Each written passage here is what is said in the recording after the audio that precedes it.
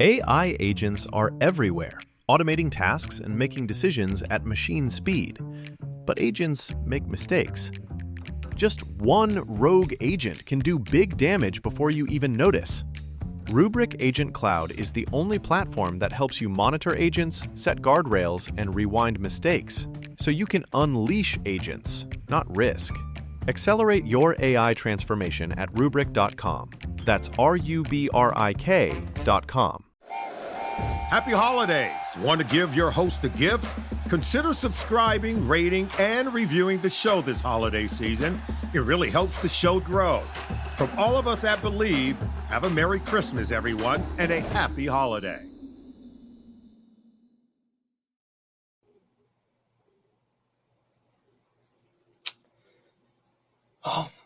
Hey, Canuck fans. Well,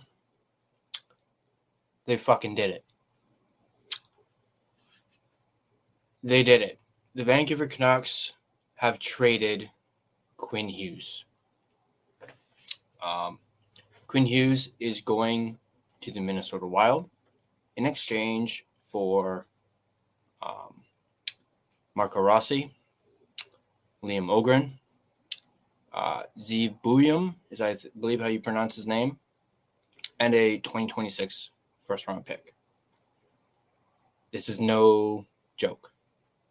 Elliot Friedman is reporting Quinn Hughes has been traded. And honestly, I'm at a loss for words right now. I was not expecting this today.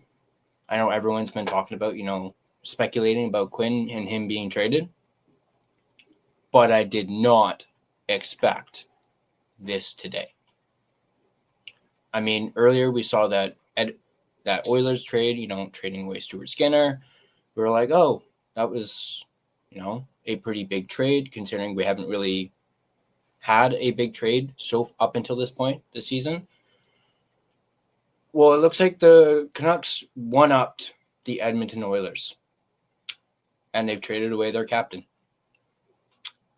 As you guys can tell, I'm still kind of processing this. I literally just saw something and thought it was a joke, but then I saw it was Elliot Friedman, and everyone's now coming to terms and realizing that this is real life and this just happened. I will admit, I was not expecting Minnesota to be the team that he gets traded to. Obviously, everyone was talking about New Jersey, Detroit. People were even starting to talk about Washington, Carolina. Utah came up. We all thought he was going to go to New Jersey or Detroit, but he's going to Minnesota. And as I mentioned right at the top, the Vancouver Canucks received Marco Rossi, who's currently injured, by the way. And funny enough, we were just talking about Marco Rossi earlier today in the Canucks report on a trade that the Canucks rejected back at the draft.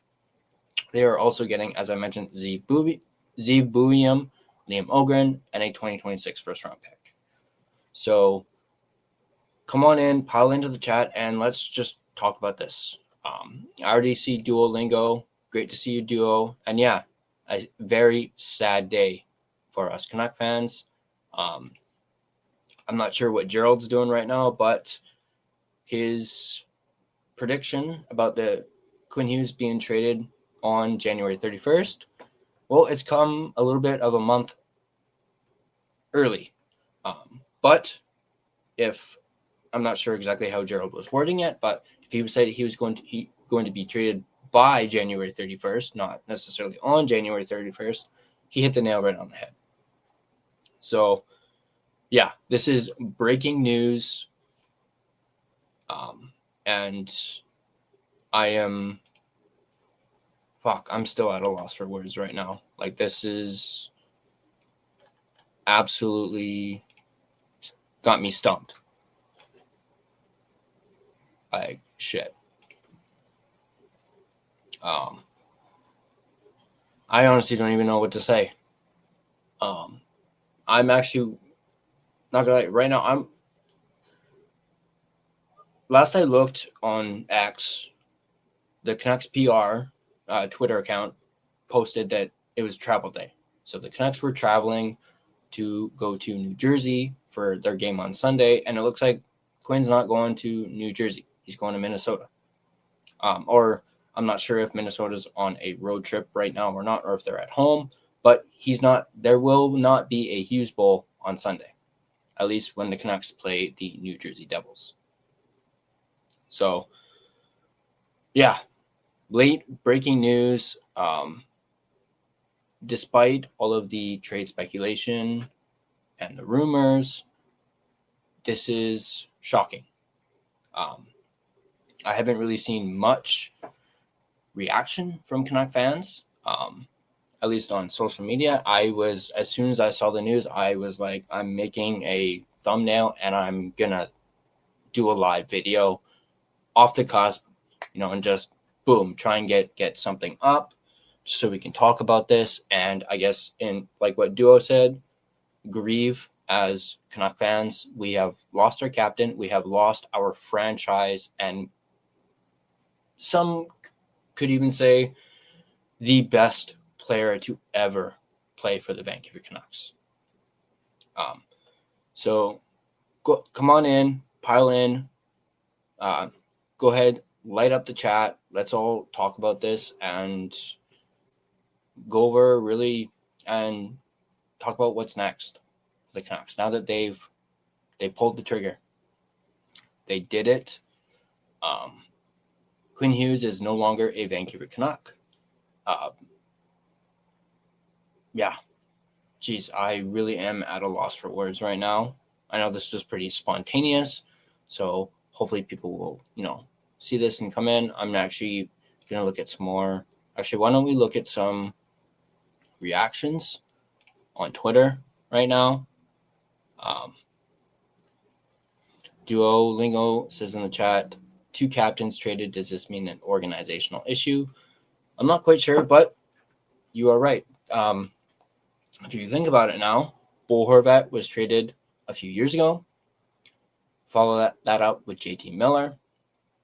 And now it's Quinn Hughes has been traded.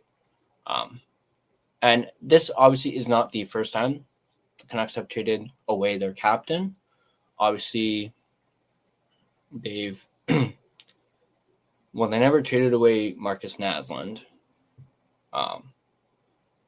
But they traded away a guy like Trevor Linden way back in the day.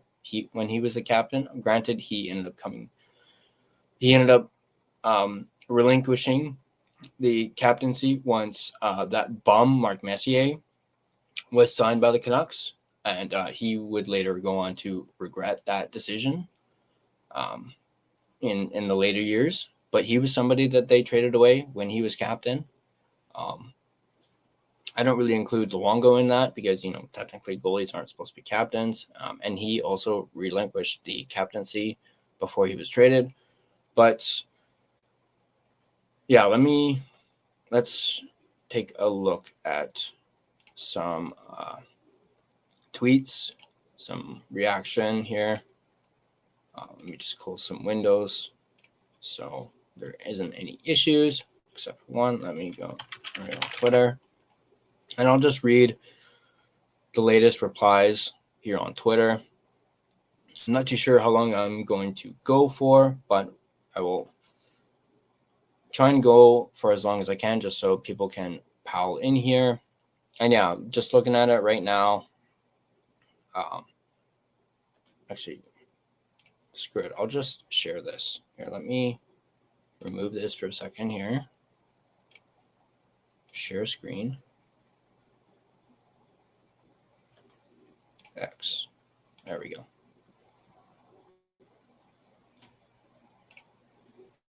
Oops. There we go. Let me see if I can increase the size of this so you guys can see it. There we go. That's good enough. Actually, let me move me down a little bit.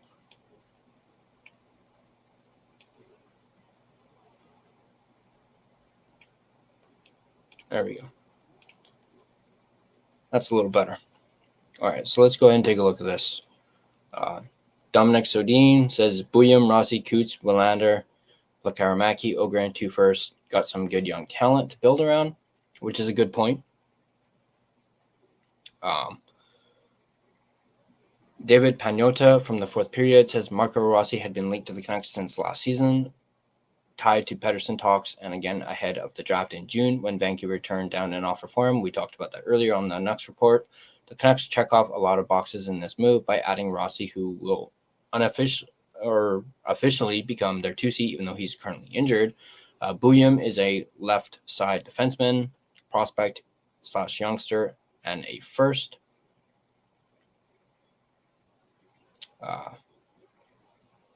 Blake Price, golf clap for Judd Brackett.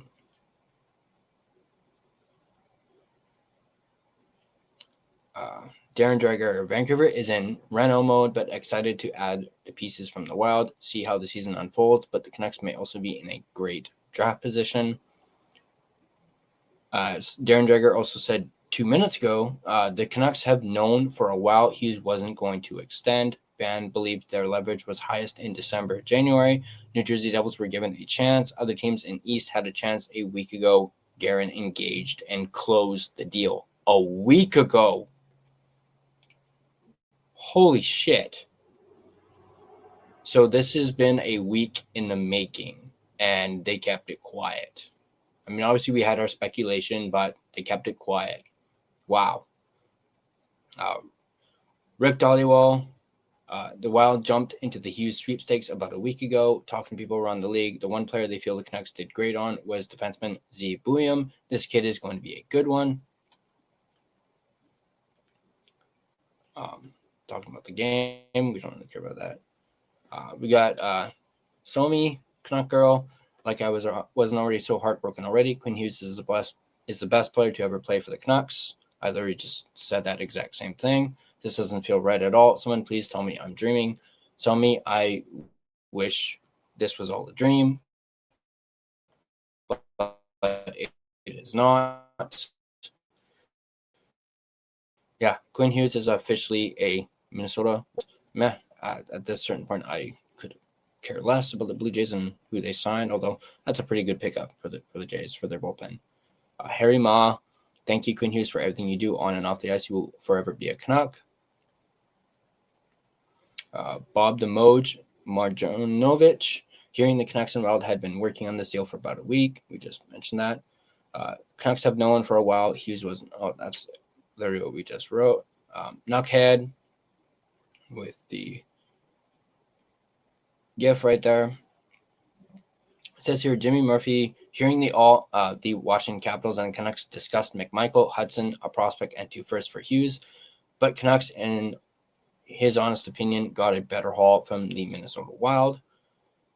Jabo, Vancouver, emotional in the moment, reflective in the coming days, hopeful in the years to come. My general progression in processing a trade like this, some young developing players in this trade, I'm going to give these players my patience. Then we have Matt Sakaris, who is a friend of the show and a former guest on the show. Like equivalent of 4 first-round picks, fills holes, including one left behind by Hughes, power play quarterback Buium, and second-line center and Rossi, as well as a forward with top 6 potential in Ohgren, plus the 2026 first-round pick. Don't think Canucks would have made this deal unless socks were knocked off. Frankie Corrado, it shouldn't be overlooked that the success Minnesota has had at the draft table by their amateur scouting staff gives them the ammo to make the deal happen. Canucks Army says, give us your thoughts on the Quinn Hughes trade. Stephen Ellis here saying, for Canuck fans wanting to learn a bit about Zeev Buium and Liam Ohgren. Sid Sexero. Okay, great. What does he have to say? There's not a fan base in all of pro sports. I feel worse for it than Vancouver Canucks fans. No fan base deserve this. Wow. Sid actually said something positive for once. I'll admit I'm not a big fan of Sid's. I think he's a bit of a clown, but that's just my personal opinion. And I'll leave it at that. Paul Bisonet. Billy G's got balls.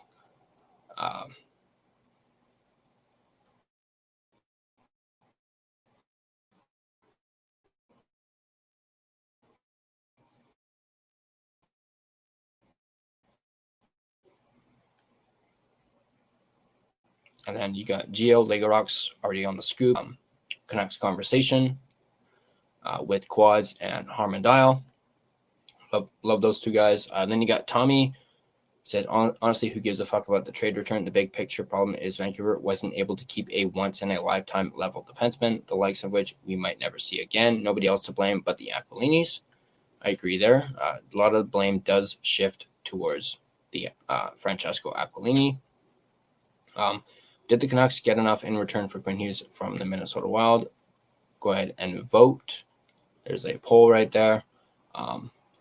Hey, look, there's me. It's little Inception there. Dominic Sodin, I know fans aren't going to be happy because Hughes is gone, but no other team is going to offer you a bigger stud than Buium.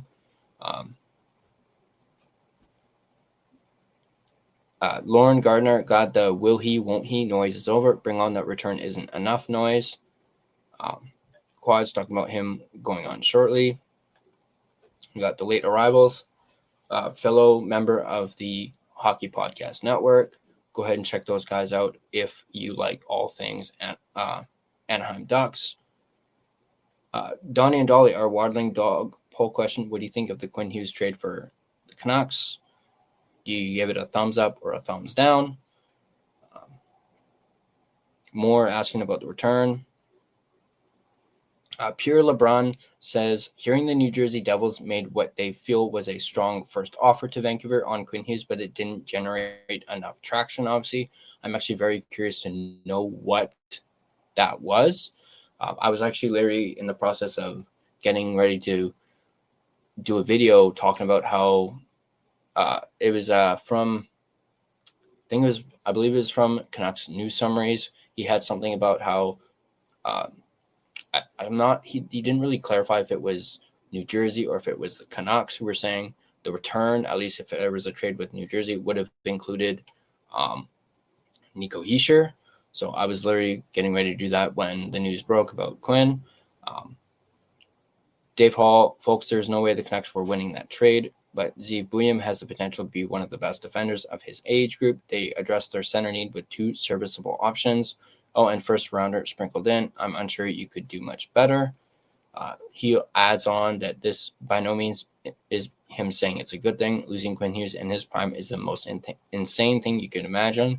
I'm just saying that if it's going to happen, this is a fine return. Got a Simpsons meme.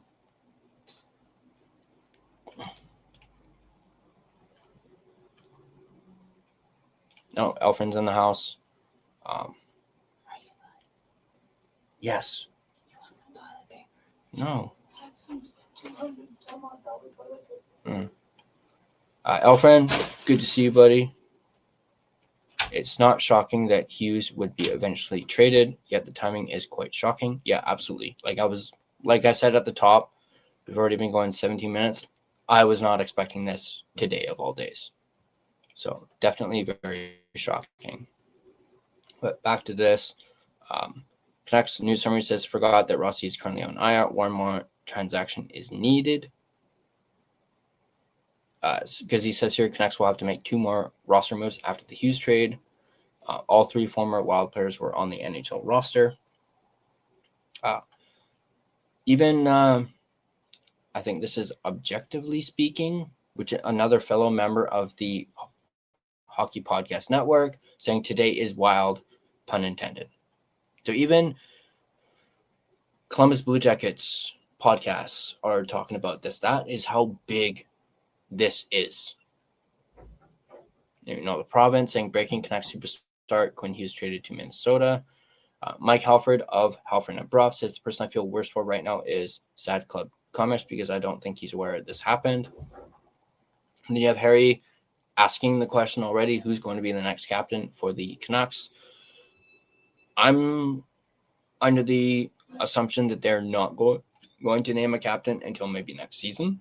They're probably just going to go the rest of the season without a captain, maybe just rotate the A's, kind of something similar to what they did when Bo Horvat got traded.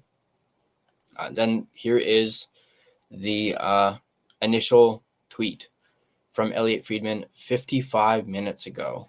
Breaking, Quinn Hughes is being traded to Minnesota. And then he mentions it's Marco Rossi, Zeev Buium, Liam Ohgren, and a first.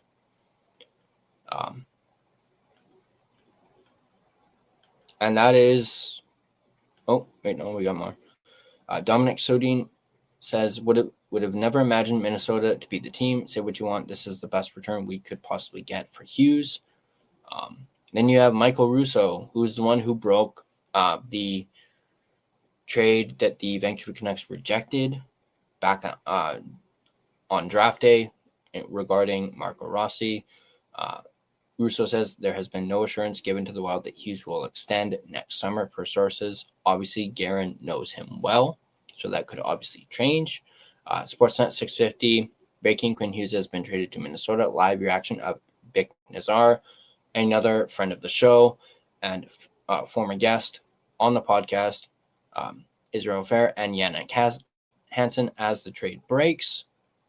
Got the full details from Canucks Army. As we've already mentioned, Mike Halford, the speed in which their admin deleted this is impressive. Says here, Minnesota Wild tweeted, hang with Zeev Buium on the California coastline in his Becoming Wild episode dropping on YouTube tomorrow. So they quickly deleted that. Bick Nazar saying, Elliot joining us now. Open boards the rest of the way till 7 p.m. So looks like Elliot Friedman will be joining Bick Nazar on Sportsnet 650. Blake Price, we've talked about for weeks, and I still can't believe it. Peak Beret versus Peak Hughes is a close call as the best Canuck player to wear the jersey, and now it's over.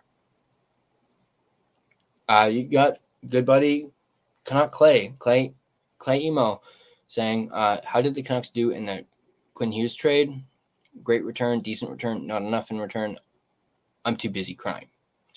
I'd like to say I am the fourth, at least for right now, although you do not see tears right now, but I'm crying on the inside, as are most of Canuck fans. Chris Johnson, the Minnesota Wild can't extend Quinn Hughes until July 1st, but they've got a great tool in their back pocket to get it done. They'll be the only team who can sign him for 8 years with a front-loaded structure, including unlimited signing bonuses before the CBA rules change on September 15th. Jeff Merrick mentions it's massive. Paul Bisnet, this is, I guess, the original tweet that he did. Quinn Hughes is off to Minnesota.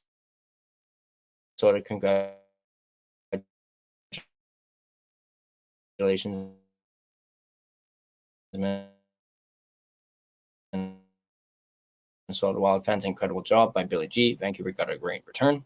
You got Tommy saying goodbye, sweet prince.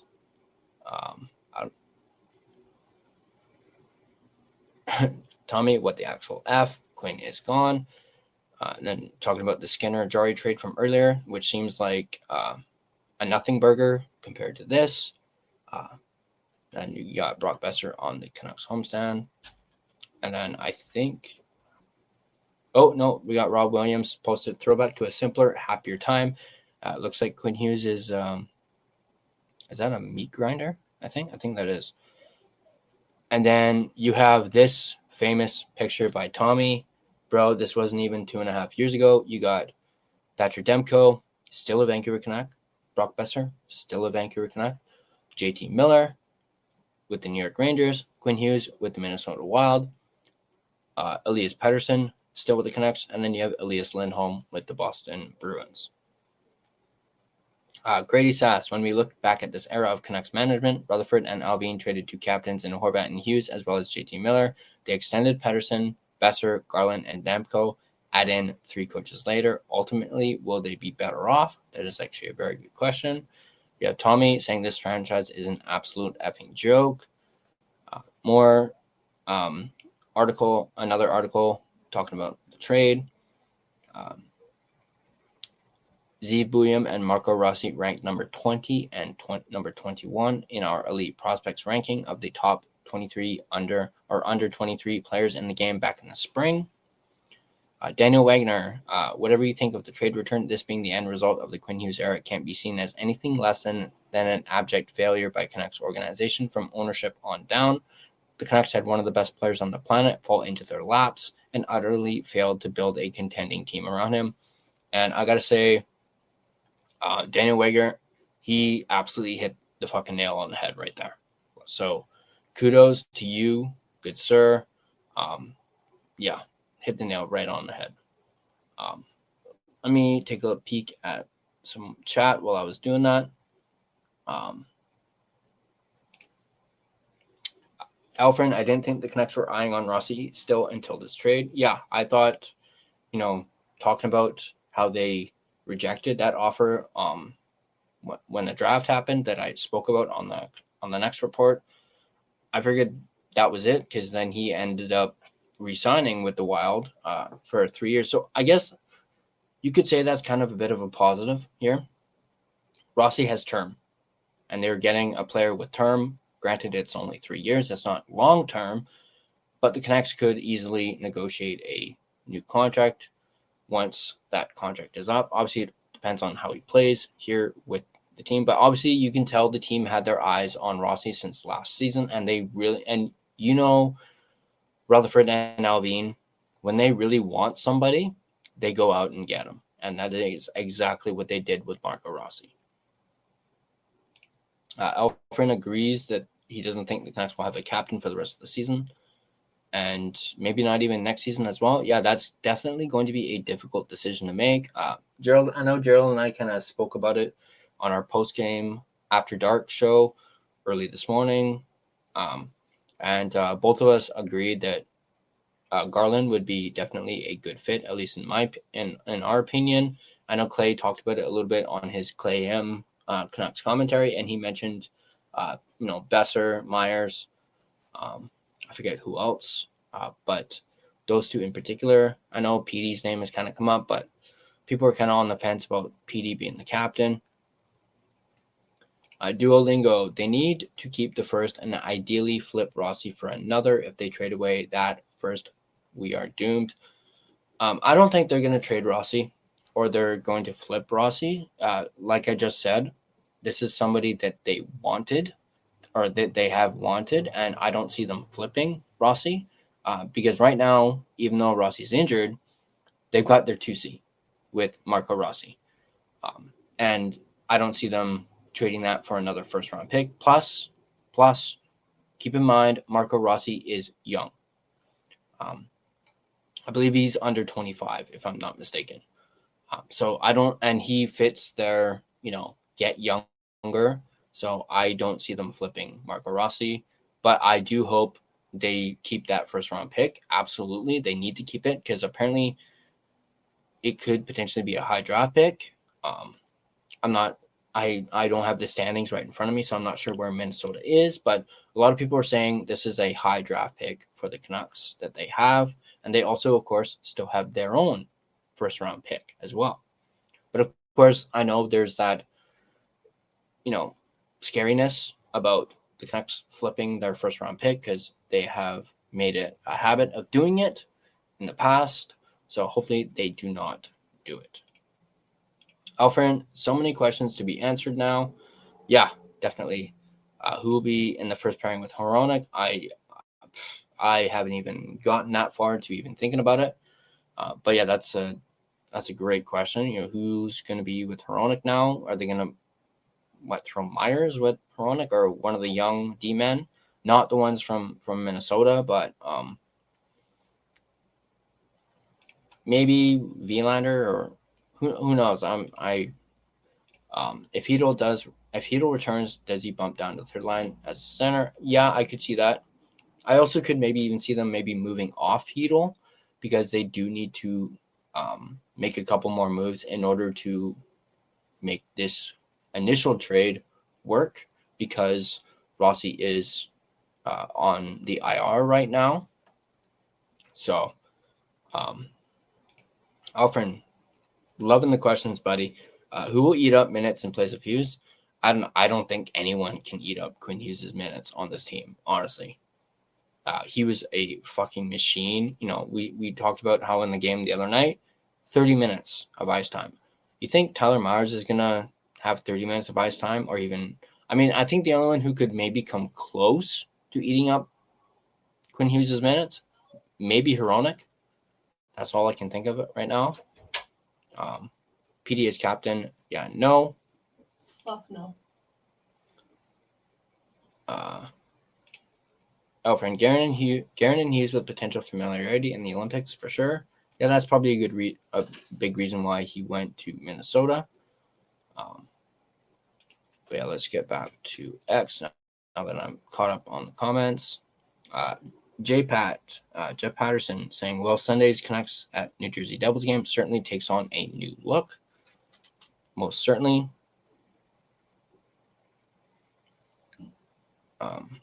Daniel G. Marco Rossi undersized C with elite physical skill, very dangerous in contested areas around the net, plays with pace and sense, 2C, 3C upside, 2026 first, 20 to 32 range in this draft, an A-grade prospect with holes in their game, top 6, top 4 upside. This is Daniel G just talking about the prospects. This is Michael Rosenbaum. Hey, folks, let me tell you that drinking and driving is a decision that will change your whole world. Things will never be the same once you get a DUI because legal fees and time in court are just the beginning. Getting into a crash is another way your world could be irreversibly changed after drinking and driving. Your vehicle may not be the only thing that gets damaged in that crash. You could face a life-altering injury or even death.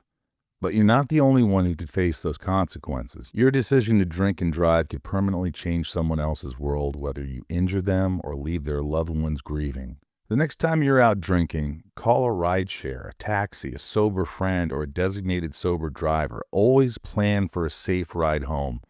The only decision that will change your world for the better is the decision to call for a sober ride. It's never worth it to drive drunk. Don't risk it. Drive sober or get pulled over. Paid for by NHTSA. Or the Minnesota Wild players themselves. Zeev Buium, dynamic left shot D, advanced creator, deception, and playmaking, top pair upside. Liam Ohgren, robust left shot winger, above average tools across the board. Physicality, effort, and play are connected. Chemistry with Lekaramaki, middle 6 upside. Then we got the NHL. Public relations. Mike Halford, gotta think the timing of this ain't coincidence. Him getting pulled by not convinced your God exists. That's pretty funny. Locked On Canucks, shout out to Locked On Canucks. Go ahead and check them out. They got some great stuff. I knew last night was his last game with the Canucks. I'm not sure if that is Trevor or Kyle. I think it's most likely Kyle. Dave Hall, my apologies. Ohgren plays more on the wing. The fact remains that this is still a fine return. There's no winning this trade. Rob the hockey guy, Rob Williams. Canucks, it's a sad day. The Canucks failed to do anything around Quinn Hughes, and now the best defenseman in franchise history has been traded. Hopefully this kicks off a patient rebuild. Sell, sell, sell. Tommy Kippis, what the actual F? Quinn is gone. Chris Johnston, monster deal. Quinn Hughes traded to Minnesota for 2026 first. Marco Rossi, Liam Ohgren, and Zeev Buium. Harry Ma, Quinn Hughes traded to the Minnesota Wild. So these are literally like the as it happened reactions. This is Kyle from the Hockey Podcast Network, as well as the host of the Flames Cast, which is a fellow THPN podcast over in Calgary.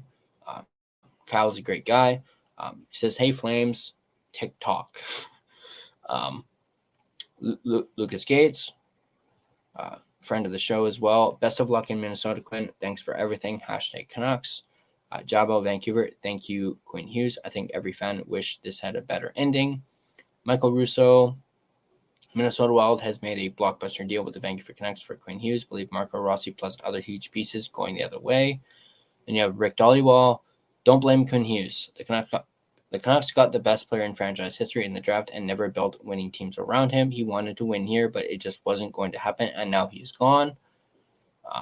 Jabo Vancouver, the true measure of this trade will not be known for a few years, but I feel underwhelmed by what they got, but I felt that that was inevitable. I hope I can look back in 3 to 4 years and realize how wrong I was. Ty, Mother Knucker, I love Marco Rossi, but come on, people, it's Quinn MFing Hughes. Tyson Cole, holy shit, it happened. I didn't expect it to happen this soon. Canucks get Rossi, Buium, and Ohgren, all former first rounders, and a 2026 first, likely mid-20s. Do you win the trade? Of course not, but you were never going to win when you trade Quinn Hughes. but it's not as bad of a return as I expected. More talking about the breaking of the news just a little under an hour ago. Talking more about Zeev Buium. Canucks will have to make 2 more roster moves. We already went over that. See if there's more comments. Harry's in here. Good to see you, Harry. Harry with the no. Yeah. Definitely Darth Vader. No vibes.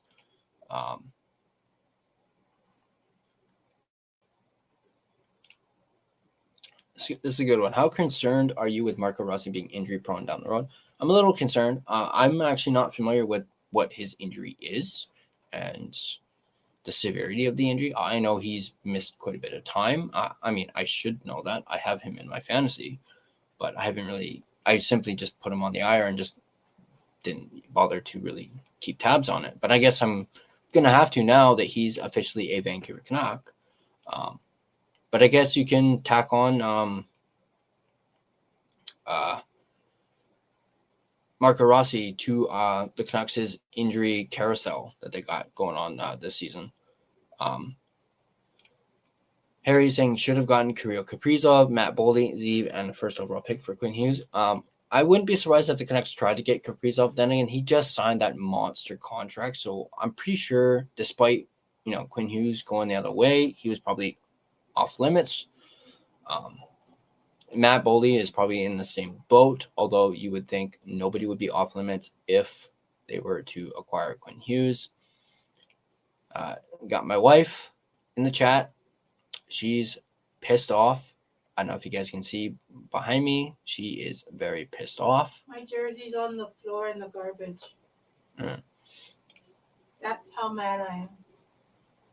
Harry, since the Canucks traded away Quinn, who do you think will be the next captain and assistant captain for next season? Yeah, we touched on this briefly. I don't think they're going to have a captain for the rest of the season. I think they're just going to rotate the A's. And then as far as next season, they may not even name a captain next season. They may want to take their time and to name one. But if I had to choose, we talked about this on the After Dark post-game show, and both Gerald and I both mentioned Connor Garland is probably a really good candidate. You could also say Tyler Myers might be a good candidate, even though he is not signed long-term with the team. You could even give it to Besser, who is signed long-term.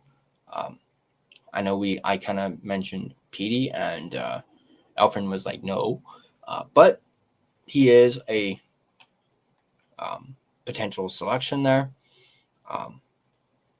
Yeah, my wife's saying I'm so mad right now. Yeah. Alfred responding, but we may not have a captain for the remainder of the season, may not even have a captain next season, but I could be wrong. Harry, do you think the trade helps the Canucks after acquiring the players we got within our system? I can't really comment on that right now. I can't really judge the trade just yet because, like we all know, Marco Rossi's injured. Obviously, the prospects that we got, Ohgren and Buium, they are not injured, so there's probably a darn good chance that they play on Sunday. But I'm not too familiar with them as players, so I haven't really watched them. So I will have to watch them, and then I will have to get back to you on that. But I'm not ready to judge this trade, at least for a while. I mean, might go into next season before I can really judge this trade for sure. We're at about 37 minutes. I'm going to quickly do my sponsor since this was a impromptu video. And so, yeah, let me quickly do my sponsor and then we'll get right back into the chat as well as the Twitter feed. Once again, for those of you just tuning in or not really unsure of what's going on, the Vancouver Canucks have traded Quinn Hughes to the Minnesota Wild for Marco Rossi, Zeev Buium, Liam Ohgren, and a 2026 first-round pick. This, of course, broke about almost an hour ago and sent shockwaves throughout the entire NHL. So let me go ahead and thank my sponsors, starting off with Gassy Jack Art, maker of this amazing artwork you see right hang on, sorry. You see right here. And you guys can check them out yourselves at GassyJackArt.com. I want to give another shout out to my primary sponsor, technically, DraftKings. So a big thank you to DraftKings for sponsoring this video. The jaw-dropping moments that make hockey, well, hockey. Experience them all with DraftKings Sportsbook, an official sports betting partner of the NHL. Missouri listeners, listen up. DraftKings Sportsbook is now live in the Show Me State. New customers, this one's just for you. Bet just $5, and if your bet wins, you'll get $200 in bonus bets instantly. Download the DraftKings Sportsbook app and use code THPN, that's code THPN, to turn $5 into $200 in bonus bets if your bet wins. In partnership with DraftKings, the crown is yours. Gambling problem? Call 1-800-GAMBLER. In New York, call 877-8-HOPE-NY or text HOPE-NY, which is 467-369. In Connecticut, help is available for problem gambling. Call 888-789-7777 or visit ccpg.org. Please play responsibly on behalf of Boot Hill Casino and Resort in Kansas.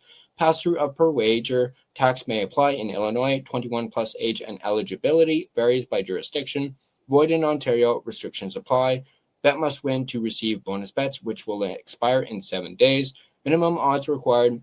For additional terms and responsible gaming resources, see dkng.co/audio. This is a limited time offer. Copyright of the NHL 2025, all rights reserved.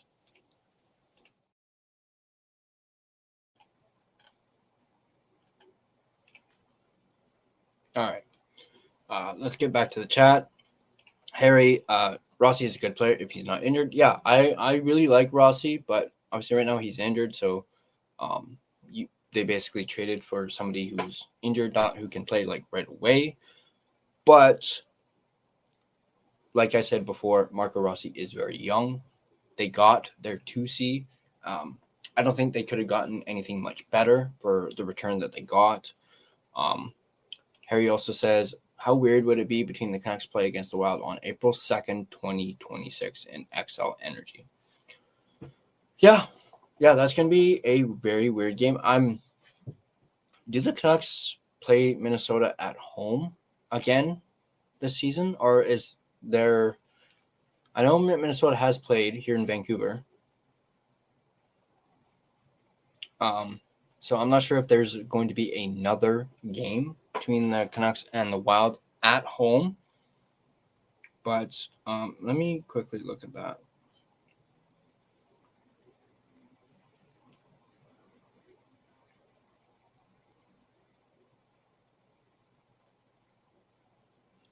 Schedule. Yeah, April 2nd. No. So the Canucks don't play the Wild at home for the rest of the season. So Quinn Hughes will have his, return to Vancouver next season, very similar to how JT Miller had his. And we have Powerface71 saying no. Harry, do you think Rossi, Ohgren, and Buium will get a standing ovation when they return to XL Energy Center? Yeah, most likely. Just like when Quinn Hughes returns to Vancouver, I can imagine Quinn Hughes will get the same reaction as well.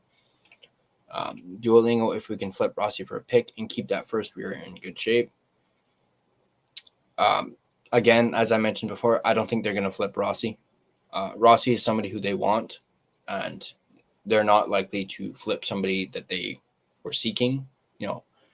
I look at Rossi as somebody like Marcus Pettersson. They really wanted Marcus Pettersson, and they're not going to flip him. But like I said before, I do think they are going to keep the first-round pick from Minnesota. They're going to keep, obviously, their own first-round pick, and they will have 2 first-round picks. But obviously, we know this management group likes to flip draft picks, so hopefully they don't do it again. But as I said, I don't think they're going to flip Marco Rossi. They're not going to trade him after they just acquired him, especially in a package involving Quinn Hughes. duo. Not sure why they traded us. Another David Kemp, right winger, 18 games, 0 points. Is that Ohgren, I believe?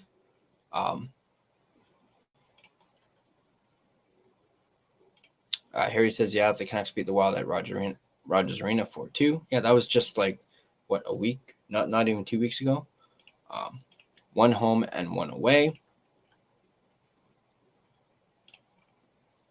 Bo Horvat returned also last season as well. Yep. Alfred, I didn't realize last night was his last game as a Vancouver Canuck. Yeah, I don't think anyone realized that last night was the last game Quinn Hughes would play in a Canucks jersey. And hey, at least he got a point in his last game. Granted, it was only an assist, and it snapped a 6-game pointless streak for Quinn.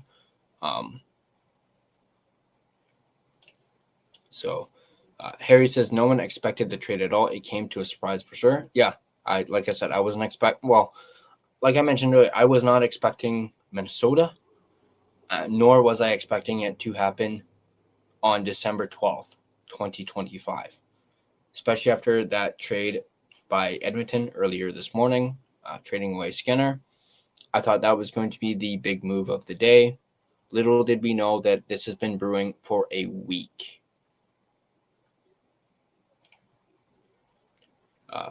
Would you believe this trade was step one of a rebuild? Yeah, I could most certainly see that for sure. Oh, I just got a message from my boss at work saying, just floored.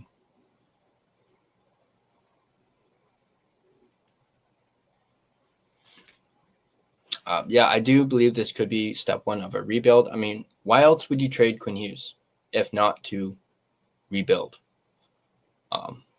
That is my only explanation for them, pulling the trigger on actually trading Quinn Hughes. I do think that's pretty funny that my boss texted me. Him and I are big hockey fans. Well, we are always talking about hockey. Harry, I'm sad but happy for Quinn because Quinn can now focus on being with a contender again. Yes.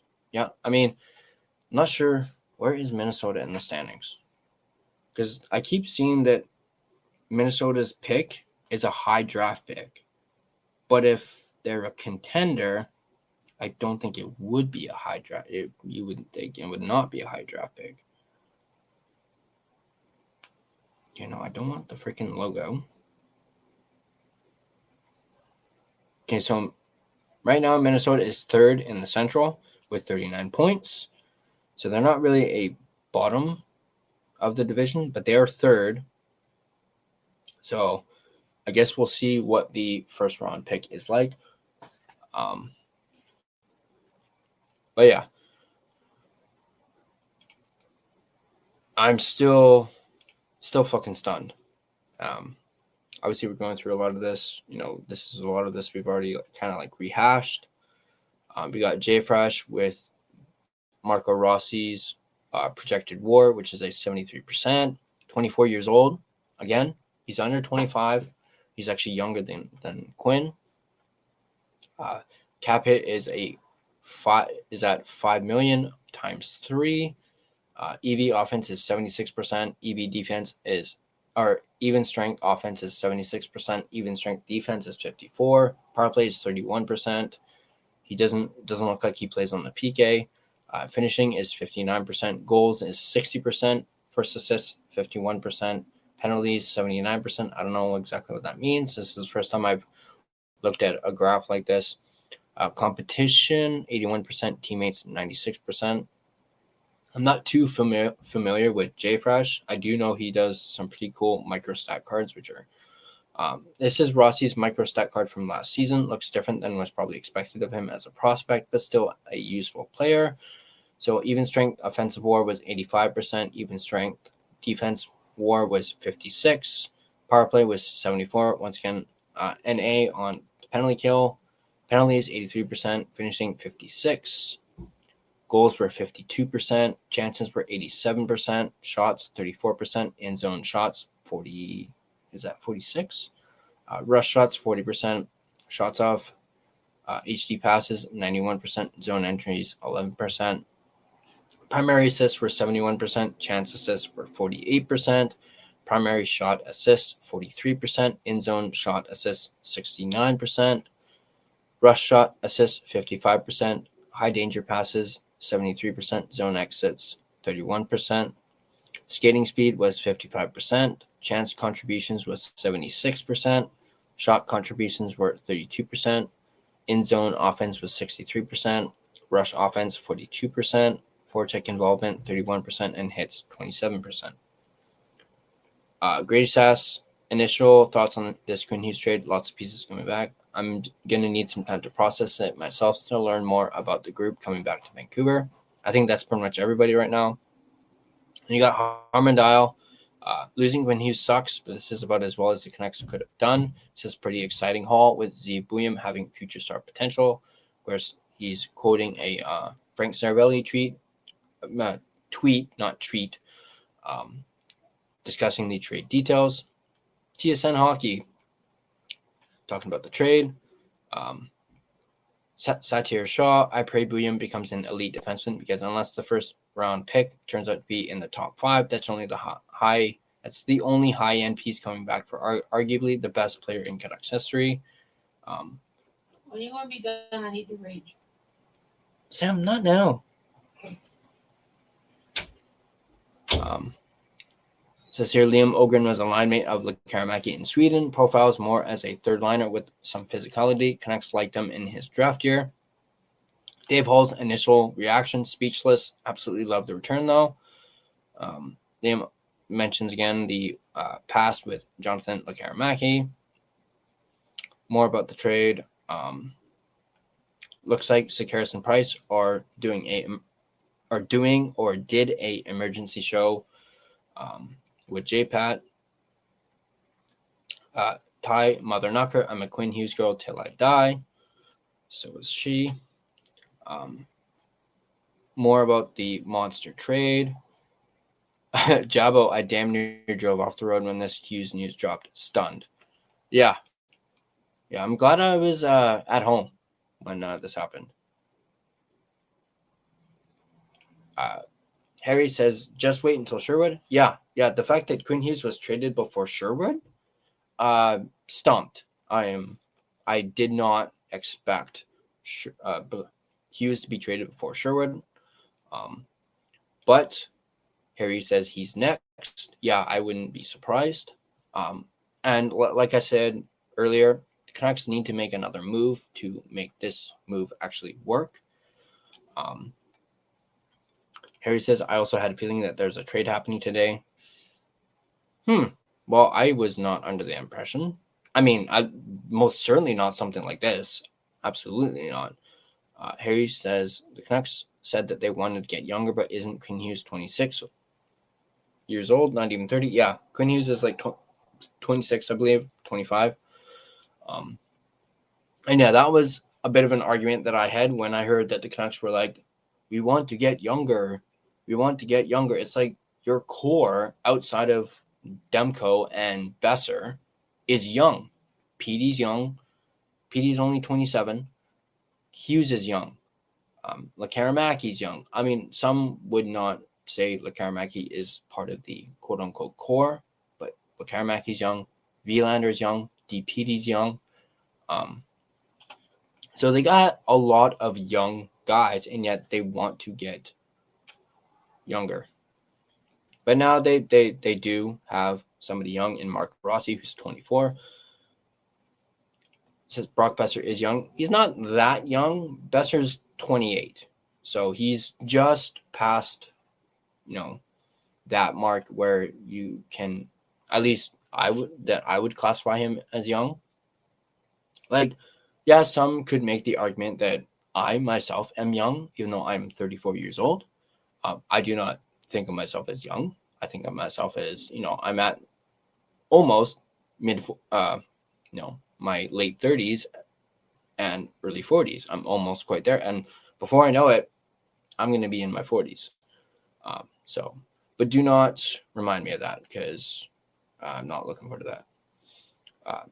Harry says, it's crazy how we trade Bo Horvat as captain and now Quinn Hughes. Yeah, we touched on that earlier, how this is not the first time the Canucks have traded a captain, and I wasn't just talking about Bo Horvat. Obviously, I mentioned way back in the day, they traded Trevor Linden, who was technically the captain at the time, although he relinquished it to that bum Mark Messier, and then he ended up getting traded after he relinquished it. But yeah, I think that's pretty much it for most of Twitter. It's just, Locked On Canucks saying this sucks, and a lot of, repeating of what we've already basically talked about. Here's one from Ian McIntyre. Looks like Canucks made their best trade now for Quinn Hughes. Good pieces coming back from the Wild, but the trade is the culmination of two regimes' failure over 6 years to build a contender around the best player in the franchise history, and now he's gone from Vancouver. And here's a pretty funny one from J-Pat about an hour ago. Merry Christmas, Minnesota. And I'm going to add on to that, yeah, filthy animals. So there's my little Home Alone. And then you got Sarah Sivian an hour ago saying, what? Yeah.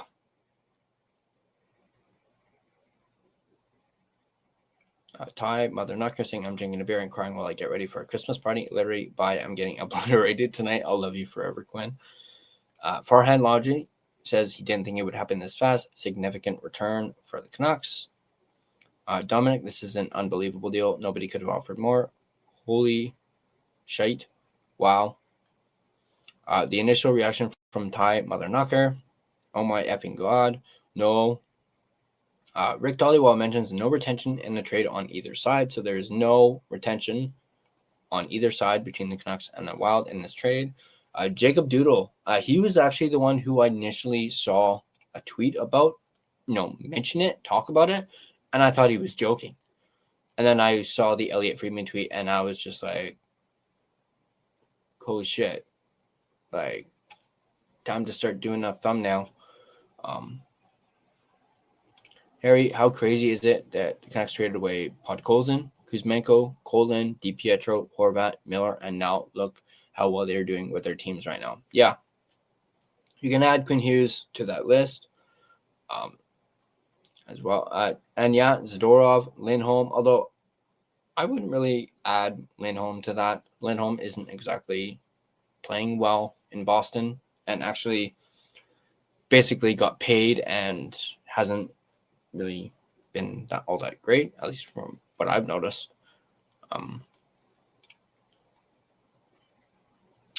David Pagnotta, Canucks are receiving a big package, mentions that again. More breaking of the news from the Daily Hive. Adam Kierszenblatt, as per Emily Kaplan, the Canucks traded Quinn Hughes to the Minnesota Wild for Zeev Buium, Marco Rossi, and Liam Ohgren, and a first-round pick. Irfan Gaffar saying, what a return for the Canucks. Rick Dollywall mentioned Canucks getting first-round pick as well. Elliot Friedman, I guess this was, of course, the initial tweet from Friedman. NHL rumor report. This is completely out of left field. I did not see a single insider in the past few months mention the Minnesota Wild once in connection to Quinn Hughes, at least up until a week ago. David Pagnotta mentions Marco Rossi going back to Vancouver, and then Jay Fresh with his initial reaction, what? And of course, Sportsnet. David Pagnotta saying, well then, when Elliot broke the news with the tweet. Irfan Gaffar, his initial reaction, holy shit. Darren Dreger, once again, confirming the Canucks trade of Quinn Hughes. Michael Russo saying, believe it's Rossi, Buium, and Ohgren. Jacob Doodle, I can't believe it. Russo again. Spit and Chicklets reporting it. Irfan Gaffar, there it is. Jacob Doodle, Quinn Hughes has been traded to Minnesota per Elliot Friedman. Holy shit. And some more holy craps. NHL rumor report, pardon me? Now, that's a good one. That's hilarious. And then this one on Sportsnet 650. You should be asking for the moon and the stars if you're the Canucks management. I know not only you should be asking for it, you should be getting it. This is them talking about the reports on what the price was for Quinn Hughes. And with it being called outrageous, obviously that came out earlier. Some executives were saying it was outrageous. It's Quinn frickin' Hughes. Obviously, it's going to be outrageous. This is Quinn frickin' Hughes we're talking about. Harry again, we had a good core before, and now it's like whatever at this point for the Canucks. That's how I see it, he says, which is fair. Harry, what was your reaction when that happened? Depressing, sad, mad, frustrated? None of those. At least, I mean, I wasn't depressed, sad, mad, or frustrated. It was more so in complete and utter shock. That was my initial reaction to what happened. Is I was at a loss for words. I mean, if you guys have been watching since we started like almost an hour ago, I was at a loss for words. I was stumped. I do feel sadness? Yes. Slightly depressed? Yeah. Believe it or not, I'm not actually mad about this. I am frustrated, but I'm not necessarily mad about it because of the return we got. Obviously, I'm going to hold out before I really judge this trade and, the whole, and I'll do this for you guys, the whole, judging of the trade, 6-7. Harry says the Canucks should have extended Quinn Hughes.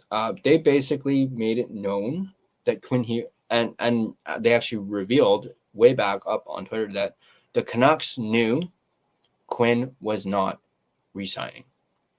So it's come out that they knew Quinn was not extending, and apparently they've known this for some time. So I'm not sure if Quinn Hughes mentioned it to them or if they just, assumed or realized from the way he was acting, or he just didn't make any effort to make it known that he wanted to stay. And that's why the Canucks pulled the trigger and why they did. Apparently the Canucks knew that he was not going to extend, so they had to trade him, which is heartbreaking if you're a Canucks fan. But I think that's it for everything on Twitter. Apparently I have a notification. Just someone liking my post. Awesome.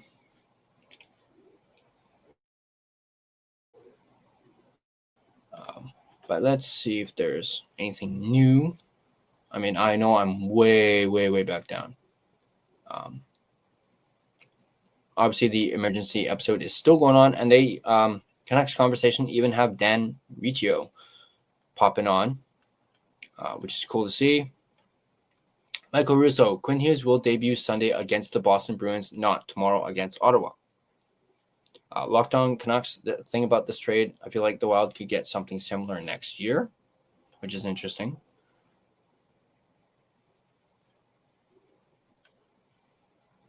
Obviously, it's Harrison Price going live right now. So go ahead and check them out if you guys want to. Dan Murphy, Rutherford says the Wild fit Hughes' needs for now. Where it goes from here is up to the Wild and the Hughes camp. Jim Rutherford says it was indicated in the offseason that it was highly unlikely that Hughes would sign long-term. So there's your answer right there. So, I mean, it just says it was indicated in the offseason. So I'm not sure if he's saying Quinn indicated that or if they just saw signs. Where do you think Sherwood would be a good destination if he got traded? I don't know. I haven't really thought too much on a destination for Sherwood. I was kind of wanting them to use maybe Sherwood to try and get a first-round pick or maybe even a 2C, although I know that's a bit of a stretch. But I do know that the Canucks' asking price for Kiefer Sherwood starts with a first-round pick. So if someone who wants to give up a first-round pick, preferably a, good first-round pick, not a a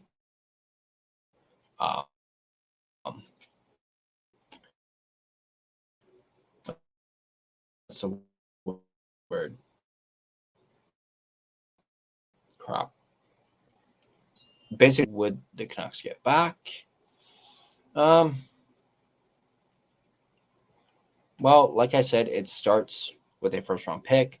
I'm not too sure when it comes to prospects. Again, I haven't really, not even really thinking about a Sherwood trade at the moment, if I'm being completely honest. But I do know the Canucks are not done with their moves. So this is just the beginning. And yeah, I guess we'll hopefully maybe find out soon. Adam Kirstenblatt says, since 1999, and Gerald and I talked about this on the postgame show. Or no, we did. Well, we talked about the 1999 draft in the postgame After Dark show. The Canucks have selected twice in the first three spots. So basically, picks 1, 2, and 3 is what they're talking about. In 1999, Daniel and Henrik, second and third. Oh, wait, it says have selected twice in the first round 3 times. That is what they're saying. Sorry. 1999, Daniel and Henrik. 2013, Bo Horvat and Hunter Shinkaruk. You guys remember that guy. 2014, Jake Virtanen and Jared McCann. Do not remind me about fucking Jared. No, not Jared McCann. Jake Virtanen. Rick Dhaliwal, their Wild were aggressive from the get-go, and they feel they have a chance to re-sign Hughes. Talks picked up in the last 24 hours. The Canucks had no choice. They have known Hughes was not going to extend. Canucks, Quinn Hughes goes into a game tomorrow against Ottawa and then a back-to-back again against Boston, who will be watching those games. Apparently, Somi will. Cam Robinson, this is what I had to say about Liam Ohgren ahead of the 2022 draft. The assessment hasn't changed much. Speed, power, heavy shot, finishes checks, leader. He says Ohgren wasn't the fastest or even the most skilled offensive player in his own team this past year, but that didn't stop him from leading them on the score sheet and in the room. He popped above a goal per game in the J20, captained the Swedes at the U18s, and showcased his direct and mature style in 25 SHL contests. He has the ability to be a chameleon and fill whatever role is needed up and down the lineup. Underrated hands and feet with a rocket of a shot. He's smart and tenacious. This kid is a pro. Oh, jeez. Don't be fucking showing me this already. Oh, man. Yeah, that didn't take very long.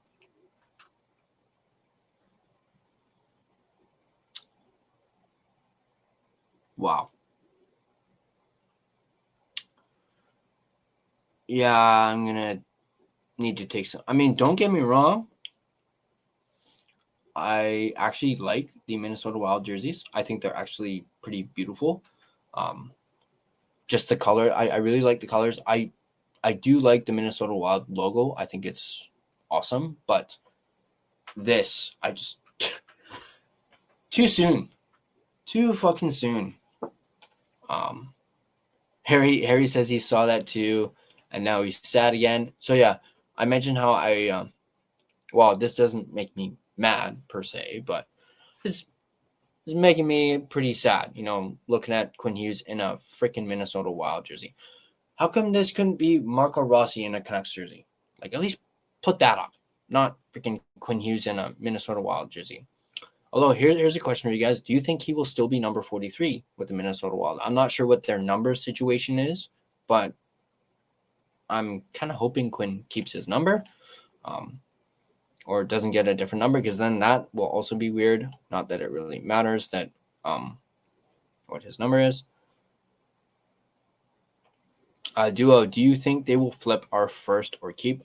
I really want them to keep both of them. Keep our first round pick and keep the Minnesota Wild first pick, so you can pick twice in the first round. Obviously, I'm not sure what the Minnesota first round pick, where that's going to land, if it'll be a top 5 or a top 10, or heaven forbid, a top 15 again. But we all know the Canucks' first round pick is, depending on how the rest of the season goes, is going to be a high draft pick. So I really want them to keep both draft picks. Who knows? Maybe if they do end up trading Sherwood, which obviously we know they most likely will, hopefully they could very well get a third first-round pick and have 3 first-round picks. That is what I really want the Canucks to do. Duo agrees. Harry says, Quinn gets to keep his number 43. No one is wearing it at the moment. That is good to know. Are you worried Rossi is also injury prone like Hito? I don't know. Is he injury prone? Was he? I know he's injured right now, but was he injured last season a lot? Or, I did see, I think, one comment basically saying Rossi is he's made of glass. Somebody said. So Rossi is week to week. It's a lower body injury. That is good to know. Anyway, let's get this off. I don't want to look at that anymore. Dan Murphy says Minnesota had the best offer according to Jim Rutherford. No one else came close. Pete Edwards, now I know why I had over 100 notifications on my phone. That's freaking hilarious. And then here's the official Vancouver Canucks. And Harry, you mentioned you were sad after seeing that picture of Quinn Hughes in a Wild jersey. This is probably going to hit it a little more. Right there. There we go.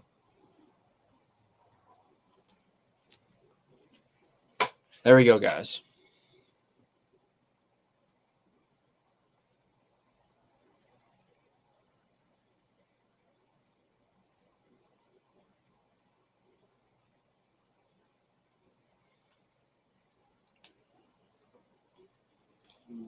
Harry, I'm heartbroken right now.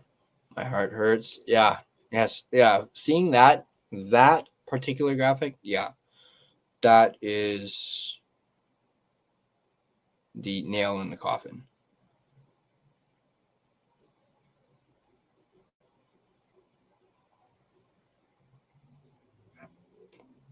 There we go.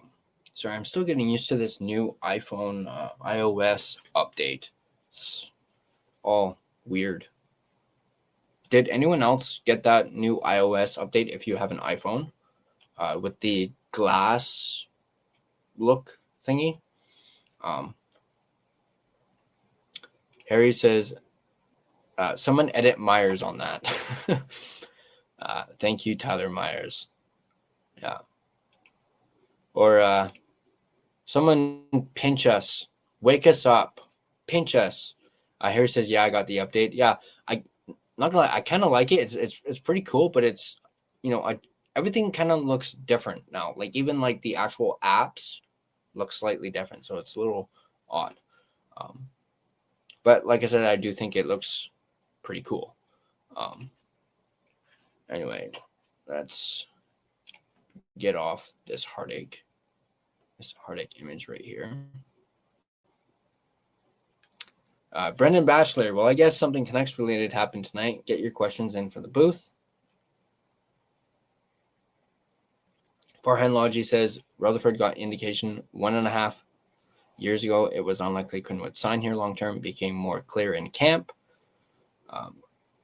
We got Justin, Vancouver Canucks fanatic.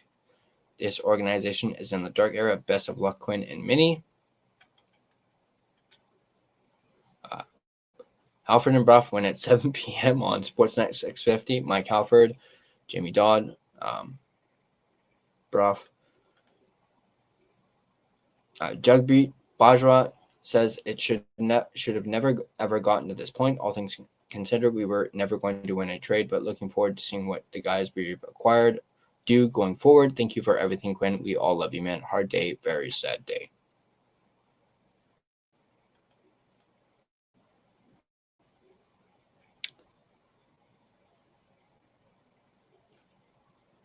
A lot of stuff that we already went over. Canucks Army posting a picture of Quinn holding the Norris with the hashtag thank you Quinn. You know that is going to be trending. Oh, surprised Alexa Bliss and Javon Evans are trending right now. And so is Norris, something to do with motorsport. And Connor Garland is trending right now. Another thank you Quinn.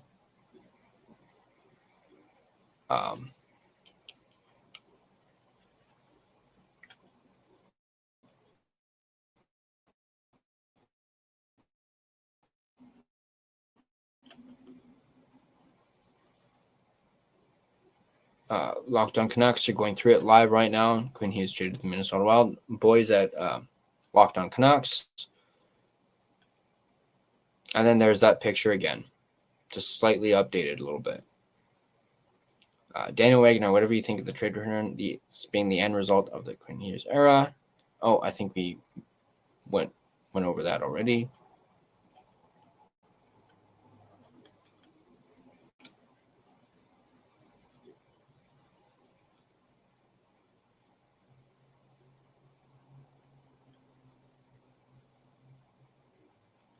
Okay, here's an actual quote from Jim Rutherford. I want to go over this.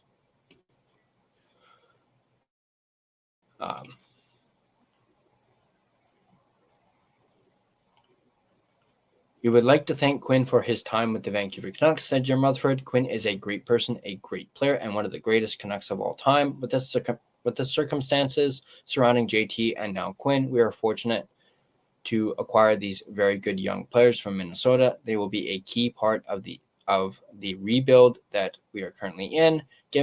So he said the freaking word.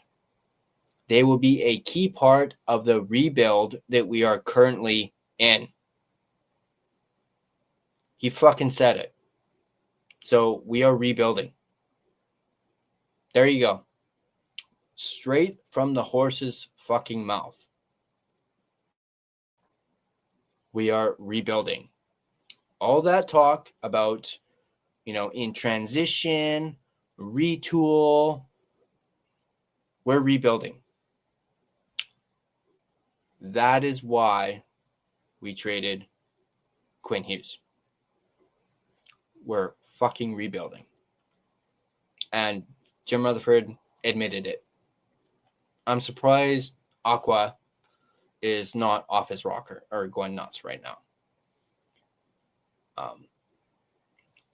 Giving us a bright future moving forward, the hockey club will continue to build with talented young players, using that as a blueprint to become a contender sooner rather than later. This is Alvin. Like Jim, I would also like to thank Quinn for everything he has done in and I'm going to say this exactly like Patrick Alvin does. In Vancouver, said Alvin, Quinn played hard, led by example, and did a lot of very good things for the Canucks.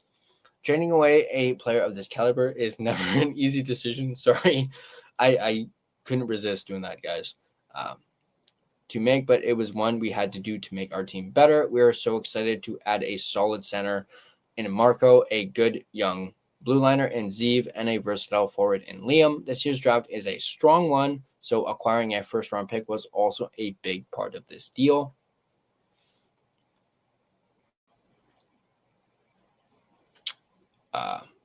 Harry's mentioning, that the Apple update is battery drained. Yeah, my phone's almost dead, and I haven't even really been using it. Canucks score is slowly vanishing. Yes. 7-7 Racing 71. Canucks fleeced the Wild. That is your opinion. You can say that. Great trade for the Canucks. Alfred, well, rebuild is now. Alfred Aquilini actually authorized some kind of rebuild. Yeah, apparently. Is that true? Well, according to Jim Rutherford, he said the word. He said the R word. He said rebuild. Alfred, there's no way Aquasman would let this go through. Oh, man. Alfred, I freaking love you, man. I cannot wait for next Saturday, us being at Greta. I mean, too bad we're not playing the Oilers. You know, you can say your favorite line. 7-7 Racing 71. The Canucks got an awesome haul for Hughes. Yeah, that's one thing we've talked about that a lot of people have been saying. You could not get much better, a better deal for Quinn Hughes. Everyone has said you were not going to win the trade, but this is the best you were going to get for Quinn Hughes.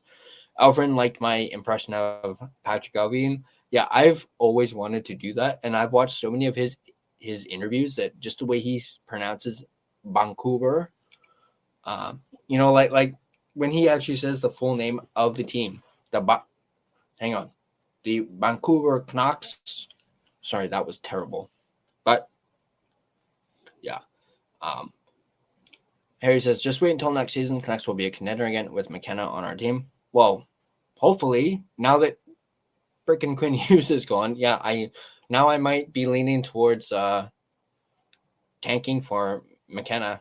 I might. I'm not fully committing, but Harry says, hopefully. I don't know if that was about the Patrick Allvin impression. Vancouver Canucks. The Vancouver. I guess I can really only say the Vancouver part. Jordan Chong, very, very good friend of mine. Replying to Canucks Harmony saying, aha, he said it. Is that referring to the rebuild quote? Yes. He exactly just said exactly what I just said. He said it.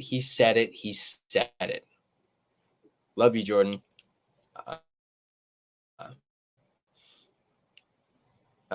Justin, tank season, farewell, Huggy. Don't care about football. More quotes from those exact quotes that we just did. Jeff Patterson, obviously reiterating, Marco Rossi is currently injured and has not played since November 11th versus San Jose, is on the IR. There's the official Canucks trade alert, showing the 3 Minnesota Wild players that we are getting in return. Oh, geez. Minnesota. Is this Quinn? Yeah.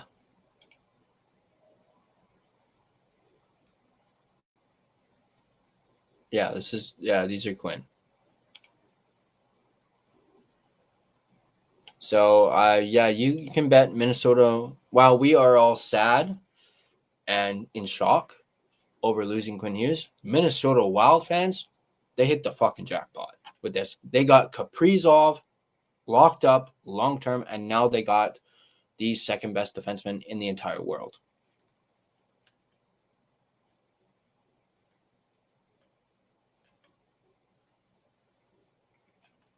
Once more, talking about what Jimmy Rutherford said. Here's Wyatt Arndt. Really love his takes. He says, so many Quinn Hughes thoughts. Let's bullet point it. Was the Canucks' best defenseman ever, like 2 years into his career? Truly was an honor to watch him play in the city. Don't think he was a good captain for this market. Didn't handle it well, especially at the end. He does have a point there. We saw things that we had never seen before from Quinn, namely the frustration. Management/ownership has fumbled things for many years now. Just feels like they bulldoze their way through decisions and have no idea how to handle things with a delicate approach. Very old school. That being said, this is very clearly a moment they can try and rebuild, but now we have to watch and see if they flip assets to get better quicker or have the patience to see things out for a couple of years. That is what I am afraid of. Building up their foundation. If anything, this hopefully signals the end of the team drama. The culture on the team feels pretty down low, so hopefully they can start building up a team that has solid leadership in place. But you have to think, trading away your captain, your best player in pretty much franchise history, you don't think the feeling in the locker room is going to get even lower with Hughes being gone?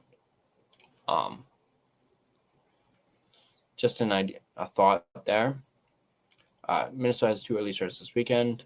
We just mentioned that a little bit earlier.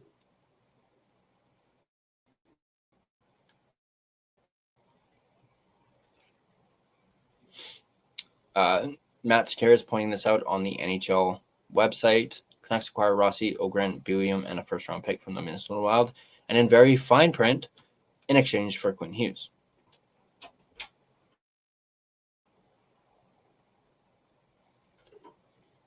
Tyson Cole points out the R word, the re word, the Canucks using as the word.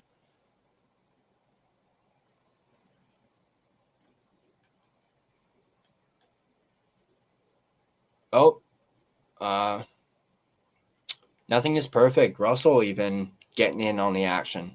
The Rusty and Dusty sideshow reaction. Everybody's getting in on it.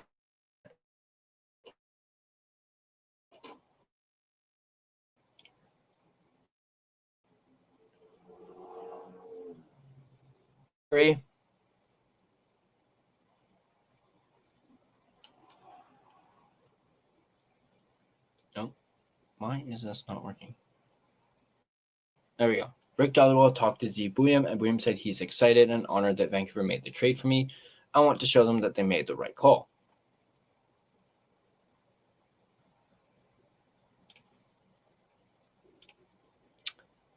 Harry says, why didn't the Canucks make a edition on Rossi, Buium, and Ohgren and a Canucks jersey when they posted the trade? Probably because the trade happened so fast. That may have been it. It's kind of similar to the Evander Kane.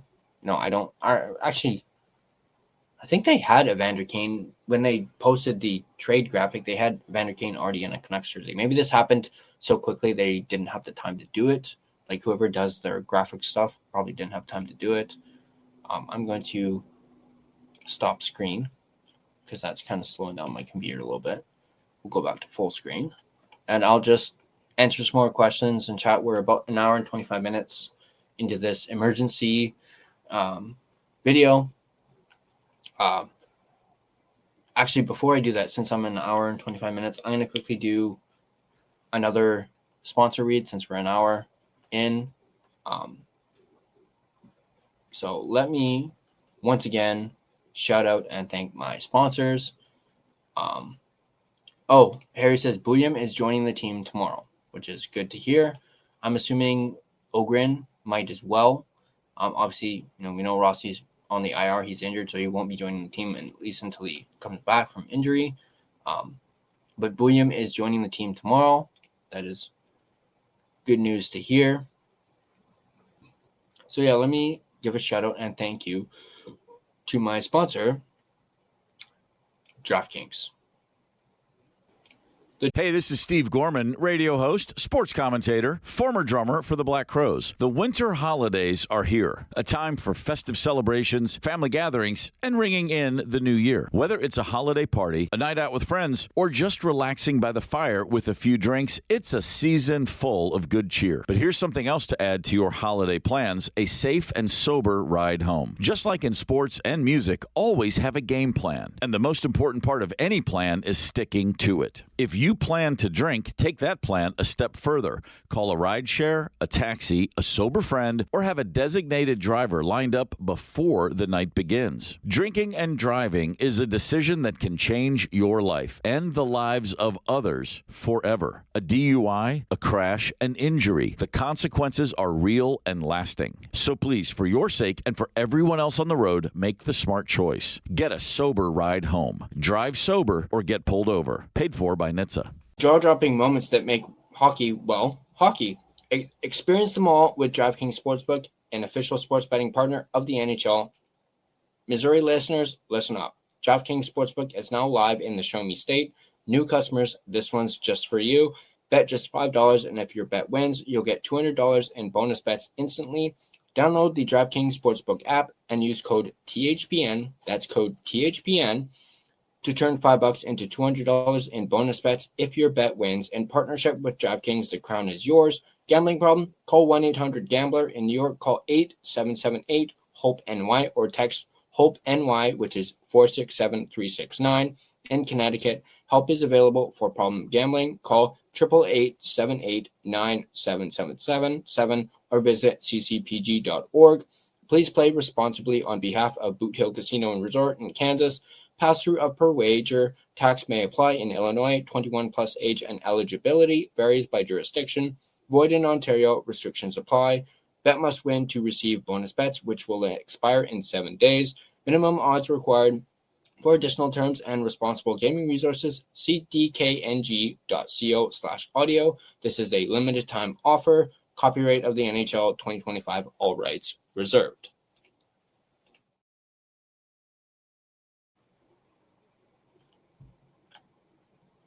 All right. Back to the comments.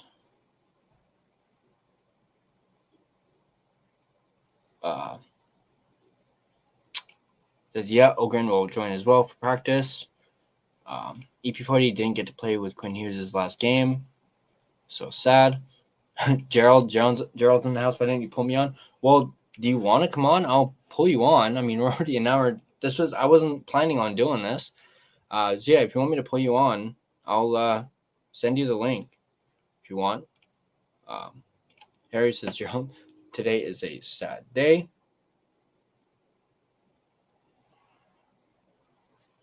Yeah, Gerald, let me know if you want to hop on. I'll send you the link, and we'll see how long we can go. Here, let me. Crap, where is it? There we go.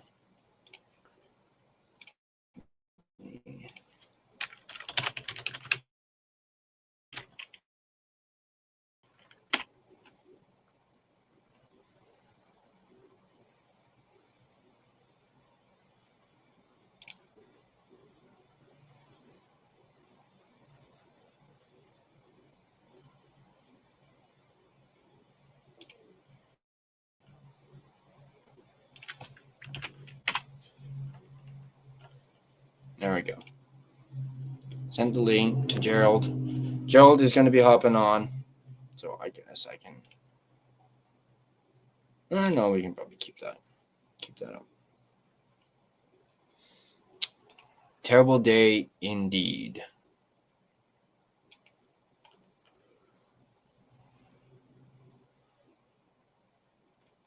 So we're just going to wait for Gerald to get on.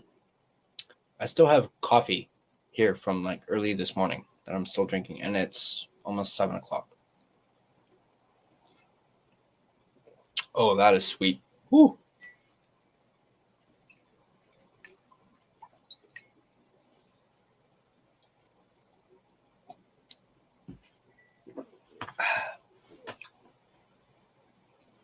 But very refreshing. And just a heads up, you guys know how Gerald and I went super late with our After Dark or Unleashed After Dark post-game show. We ended up going 3 hours. And then I ended up doing my Canucks report video around, I think it was almost 5:30 when I actually recorded it. I've yet to sleep. I've yet to go to bed. I've still been awake. And it is almost 7 o'clock at night. And then this shit happens. Wow. I mean, that's one way to not go to sleep with this news. Oh, my dad just texted me. Oh, man, I love my dad.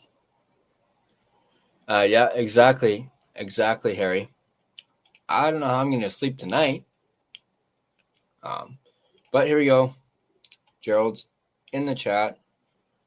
Let's bring this up. I guess I need my headphones. There we go. Here, let me move this over. Can I? Hey, Tyler. Hey, bud. Well, how are you feeling right now? I feel like shit, man. Like, seriously. See, I have all my Quinn Hughes shit on, but it's a sad day, man. Like, seriously, It's a sad day. I mean, it was definitely bound to happen. We just didn't expect it. I mean, even last night, I think when I was out with Jordan and one of our buddies, I joked about a trade today, and Jordan's actually editing the video right now, so he didn't even get a chance to post it before the trade went down. And I told him, I was like, last night I said, watch me call this, man. There's going to be a trade tomorrow. And I thought, it'd be funny if Quinn Hughes played for the Jersey, for the Devils on Sunday. But now it's actually the Wild. Yeah. So, Oh, man. That would have been something. Gets traded to the Devils and then plays his former team like a few days later. Like the very next game. I mean, he's in New York right now with the team, but now he needs to find his way. I think he's playing in Minnesota on Saturday. So gonna see. I can't even remember who they're playing. I just know the Wild are playing. Yeah, I believe they're playing Saturday and Sunday, I think. So they're playing a back-to-back. I think Sunday they're playing. I want to say Boston on Sunday. I think. But we got somebody new in the chat, Craig McDermott, 1498, huge trade in sports today. Yeah.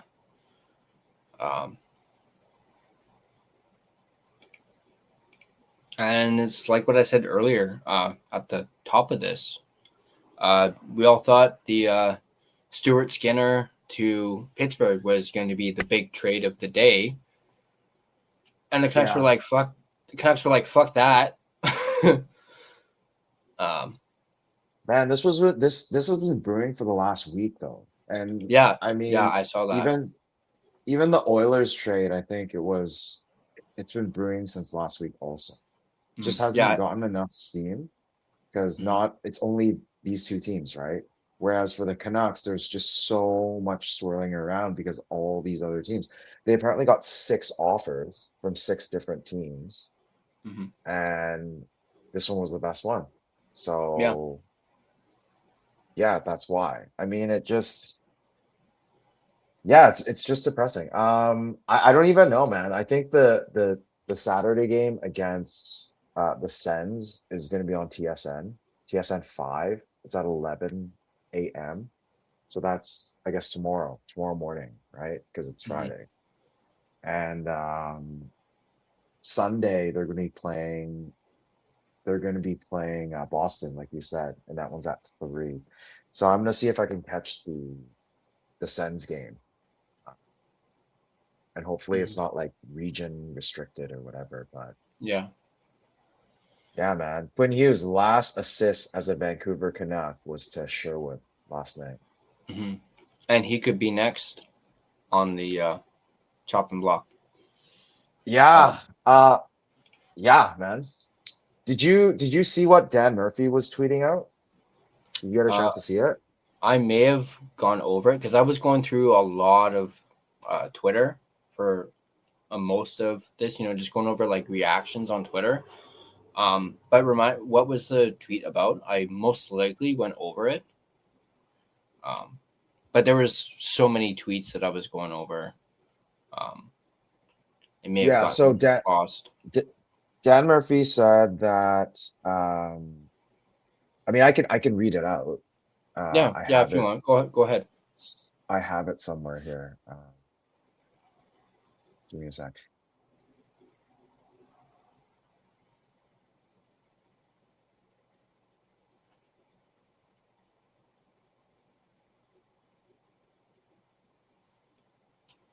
Can you hear me? Yep. Okay. So, according to Dan Murphy, Minnesota had the best offer. No one else came close. And I did see that. Yeah. So JR indicated in the offseason that it was highly unlikely that he would sign long term with the Canucks.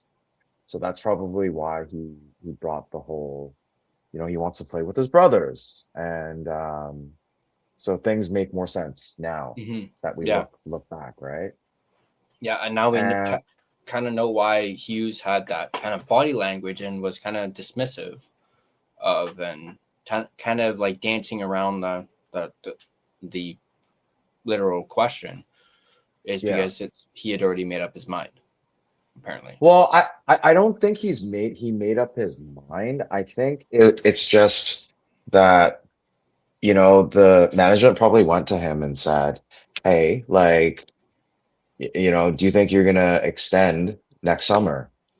And he probably says, we'll just have to really see. But if you want me to give you like an actual answer, then it's probably not likely. So that's why JR was just like, okay. So he probably had a plan. And once he has a plan, JR, that's what he's gonna do. Yeah. But the other things that he said was, J.R. Rutherford said Wild fit Hughes needs for now. Where it goes from there is up to the Wild and the Hughes camp. So, I mean, I don't disagree with that because No. just imagine, because Wild don't really have a puck moving defenseman like Hughes. And it's like to get someone like him, this generational talent that can dance around the blue line, dish pucks. Like, I mean, hopefully with the change of scenery, he's gonna be the old Hughes. And imagine him with Kaprizov. Like it's sick. Like it would be like child's play. It's kind of like how you have Nathan McKinnon and McCarr running their power play. That's what it's gonna be like. Yeah. So, in that sense, at least he has a good forward that he can dance around with, like a dance partner. Whereas in Vancouver, he doesn't. Like PD's not one of those, and he's just pass. It's like, God, like use Quinn to his potential, right? And they haven't, right? So yeah, I get it. I understand it. I mean, it's still fresh. It's been like what, less than 2 hours. I mean, for God's sakes, we're gonna be. We still need time to digest this, right? And one last thing he said was JR says he doesn't believe the Canucks have to go full-blown rebuild, but they will trade more players for draft capital, not looking to trade their first-round picks unless, in bold letters, like capitalized letters, for really good young players.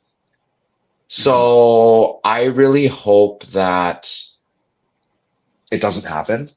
Like they don't find some, like, I mean, if it's someone that you can't pass on, great. But with the draft being so deep, especially, if they're going to tank, hearing him say, okay, we're going to trade more players, we draft capital, then great. Tank, get top pick, hopefully, or top 3. Hopefully McKenna. But I think at that point, you're going to have way too many left wings.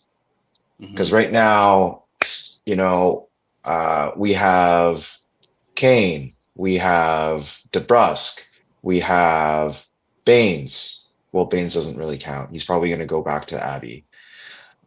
We have Ohgren now, who will probably go back and forth with Abbey. I don't know. Depends on that. And then if we're lucky enough, McKenna is also a left wing. So that's like 5 left wings. So it really depends, like, what their so-called blueprint is, right? And surprisingly enough, I think Lekaramaki has played with Ohgren.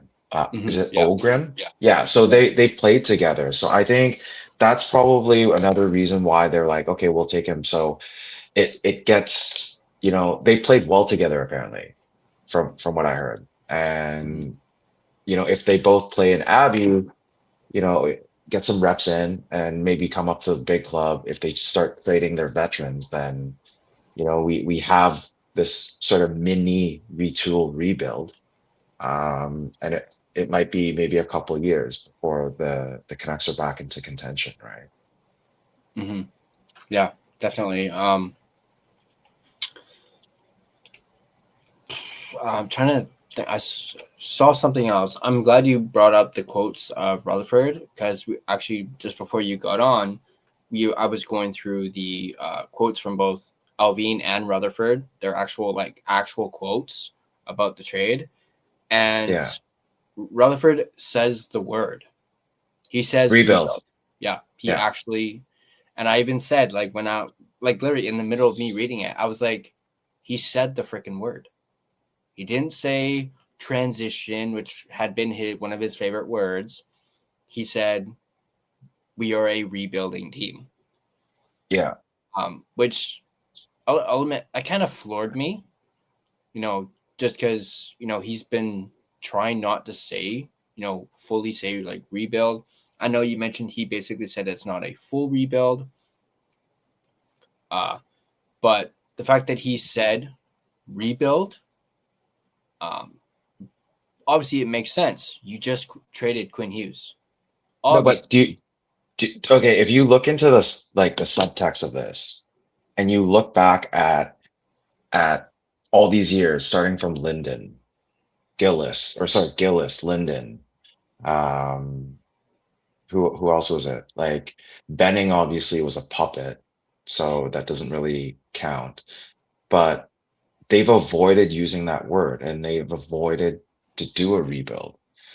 And I think last night was kind of another one of those oh shit kind of moments when Besser's jersey was thrown onto the ice. So I think for JR to actually, publicly release that, like a statement like that, it has to be signed off by management. Like this has to be a PR thing that's trying to tell the team, okay, we hear the noise, we hear all of this, we are going to do a rebuild. But then, Dan Murphy goes and sort of says, it's not going to be full blown from what he heard. But in the actual press release, the PR side of thing, he has to say it just so fans are going to be like, okay, cool. At least there's a direction. Because it's always been this wishy-washy, like transition, retool, like rebuild on the fly, et cetera, bullshit. And, that's how I see it, like on the psychological side of things and how to talk to the fans. And why did this trade happen now? It's because of all this shit that's been started. Like you see how Quinn's playing game to game. Mm-hmm. Like he looks disinterested and he's just not really there. See, everyone's been saying he's checked out. I mean, I think I've been saying that since game 2 or game 3 when he slammed his stick on the net, right? And they need to change the vibe in the room because it's affecting all the other players. But why do they have to do that? Is because Rutherford dropped a bomb last year. Like, I mean, I understand, I give it to him that he needs to look after the team. And if Quinn's not going to resign, then you might as well do something about it. But all this goes back to, so it's like a vicious cycle. It's between Quinn and Jim Rutherford, and it goes in a vicious cycle. So one's like so JR's forcing Quinn. Quinn's like, I don't know. And then JR's like, okay, I'm going to talk about his brothers. And then Quinn gets pissed off. And then they start the season. And he's not doing well. And JR's like, fuck this. I need to do a change. We need to make the trade now then. And then that's why all this happened. As much as it sucks, and it's still hurting right now, because for God's sakes, I mean, I just met the guy on Tuesday. Yeah. I just met him on Tuesday. I mean, I'm happy in a way that I actually got to meet him on Tuesday and, have that quick chat, get an autograph. And I even joked, I said, hope it's not the last time I see you. He's like, we'll see.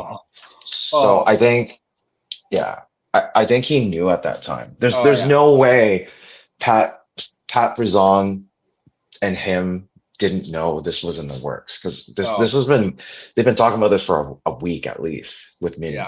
Yeah, he knew. Just you saying that, he freaking knew. But I just want to point out I just highlighted a couple comments that I wanted to get to, or start them rather.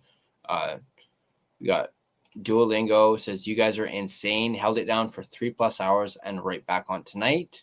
2 beauties. And yeah, I'm going on no sleep. I haven't slept. I got some sleep. I took a couple naps in between. I had some work stuff to do this morning. So I mean, I was literally thinking about going down for a nap, and then this fucking news broke. So I was like, yeah, that's not happening. Duo again, Gerald and Tyler. Do you think they could flip Rossi for another pick, or do you like keeping him? Yeah, I already answered this. I don't think they're gonna flip Rossi. no, I mean you got your 2 they seasons. just re-signed him. Yeah, they also re-signed. Like he's already signed. He has a new contract. I think it's a 3-year contract at $5 million a year.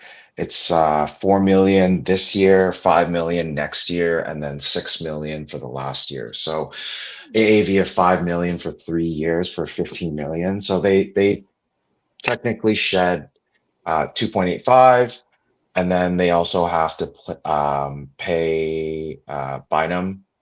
I believe it's just under $1 million. I think it's 984, and then Ohgren like 7 something. So I mean, the Canucks actually gained cap space after this trade. Mm-hmm.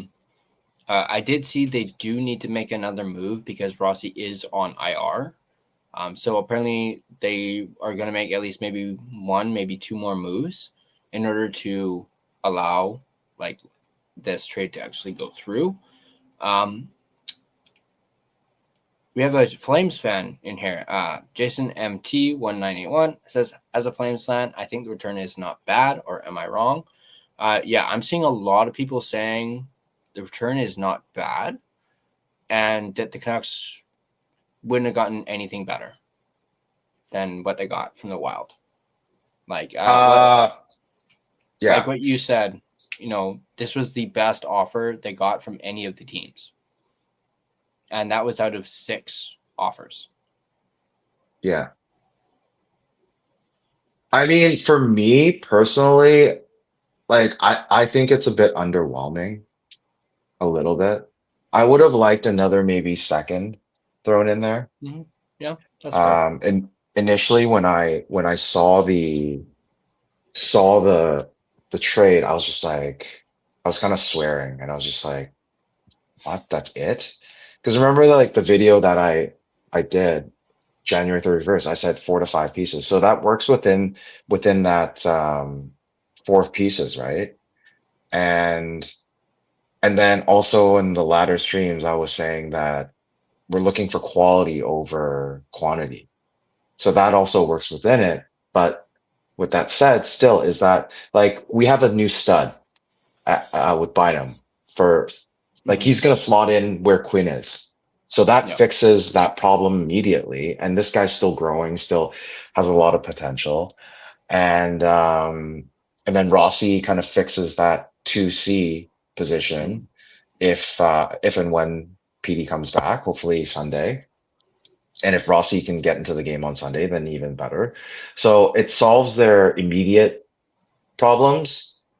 And then you get Ohgren. So I thought I didn't look into him too much until just looking back at his juniors and all of that. And I was like, okay, so this makes sense.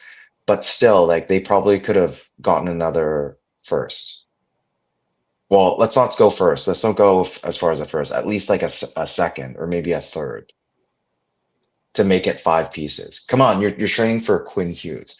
Like this might be if there's another fan, like whoever, a Flames fan, a Wild fan.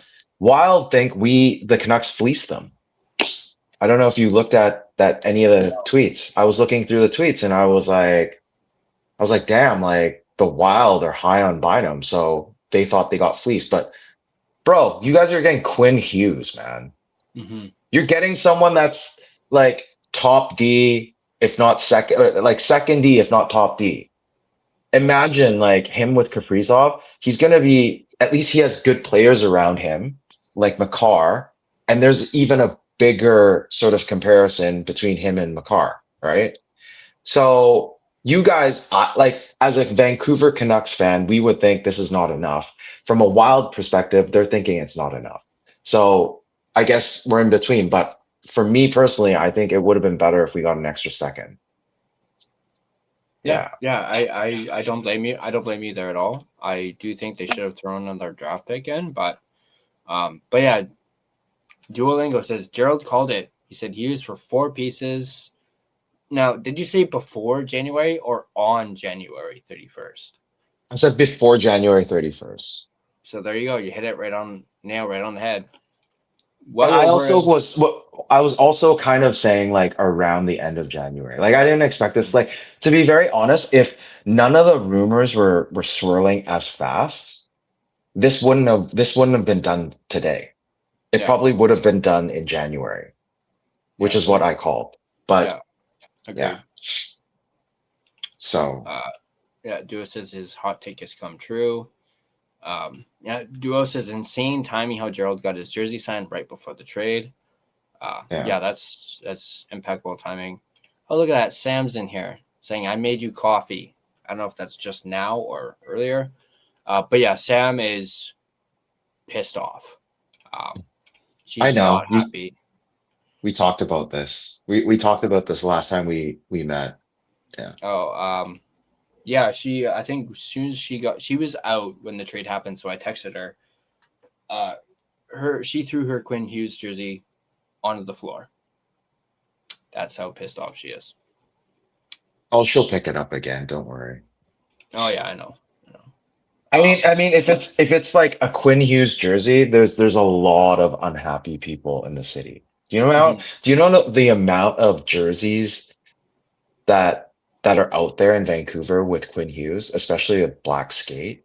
There's got to be like, I don't know how many thousands. There's going to be at least like 10,000 of these jerseys going out there. Like every game you go to, no matter if it's the Orca game or the black skate game, all you see is the Quinn Hughes jersey. Think about all those people that just invested in that jersey. It's like, oh, down the drain. But you know what? You got for those that have those jerseys, just keep it for, like it's not a bad thing because Quinn Hughes is gonna, like, his record, breaking Edler's assists or points and all that, all those records are most likely not going to be broken. I'm just saying most likely. And if you have kids, you can pass that jersey on and it's going to be like a retro. It's going to be like a Bure jersey at that point. So, don't be happy. Don't be sad that he's gone. Just be happy that we had him. Right. Exactly. And on that note, yeah. And it's a white one too, like a road jersey. Yeah. So that one's a keepsake for sure. Let's get back to some of the comments. Harry says, I can't sleep tonight. I think you're going to probably be seeing a lot of people saying like they are going to have difficulty sleeping. Harry says, my heart is broken. Sam again, 2 jerseys, 2 trades. I have no luck with the Canucks. Hey, it's just like me. I have that Kuzmenko one. He got traded. I'm the same way. I got a Horvat jersey. I thought I was going to be having yet another one if Besser, well, I guess Besser wouldn't have been a trade, but if he had not re-signed, that would have been another one. And a Flyers fan who's super mad. I think you should just bring on Sam. Tell her to come on the stream and we should talk about it. I think she's a little too shy to do that. She won't even really poke her head in when she knows I'm streaming. Well, hey Sam, it's been a while. I mean, I'm not saying no if she wants to, by all means. There's not really anywhere for her to really sit. But Harry says, I don't get why the Canucks traded Quinn Hughes when he's only 26 years old. I thought the Canucks wanted to get younger. They got somebody who's a lot younger in Rossi, who's 24. I'm not sure exactly how old Buium is. 21. Oh, wow. So, yeah, he's definitely young. And so is Ohgren. Ohgren's young as well. So they definitely did get younger in this trade, even though Quinn himself is pretty young. No, but that's aside from the fact. I mean, they want to get younger. Yeah, I mean, the big bomb that Friedman dropped. What is it? A couple of weeks now Mhm. about getting younger, trading the veterans, etc., etc. Yeah, everyone didn't expect it to be Quinn. They expected it to be Sherwood, and he's still around. And now he's thinking like, now what? Do I stay or do I go? Like it's Yeah. like I mean to get like Marco Rossi, I would have thought it would have been like Sherwood going back with maybe a pick or two and then getting Rossi back. But now it's like Quinn being traded and we get Rossi. Um, but yeah, like something I wanted to really add and reiterate is so Bynum, Ohgren, and Rossi were drafted by the Wild, right? Mhm. And do you know who their main draft man is in Minnesota? Bill Guerin? No, No? like their guy, their draft consultant or Oh. their main guy is Judd Brackett. Oh, yeah, I saw someone mention that name on X. I believe it was But Blake. It was Blake Price mentioned that name. oh, did he? Did Yeah. he talk about that? Yeah, because I saw the draft. Like I first saw the players and I was just like, okay, Bynum, that's okay, and Ogrim, and I'm just like, who the hell drafted these guys? And then I went back and I thought Minnesota. Damn, yeah, because Judd Brackett left Vancouver because Benning's a clown, and Judd Brackett's like, screw this, and he went to Minnesota. So we technically got someone who would have drafted for the Canucks to draft us players to replace Quinn. So I mean, I think everything works like in a circle. Like it's like a full circle kind of moment. And yeah, I just wish it wasn't Quinn that had to go. That's all. Yeah, definitely. Duo. Oh wait a sec. And just for Harry, like what he just said, and the reason why it was Quinn is because Rutherford, like we said this earlier, like Rutherford already knew that he wasn't gonna stay. Then you might as well get a haul. Or what do you do? Wait until like the Marner situation and you get fleeced by Vegas? Yeah. Like what Hughes at that point is gonna be like, oh, I will only go to New Jersey. And then New Jersey's going to be like, okay, you have no other choice, or we'll just sign him in the off season, and you get nothing. I think they got Nicholas Waugh and like a really low pick for Marner. Yeah. Duo, did you see Jason Brough Sportsnet call outs Jim Rutherford if there's a culture problem? Man sounded angry. I did not see it. I do know that a bunch of media are doing like emergency shows like Sakaris and Price, Canucks Conversation. Yeah. I saw Russell was doing one. That's why I kind of just jumped and did one. I was like, screw it. I mean, I need the watch hours. So, yeah. But yeah, I'm not sure who else. I guess Sportsnet 650, you had Vic Nazar and Satyr Shah go on. Everybody's going on about this because, this is like huge and the biggest news. But I'll probably check out what Jason Brough said on Sportsnet. See him call out Jim Rutherford, because I have been seeing that on X, people calling out like Rutherford and criticizing him about doing this. Duo also says, do you guys think there's a culture problem? JT gone because of PD fight, both captains gone, and a coach leaving. That is a very good point. Yeah.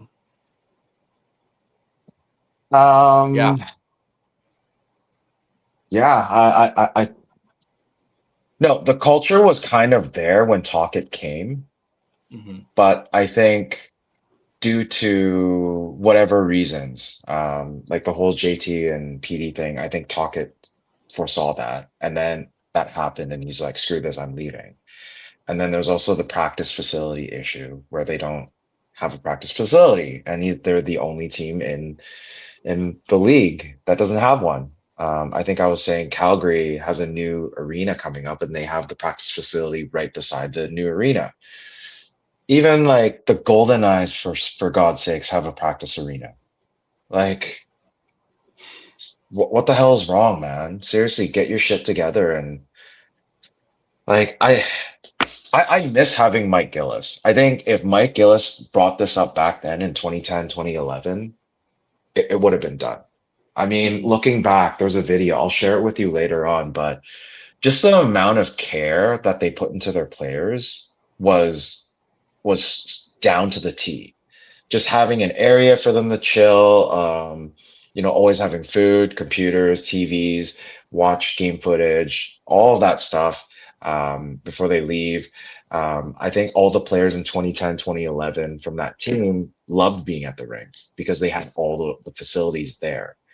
I remember BX was saying, yeah, a lot of the boys just like, you know, get out of the bed and just like come over to the rink because they can shower here, they can get their breakfast, they can do their, game tape and all of that. I'm pretty sure it's the same now, but it's 2025, man. It's like 14 years later, and if it's still the same, there's problems, right? Mhm. And remember when Gillis had like sleep doctors and all that? Maybe the Canucks need something like that right now because come on, man, you guys are like out shooting opponents like 30-15 and still lose the game 3-2. What the hell is going on? Like there has to be some like mental issue that they need to solve. Mhm. Yeah, definitely. And I've always said, that empty space right next to Rogers Arena, it's been empty for years. Yeah. Doesn't Aquilini own that land? No, No. no, no. I think it's native land. Oh. Because it's actually Plaza of Nations over there. And then that's where whenever they do like Cirque du Soleil, like whatever Mhm. shows that they have, it's over there, right? Mhm. That would have been an easy Yeah. fix, right? Because it's just across the street and there's enough land for there. I mean, they have harbor there. That's where the like all the events happen over there, right? Right by the old casino. So they could easily do that, but are they willing to throw down money with Yeah. especially the real estate being like this? Um, is it an investment that the Aquilinis want to do? Like they're in the real estate business, Mhm. but how much is it going to cost them to get that, or if they're even able to get that, or if it is actually native land, are they able to buy it? Probably it'll be leased land for 99 years. Then, well, I don't know. I don't know exactly on that. Like, we probably have to ask Jordan about that. But given that if Rogers Arena is owned by the Aquilinis and it's only a street away, it might not be native land, but it could be a different owner who obviously sees this potential and trying to like lowball and or sorry, just to raise the prices on the Aquilinis, and they're like, screw this, we're not buying it. Right. Mhm.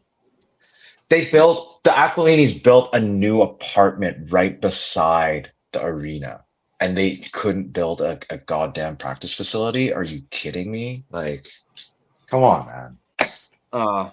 Man. Harry asked, do you think the Canucks could have gotten Kirill Kaprizov, Matt Bodie, and Buium and a first overall pick? No, Yeah. no, not even close. Not even Yeah. close. Yeah, I said the same thing about Kaprizov. I mean, he just signed that monster contract. He ain't going anywhere. Boldy, Yeah, maybe, but they need Boldy though. For the run, they'll need Boldy. yeah. So Rossi was there. Basically, I see it in tiers. You got Kaprizov, Boldy, and Rossi. Rossi was in that third tier, and Boldy and Kaprizov were just too expensive, probably. I mean, I wouldn't be surprised if the Canucks asked about them, and the Wild were just like, no, no. No, Basically, because kick rocks. if you look at the structure of the trade and you look at where Minnesota is in cap space wise, this is not really a trade. Like, what do you think the Wild are gonna do in a year and a half's time? Are they gonna be able to afford Quinn? You have Kaprizov at 16 million already. And then if Quinn's asking for 20, that's already 36 million out of the supposed 105 cap. So that's a good chunk. That's like 30%. And you still have another 21 players you need to sign. Are they going to be able to afford that? That's the question. So I would say this trade is purely as a rental. I mean, the Canucks did the best they could, right? Yeah. Because as a rental, the Wild are actually giving a lot of assets for this, right? But it's like a 2-year, 2 playoff run rental. Mm-hmm. I would have liked the Washington proposal a lot better. I mean, at least we could have got Connor McMichael. Yeah. Right. Yeah. I saw about that one. And 2 draft picks, 2 firsts, and I can't remember who else was in that trade, but McMichael's, I really like his game. Like when he first came to the league, I really liked it, or liked his play. Mm-hmm. Yeah, I saw that that proposal. Duo referring to Sam. She has a right to be pissed. We lost the best D-man ever. I love Hughes, PD, Besser, Demko. I just wish they played better and we weren't last. It's sad to lose a Canuck. Yeah. Yeah, and yeah, she does have every right to be pissed off, as does everybody. But it was management's problem, though. You realize that, right? Yeah.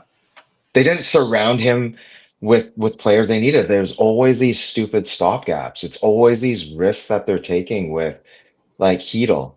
And quote me on this, Marco Rossi, you already know he's injured, right? He's injury prone. The guy was like on long COVID, like Sutter. Remember when we had Sutter back in the day? It's the same shit. Like they're also taking a risk on Rossi. What if he gets injured again? Then we're back at square one. And all we have is Bynum for Quinn Hughes, and then we lose another 2C. Like imagine a season that is like that. Yeah, that is one thing that surprised me when they initially announced the trade return for Hughes. You know, seeing Rossi's name on there, obviously right away I'm just like, oh, I was literally just talking about the Canucks rejecting a Rossi trade this morning in my Nucks report from the draft, and then they go out and get him, and oh, wait a minute, he's injured right now. Yeah. But we talked about this yesterday too. Yeah. We talked about this last night. Mm-hmm.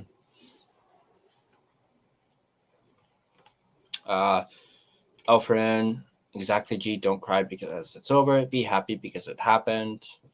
Hey, Alfred, how's it going, brother? Duo, that 43 sweater hat combo is insane. Never seen it before. Yeah, this one's new, man. I still have the tag on it. Harry, Rossi, and Ohgren will have to have their numbers switched. 23 taken by Lucky, and 8 is Garland's number. Yeah. But that's no biggie. I know Quinn's probably still going to be 43 for the Wild. I don't know if you saw it earlier, but someone posted on Twitter already Quinn Hughes in a fucking Minnesota Wild jersey. Yeah, I saw that. And I was just like, really? Already? Like, too soon. Where's Rossi and the Minnesota Wild players in the Canucks jersey? Show me that. Oh, you'll see on Sunday, man. Well, yeah, at least two of them. Anyway.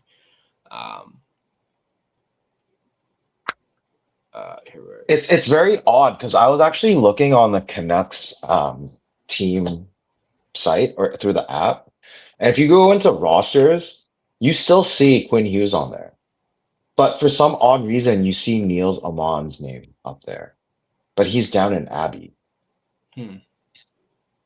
So I don't know what's going on there. Duolingo says, Tyler and Gerald, do you see more trades happening before the new year?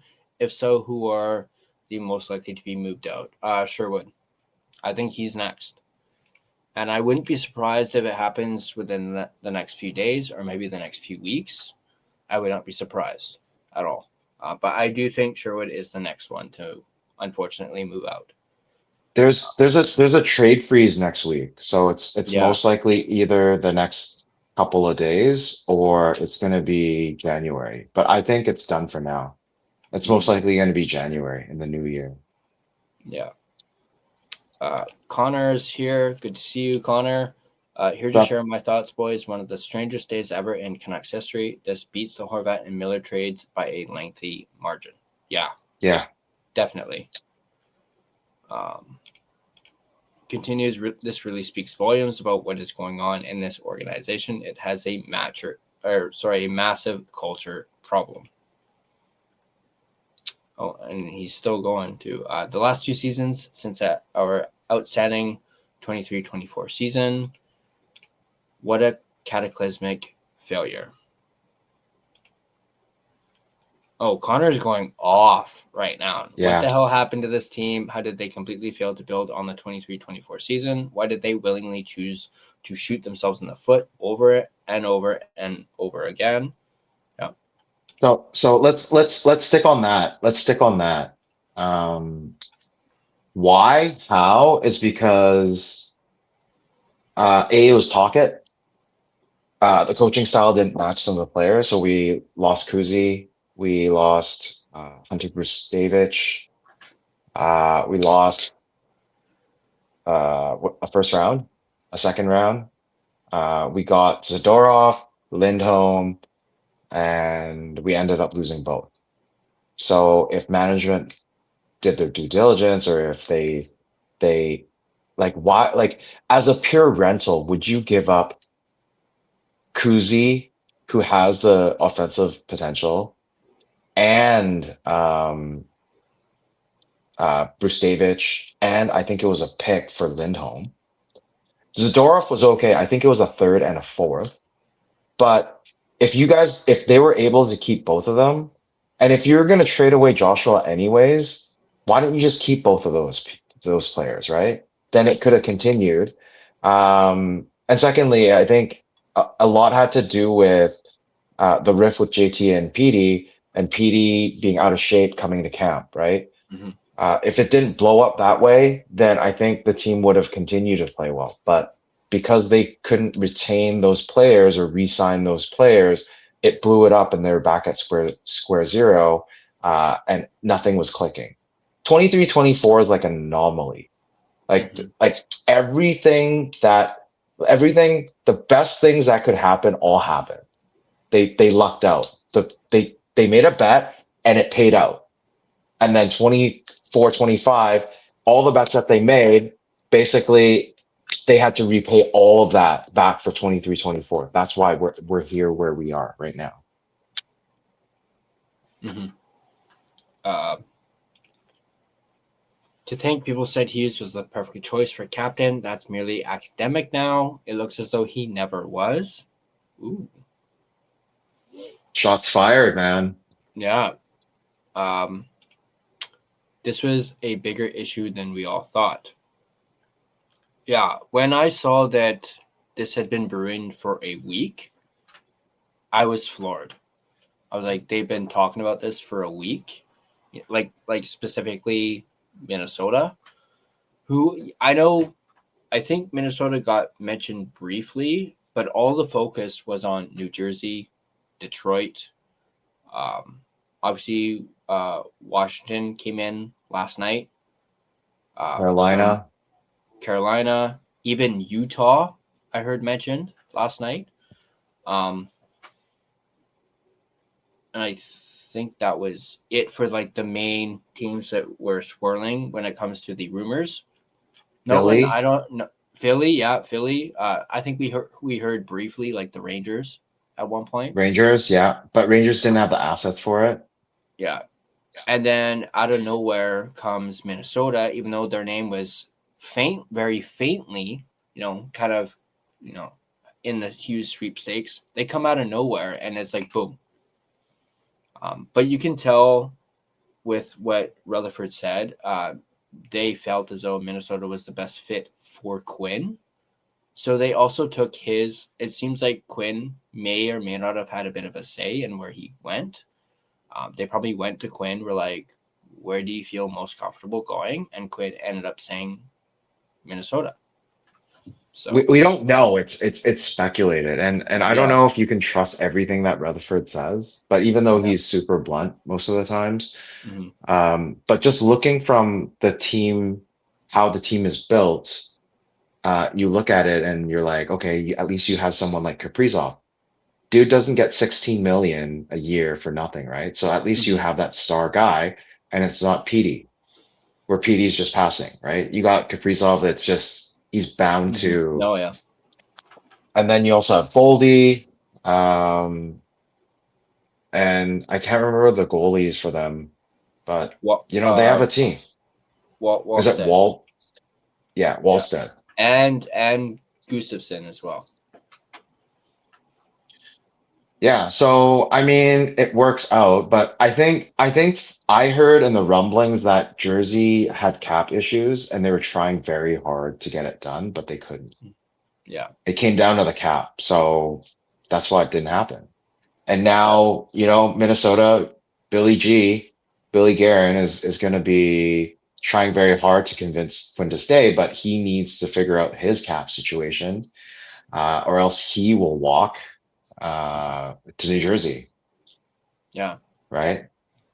Yeah. I saw the talk about New Jersey and how, they really tried. I was actually, before this news broke, I was actually working on a thumbnail about another quick little video that I was going to do, because obviously I did that one on the Stuart Skinner trade, just a quick one, just because I wanted to try and do something non-Canucks related and, see if people liked it, Yeah. see if people wanted me to do like a couple, dabble into some non-Canucks related stuff.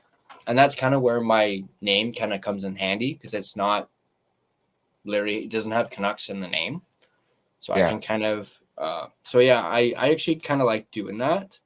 And then I was thinking about, this one that I was going to do was another Quinn Hughes video, but I saw something from Canucks News Summaries. They had a summary talking about Quinn Hughes and New Jersey, and it didn't really clarify who, but they mentioned Nico Hischier and saying that like, from the way it was worded, it looked like New Jersey was offering Nico Hischier for Quinn Hughes, No, no, I think that the no, Canucks wanted Hischier in return. no, I think Canucks wanted Heischer, but I don't think I think Jersey said no. Okay, yeah, But but I think I talked to you yesterday about how I thought it would have been good, but it would have been a 1-for-1 in terms of salary. So something else from Vancouver would have had to go over for something else. So it would have been at least two assets from Vancouver, which, you know what, to be very honest, if Rutherford is saying that they're going to trade more veterans, it made more sense because imagine if you traded Quinn and Kiefer Sherwood or Evander Kane over, you get Heischer, maybe Nemec, and a first. I'd be okay with that, especially if it was Kane. I'd be okay with that, right? So it comes down to dollars because if you look at it, I think Kane might not have worked. You would have had to retain for Kane because with Quinn and Evander Kane, it would have been close to 13 million because it's 5.1 and then 7.85, right? So 12.95. So how are they gonna what is coming back the other way? Like you would need to find other players from Jersey that would come back that way. So it'd most likely be like Kane retained at half. So it comes out to maybe like around $10 million, and it'd be Heischer and maybe another player and a prospect plus a first. That would have been killer. But it is what it is today. yeah, Dude, it I was. think I Yeah, sorry, sorry. it wasn't really clarified on that little summary thing. All I saw was just Nico Hischier, and I was like, wait, what? What? So yeah, I had literally started making like the thumbnail, Hughes, trade talks, and was literally, putting it together. And then I look at my phone and I saw a tweet from Doodle saying, Quinn Hughes traded. And I was like, no, there's no way. And then I saw Elliot Friedman's tweet, and I was like, holy shit. And I literally got rid of the text I was using and literally pulled up my Photoshop, did a big Hughes traded text, finished that, and started working on the thumbnail for Hughes traded. Did that in about like 10 minutes. It was like, and I was like flabbergasted, even when I was making it, just going like, huh? And then I was like, go live, go, zoom. You jumped on. You jumped on quick, man. Like the trade happened at about 4:30, and you were on by like what 5:10. Yeah. Well, I was like, because I also saw Doodle mention that he was working, so he wasn't gonna be able to react to it right away, and I was like, I gotta jump on this while it's hot. Hey, you know what? Even at the start, I was stumbling with my words, just going like, it's I hard. don't know what to say. Yeah. I think Connor's going off. Maybe we should ask him to come on. What do you think? Oh shit. What? I don't know. I'm just seeing all the comments. Yeah, you're right. He is He's going off, man. Connor, are you still here, man? Yeah, it says we lost Podkolzin as well, if I recall. To me, losing Zadorov was insanity. Yeah. Which raises the question, was Hughes really a good captain? Scoring-wise, sure, he was great, but as a leader, did he really fit the mold as the guy to lead the team? He was calm and he was calm, though. Calm and composed, you have to admit, with the exception of this year. Yeah, to me, he was too quiet. Didn't strike me as someone who commanded respect, someone who commanded his teammates to fight tooth and nail. Take Sasha Barkov. He's not the MVP of Florida, but man, what a captain he has been for his team. Yeah, there's no question about the type of captain that Barkov is, for sure. And I would say Florida is really fucking missing him right now. Or is he back from injury? I don't think he's back yet. He's out. But they're really missing him right now. They don't even. I don't even know if he'll be back for the playoffs this year. Apparently. Ryan Thompson, if AP40 was dealt, would we still have our currently core of JT, Lindholm, Hughes, Zadorov, and possibly Natchez if Pedersen had been dealt to, I presume, Carolina at this point? This is when those PD and Carolina trade talks were going on. I mean, don't get me wrong. I really like Natchez. I still do. I think a steal by Colorado. But the problem is with Natchez, you need someone to play well with him. He's not a play driver himself. Like without someone that drives. So I guess in a way, if we had the 23-24 JT, that would work out with Natchez. But if we have the 25-26 JT, then we're screwed either way. True. He happened to be close to being the youngest on the team when he was made captain. I think that was a bad call when you had other players on the team that were too egotistical for him to control. Woo! Talking about your uncle's buddy, man. It's like an office job. If you're supervising guys who are like 10 to 20 years older than you, what do you think will happen? And you're not wrong. Not wrong about that. No, but okay. Look at Pittsburgh when Crosby was captain. I think he was like 19 or 20. Yeah. Or no, he was 21. I'm sorry. So come on, man. Linden was also a captain, young. Mm-hmm. So is Connor McDavid. He was a young captain. I wouldn't be surprised if Bedard at some point becomes a young captain, although I know he has the A right now, but he's still... I'd say close, very close soon. Yeah. And you can even throw Celebrini into that conversation too. Seems like a lot more nowadays. You're seeing a lot of young captains.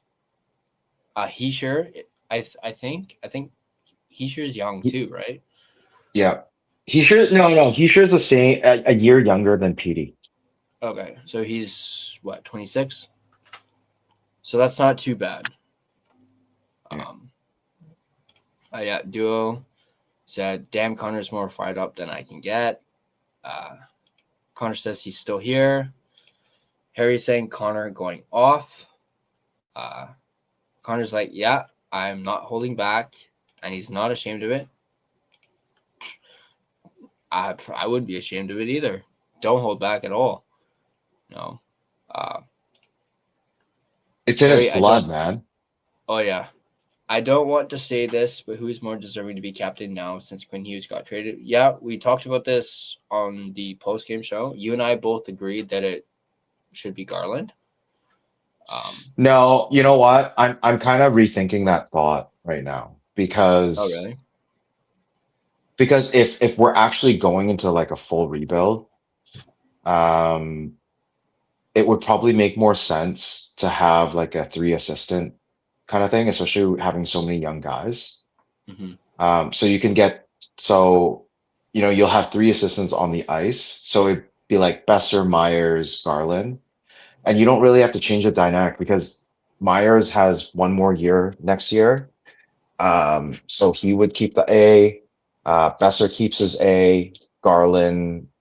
Hey, this is Steve Gorman, radio host, sports commentator, former drummer for the Black Crowes. The winter holidays are here, a time for festive celebrations, family gatherings, and ringing in the new year. Whether it's a holiday party, a night out with friends, or just relaxing by the fire with a few drinks, it's a season full of good cheer. But here's something else to add to your holiday plans, a safe and sober ride home. Just like in sports and music, always have a game plan. And the most important part of any plan is sticking to it. If you plan to drink, take that plan a step further. Call a rideshare, a taxi, a sober friend, or have a designated driver lined up before the night begins. Drinking and driving is a decision that can change your life and the lives of others forever. A DUI, a crash, an injury. The consequences are real and lasting. So please, for your sake and for everyone else on the road, make the smart choice. Get a sober ride home. Drive sober or get pulled over. Paid for by NHTSA.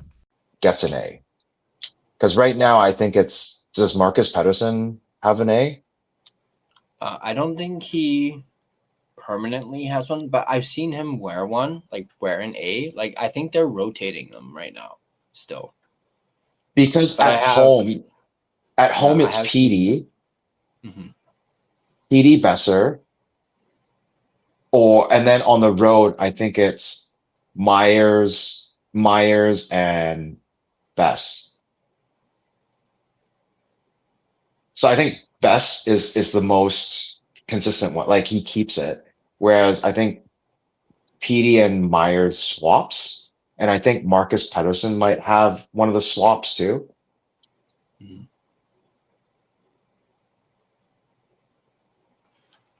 Yeah, definitely. Harry says Brock Besser has his vote. I'm still kind of leaning towards Garland if they do make a decision. But Alfred and I were talking about this earlier. I don't see them naming a captain for the rest of the season. I think they're just going to rotate the A's like what they've been doing. And there's probably even a good chance they don't name a captain next season either. Yeah. Because that's going to be a difficult decision to make. Who knows? Maybe it'll be Coots next year. Yeah. I mean, or whenever Coots comes out. Yeah, I mean, they said he's like already like got the captain genes in him. So, yeah. Alfred says losing Zadorov was a management thing, not related to if Hughes was a good captain. I disagree with the Zadorov thing, which is fair. Yeah. Kevin K, good to see you. Besser is the most cool guy and should be captain, and he wants to retire as a Canuck. Yeah, Besser could be an option, but some have said Besser's a kind of like Quinn. He's a little too quiet. But how do you think PD would react if Besser got the A? Or sorry, got the C. I'm not sure. maybe he wouldn't be happy, but I'm not sure.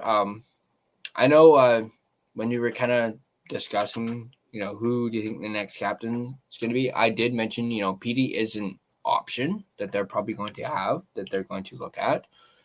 I don't think it's going to be PD, just because I don't think a lot of people would be happy if P got captain. Yeah.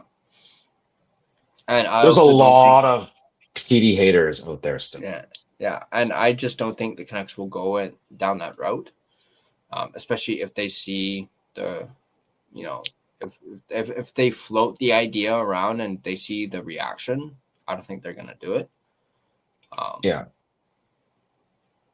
Alfred says Jonathan Toews was a young captain of the Blackhawks back in the day. Yeah, he was. 18 or 19? Yeah. Duo, do we stay captain free for a while, or is there honestly a captain on our team? Please don't say Myers. I think just addressed it. We basically just hit the nail right there. I did notice Clay mentioned Myers potentially this morning on his Clam commentary, because I mentioned Garland and he mentioned Myers potentially because of, I guess, the experience, but obviously with his contract they probably wouldn't want to do that.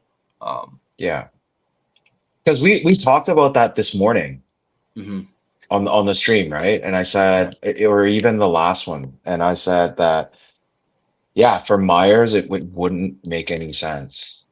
Just because he's older, it doesn't make him immediately the captain, right? Yes, I get some young players made it as captains, but it doesn't change my perspective. Hughes just wasn't fit for it, which is fair. Man. Again, it's very fair.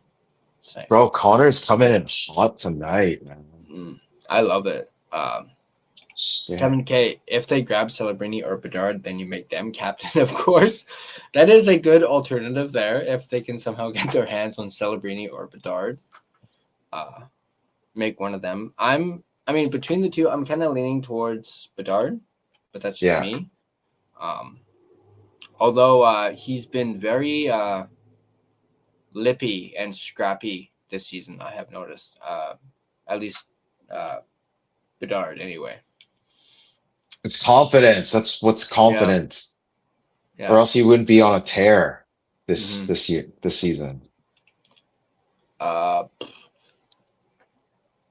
Harry says Brock Besser is a great player on and off the ice. The work either was incredible. I'll be right back. I just need to grab something to drink. Oh, good. I can still hear you, though. I can still hear you. I'll keep going through the comments. Connor says he's not sure on Garland, which is, again, fair. Very fair. Besser is the most Canuck on the team. Drafted, took pay cut to sign, wants to retire here. That is also fair. He is Kevin King. Okay. Brock and EP40 and Demko is the longest on the team. But obviously we know Demko is kind of ruled out because he's a goalie, and we know the Canucks aren't going to go down that road again. Longo kind of screwed that up. Although you could definitely, if that wasn't a rule, you could definitely make a case for Demko due to his presence in the locker room. Dude, I think, you know what? If veterans are going to be traded, I wouldn't be surprised if Demko gets a look or is asked.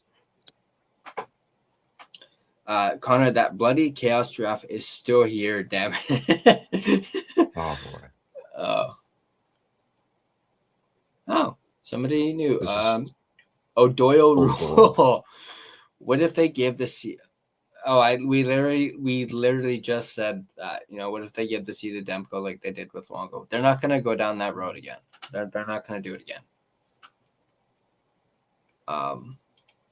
This is, of course, referring to Myers. He's one of the worst Canucks in years, and he gets to stay while Horvat, Miller, and Hughes go. Connor, man, simmer down, bro. He's been playing a lot better of late. I think was it last game? I think I was talking about how deep Myers was. He's helping out, and he's not doing the chaos as much. So you got to give him some props. He's changing a little bit, man. Harry Braden Coots with a C, Tom Violander with an A, and Max Sasson with A's in the future. I could see Not that. Sasson. I'm sorry. I don't see Okay. Sasson as an assist. Like, no. I could see the first two. Yeah, maybe Yeah. not Sasson. Connor, if he wasn't injured at all, I could genuinely take a claim. Demko could have got the C. Yeah, if they didn't have the rule about the goalies. The sure. Longo rule. Yeah. I actually still have that same jersey that I mentioned that I got signed by Linden with the Vancouver Arch. It actually has a C on it. And I remember, how they're not allowed to though. I thought it was always on the bottom of his mask. Yeah, but I had it put onto the jersey, like customized. And my dad actually went. They allowed you to do that? Yeah, when my dad, I believe the store that my dad got it from, which was way back. The store doesn't even exist anymore. But back in the day, it was a store called Blue Line Sports at Cap Mall. We got it done there, and they actually had to ask the NHL if it was okay. And apparently they okayed it. That's crazy because the Canucks store wouldn't do it. They would like, you know what? I had a reverse retro Johnny Canuck Hughes jersey that I bought, and I asked them to put a C on it, and they said no because he wasn't wearing the C that season, so they wouldn't do it. Wow. And it was a blank jersey. Yeah. Wow, that's interesting. Anyway, why don't I actually quickly grab it, because I think is it hanging up over there? Let me Go grab it. Let me quickly. I'll take care of chat. Okay, what were we at? The Willander, right? Okay. If he wasn't injured, see Alfred, Blackhawks, had Quinville. We had no one like him in charge. I'll have you know. Okay. Shit, are you still here? No, he's not. Okay. I'm gonna have to let Tyler talk about that one.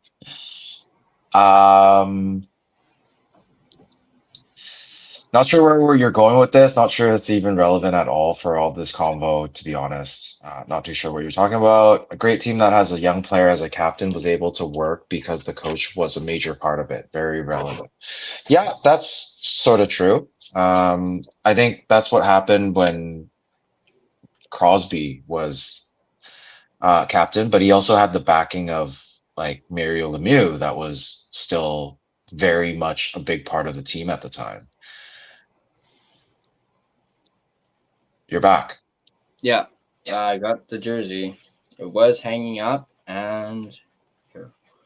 Oh man, this is old. I can see. But here, let me see there.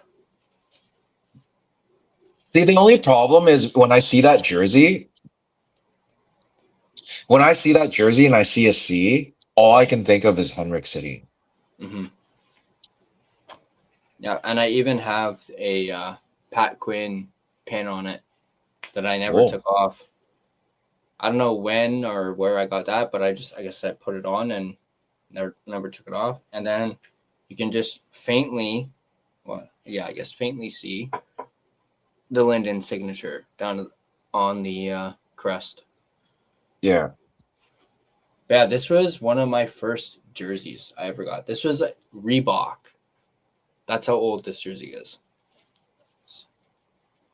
But yeah, got the C on it. And yeah, the fact that they actually rang up the NHL. We're like, hey, can we do this? And they're like, yeah. So that's one of my. I think I think they had to because it's like licensed by NHL, right? You have to get approval by them. Yeah. Yeah. Which is weird. I don't know if you saw this post. There was a fan that was in the arena last night, walking through the concourse. He had a blue orca. I think it was a blue orca jersey, and on the back it was the number 69, and it said like ruined my life. I think it was something like that. I'll send that to you later. It was pretty funny. Alfred was talking about, actually, I think we might be able to skip it. Forget it. Oh, I see. Justin Credible's in here. Good to see you, Justin. What's up, Justin? Goes bye Hughes. I gotta say, Sorry. reading that, I think Justin posted that in our group chat. When I initially saw it, I didn't read the Hughes last part. All I read was bye when I initially first saw that. But I guess, yeah, it's bye, Quinn Hughes. Anyway, Justin says massive failure by ownership and management. Yeah, I'm seeing a lot of those comments on X. A lot of people talking about failure by management. Not being able to surround Quinn with good enough players. Sure. And then you have Kevin K. Actually feel Hughes was turning into a PK Subban, always staying out too long on shifts, hogging the puck, not passing while looking for a perfect shot. That's fair take. It is a very fair take, though. I mean, just look at his ice time from the other night. It was over 30 minutes. And we've seen that a little too much. He's been averaging 27 minutes a game. Mm-hmm. That's the highest in the league right now. Yeah. And now you're probably going to see that in Minnesota, most likely, because I don't see anyone else playing those types of minutes. And actually, someone asked, I forget who it was, someone asked earlier, who's going to eat up Quinn Hughes' minutes? Like, I don't think anyone's going to be 27 minutes. But if anyone's, I think, going to come close, might be Hronek, who will come close, Yeah. at least somewhat close. He's the only one that I can think of, unless maybe one of the young kids might do it. But out of them, I would have to say Hronek. I feel bad for Hronek. Oh, yeah. Just lost his D partner. Yeah.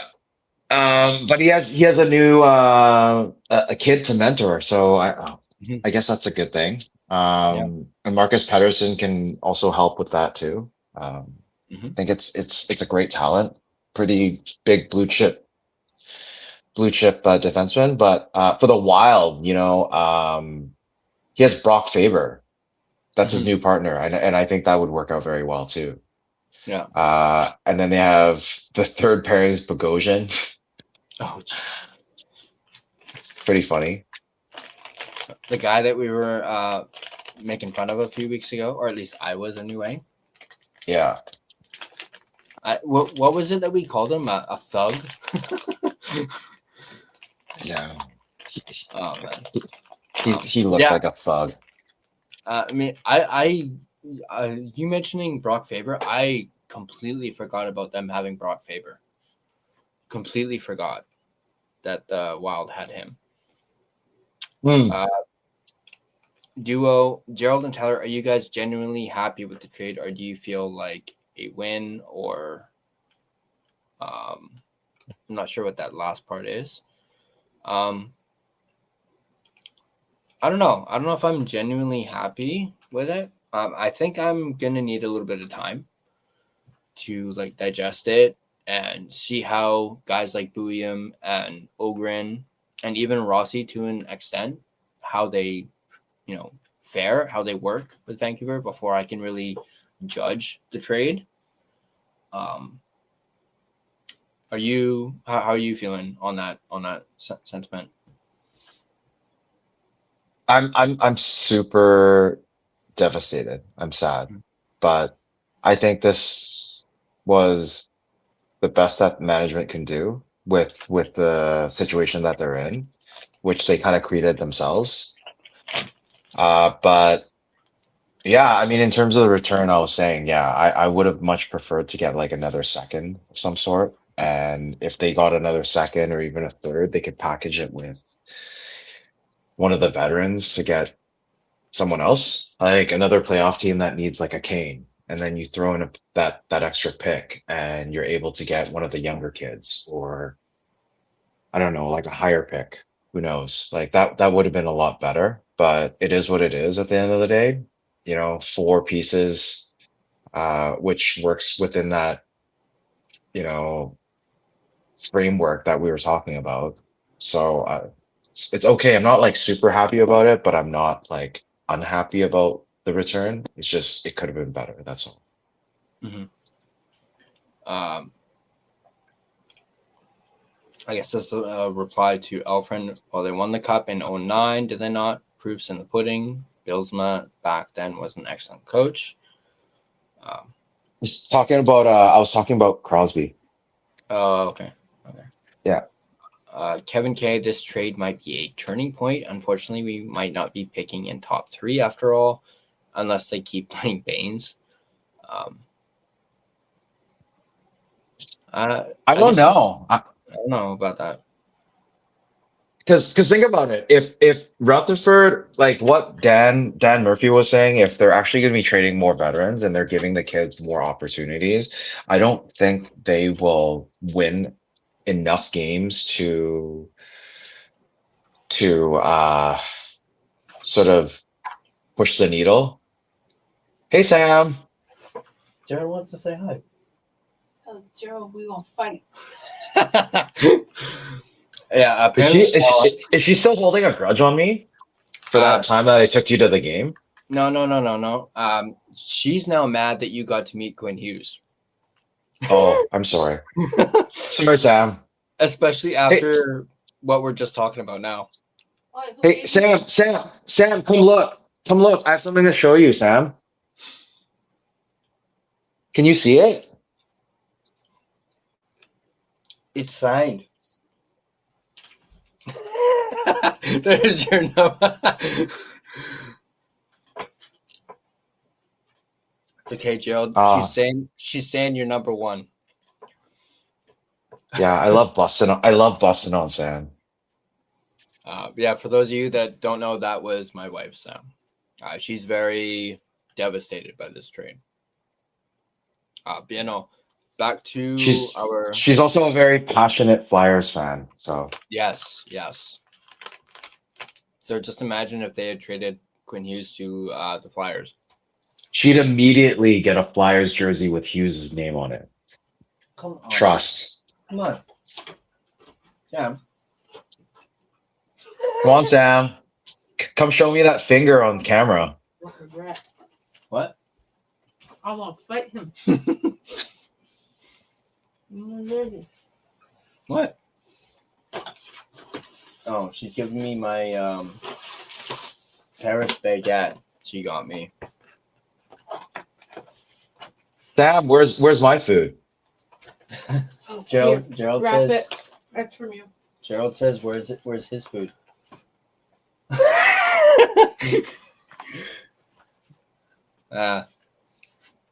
And here it's 8:00 now. I mean, it's not really. Well, I guess you could make an argument this is kind of now a impromptu after dark. What jersey is she holding up? Is that the Quinn Hughes one? The black skate? That's her Quinn Hughes one, yeah. Although it doesn't even have the C on it.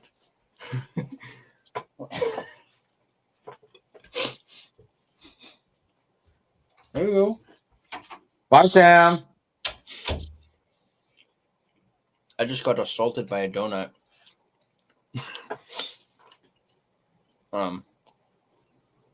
Anyway, sorry. We were talking about them not picking in the top 3, what Kevin was saying. Yeah, I think if veterans are traded, the Canucks will stay at par for the tank. I mean, I don't know how truthful the whole rebuild is by Rutherford because if fans continue to come to the arena, like if seat prices are not dropping on the resale market, then something might be done. But if it continues that way, then they'll probably have to do something about it. But if people are coming in to see the new players and all of that, then I think they'll just keep it as it is and not move it. What I worry about is if Demko gets hot, if the other Canucks start playing well again and they go on a run, that's what I worry about. So that's why I'm saying, after the trade freeze for Christmas, as long as they, play the same 500 hockey, I'd be happy. If they keep playing 500, then they'll be close to the bottom, especially with Flames winning, Preds winning, then it should be fine. The only thing I worry about is new players coming. Like usually, like the thing I worry about is like new player bumps. Like when Doc came and he scored a couple of goals the first few games that he came. That's the thing that I worry about, and it bumps it up. But with Quinn gone now, I think some of the players are like I think he's friends with a lot of them, right? So that might affect their play. So they might not win on this, New York road trip. Then that keeps them at par, right? Well, yeah, that's but if they go on a run, they're screwed. That's also the thing too. Quinn is really good friends with Garland, Besser, Demko. Not just that, you just traded your captain away. Exactly. Too. So it's not so much, I think, him being friends with them, but it's you just traded your leader, your best player on the team. So I think that's going to have an effect on the players as well. I mean, I even thought of that right after the trade was initially announced. Imagine how that locker room is feeling right now, considering you all the the leader, noise, all the noise, and then within 24 hours, he's traded. That either sends a message to the room saying that you guys better like smarten up and play better, because it's been. When did they play the Sharks? It was Black Friday, right? So it's been about 2 weeks. The Canucks have had one win, and Besser, DeBrusk, Garland was out for a bit for 2 games, right? PD, none of them have scored in the last 2 weeks, man. That's the problem. Like you have all these other players like Sasson, Ratu chipping in goals, Linus Carlson chipping in goals. So yeah, like the main guys that you have that you brought here to play aren't scoring. Best hasn't scored. He had that one goal, that win, and then that's about it. Like DeBrusk has been the bust like this whole month, and he wasn't even like anywhere close to his production of last year. Kane has had like 1 goal, so it's really kind of I don't know, man. If you're on Team Tank, like this is good, but yeah, I mean, it's kind of ironic too. In the last 2 weeks they have 1 win. Who was that win against? Minnesota. So that's a little bit of irony there. Duo, the only jerseys I feel like wearing nowadays is the Naslin and Sedin. Sad times. Yeah, I mean, looking at the 2 jerseys I have up here, both of them are now gone. I think the only jersey that I have that of a player who's still here, I mean, you can throw Kuzmenko in that conversation too. The one that I have that person is still here, Brock Besser. Because that's good. At least you have 1. Yeah, true. Dude, I have 2 Horvats. I have 2 PD jerseys, actually 3 PD jerseys now, and I just got that Quinn Hughes jersey. I also have a Kuzmenko jersey. Oh, Oh, bro. I guess I also have a PD one, a PD skate, not the new modern skate, but the 50-year with still with the white trim. I do have that of PD, which is just up over there. Duolingo, we even drove Luongo out of Vancouver, another captain. Although I think when he left, he had already relinquished the captaincy. Yeah. So you could say that, yeah, if you wanted to, but technically speaking, he wasn't the captain when he left. And it's the same thing with Linden that I talked about earlier. Technically, Linden gave up the captaincy to Messier, that bum, which I mentioned earlier. But yeah, you could also make the argument that they traded another captain in Trevor Linden many years ago. Duo, I'm not sure why it keeps adding the accent on Gerald's name randomly, not intentional. I'm sure Gerald doesn't mind or doesn't care. Okay.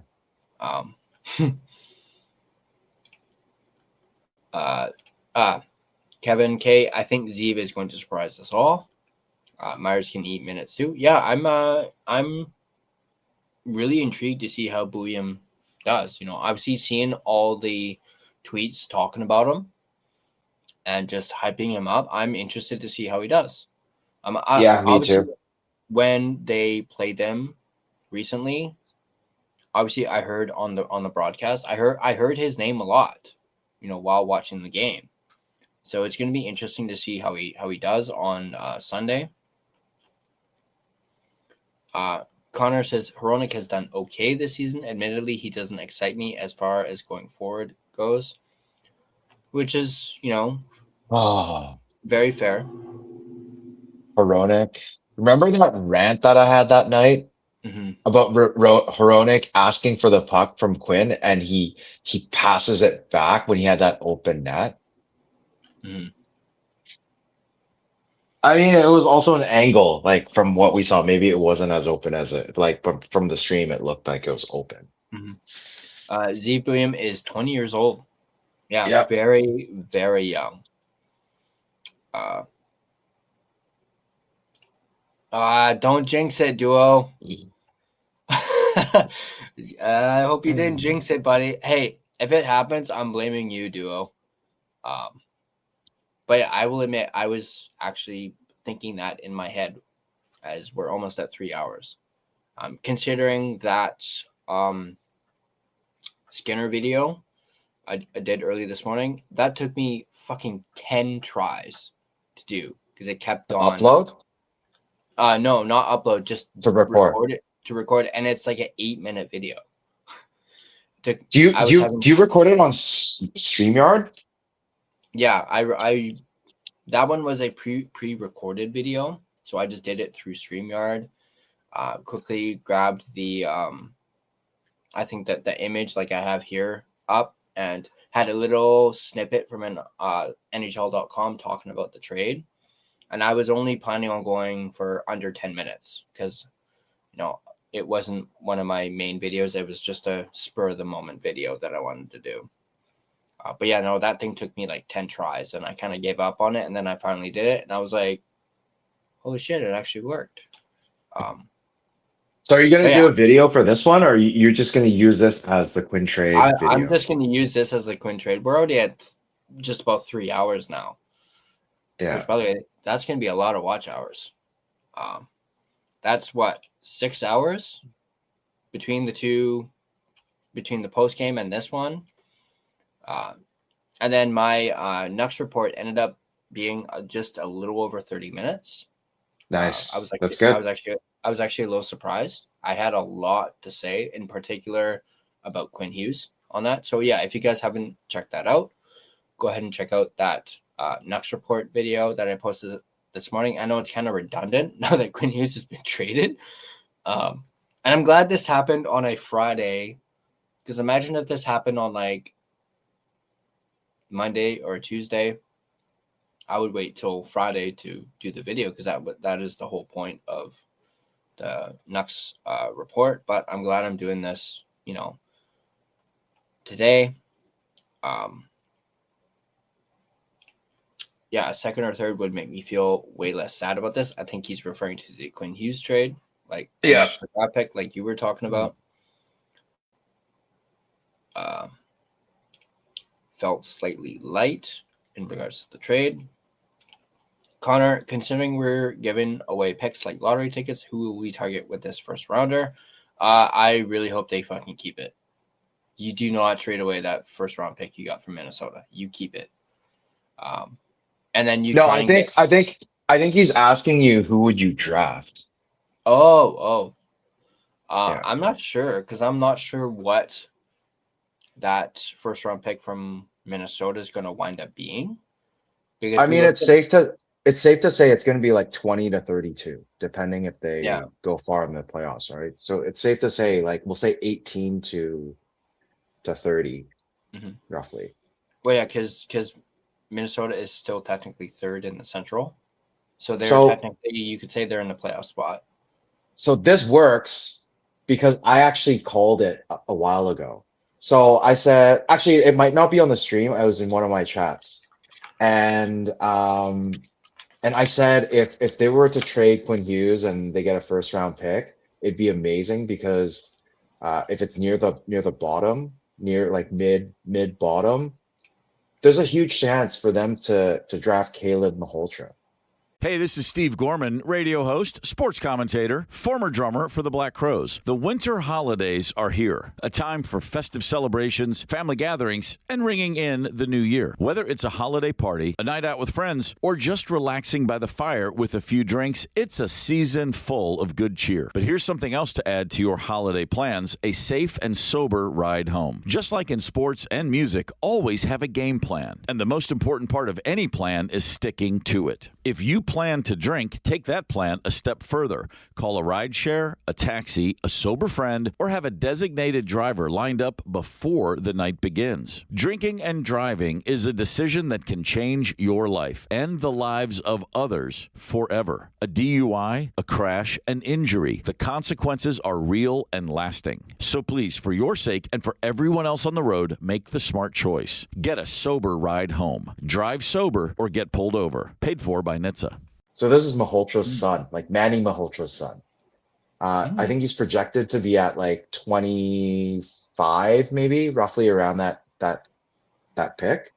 And he's a big boy. Like it would be a really good pick. That is intriguing. I did not know that. I'm very interested now. Yeah. And then just to have him in the system, that's great. Like his dad works I also thought at one point maybe Cal Foote would come to Vancouver because Adam Foote's here, but I think that would mess up a lot of I don't think a lot of people would be happy in Vancouver.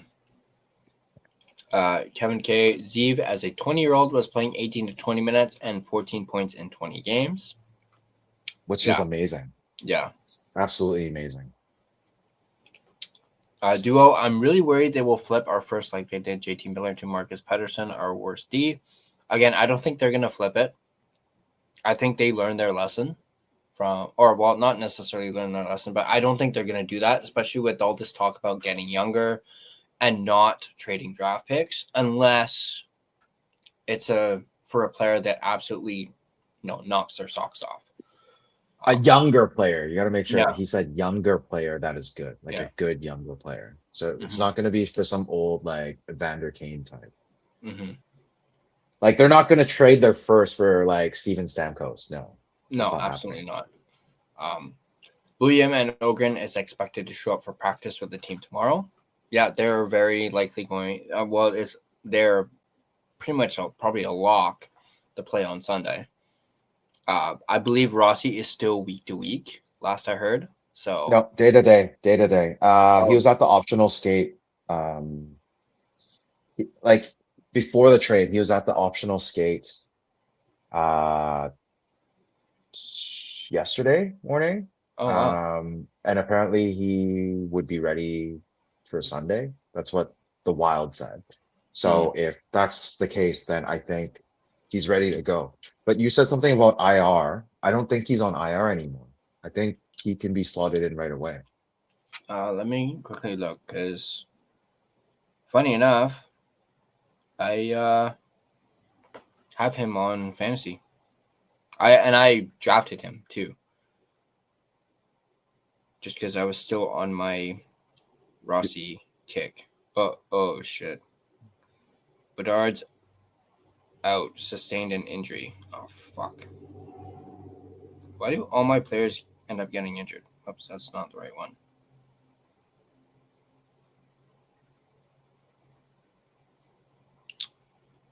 Rossi's technically still on IR right now, but that possibly could change because, it says he's reportedly nearing a return and was potentially ready to play Sunday, just like you just said. Yeah. I do my homework. Mm-hmm. I mean, I guess, well, hey, I guess I got a a potential new jersey, Rossi, depending on whichever number he ends up getting. I mean, hey, at least he's locked up for the next 3 years. But anyway, we'll see about that. Who knows? Maybe I'll get a Buium freaking jersey. With your luck, just don't get jerseys for a while. Yeah, I'm definitely gonna wait a while for sure, because I know a certain somebody is going to be pissed if I do it. Yeah. And she'll be saying I'm number one if I do that. Just get a Bure jersey, man. I have actually contemplated. If I were to get a Bure jersey, as much as I love the skate, I would really like to get like the old 90s Orca, like that shade of blue with Bure on it. Like what used to be the away with Vancouver? With the Vancouver? No, the actual from the 90s, that like the same, you know those Naslin and Bertuzzi ones they're selling at the Canucks store? Oh my god, please don't get those ones. Those are so disgusting. The maroon ones, the maroon and navy blue. The West Coast Express version of the okay. Yeah. away Okay. of the dark away jersey. I would want to get one of those with Bure. Bure's number 10 on it. Now that would be actually that's got my juices going. My juices flowing. Just thinking about getting a jersey like that. Whoo. He would have been in Florida at the time. 95, 96. Yeah. Yeah.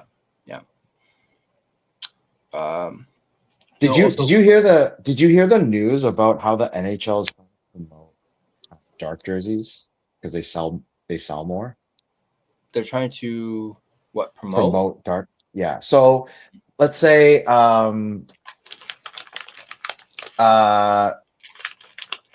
so the Avs playing Montreal.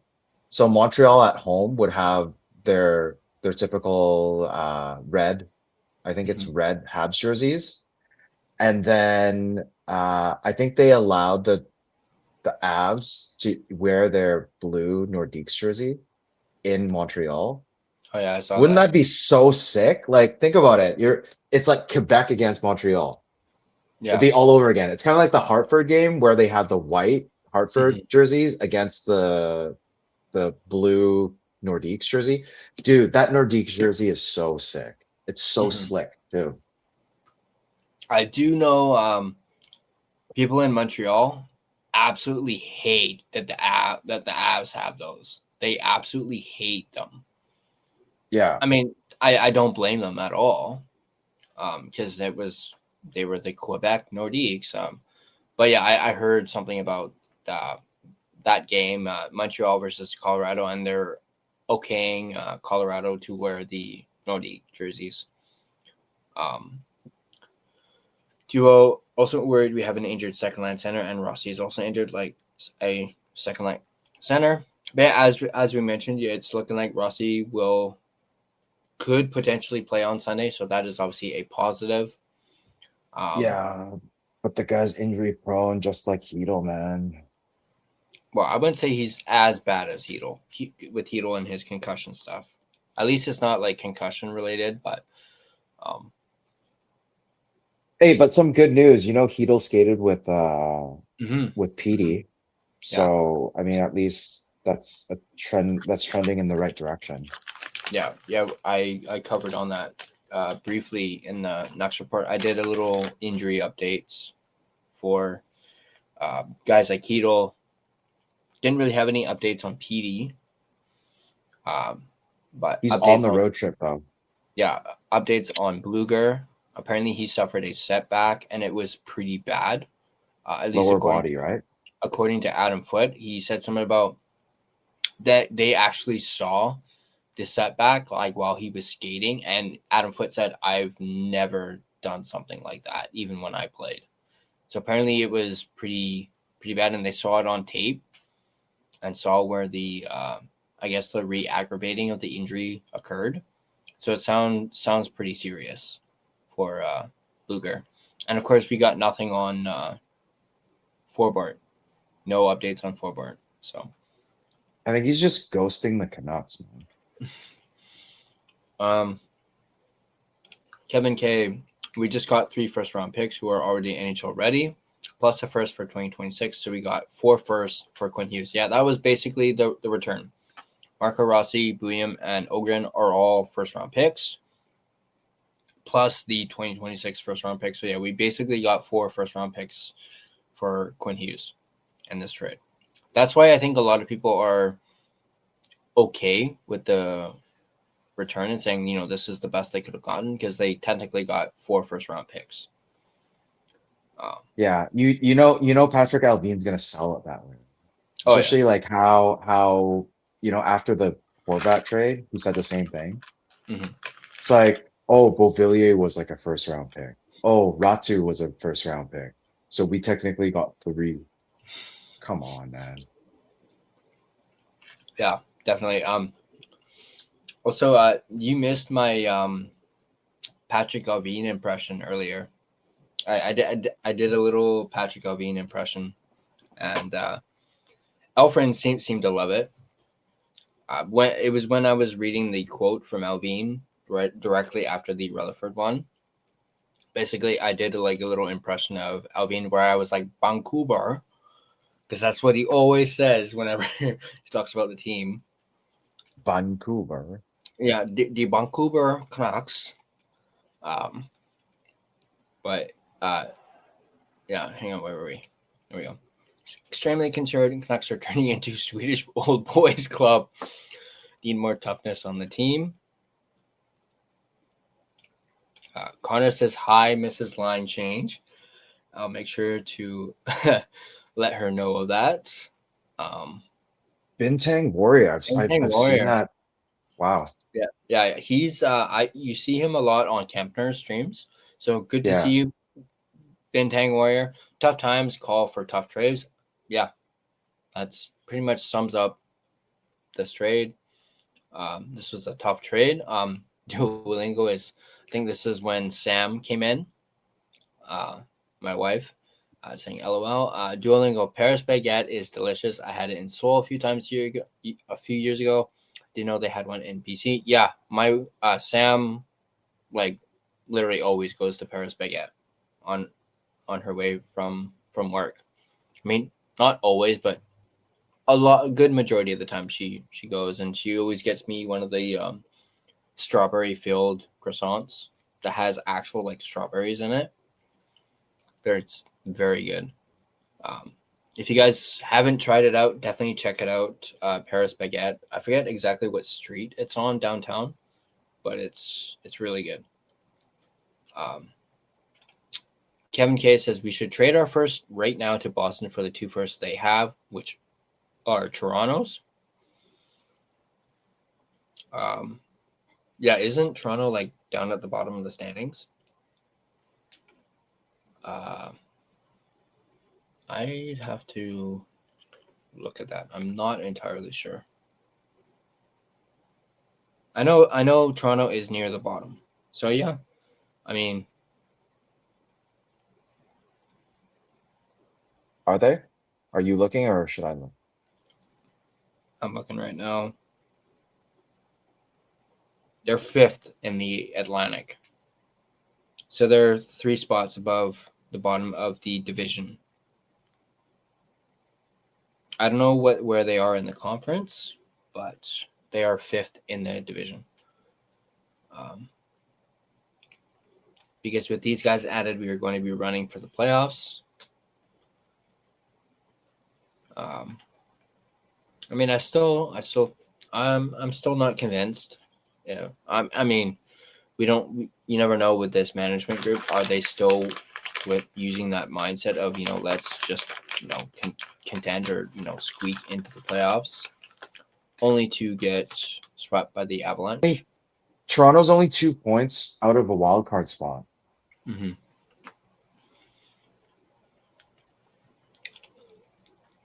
Kevin K says we actually played better this year with Quinn out of the lineup. Yeah, I thought about that too. Yeah. At one point before the trade. Mm-hmm. The picks from 10 to 20 are all skilled. We need as many firsts as possible this year. Caleb Malhotra at 15. We need that. Cool. Hmm? He could drop. That's the thing. If he drops that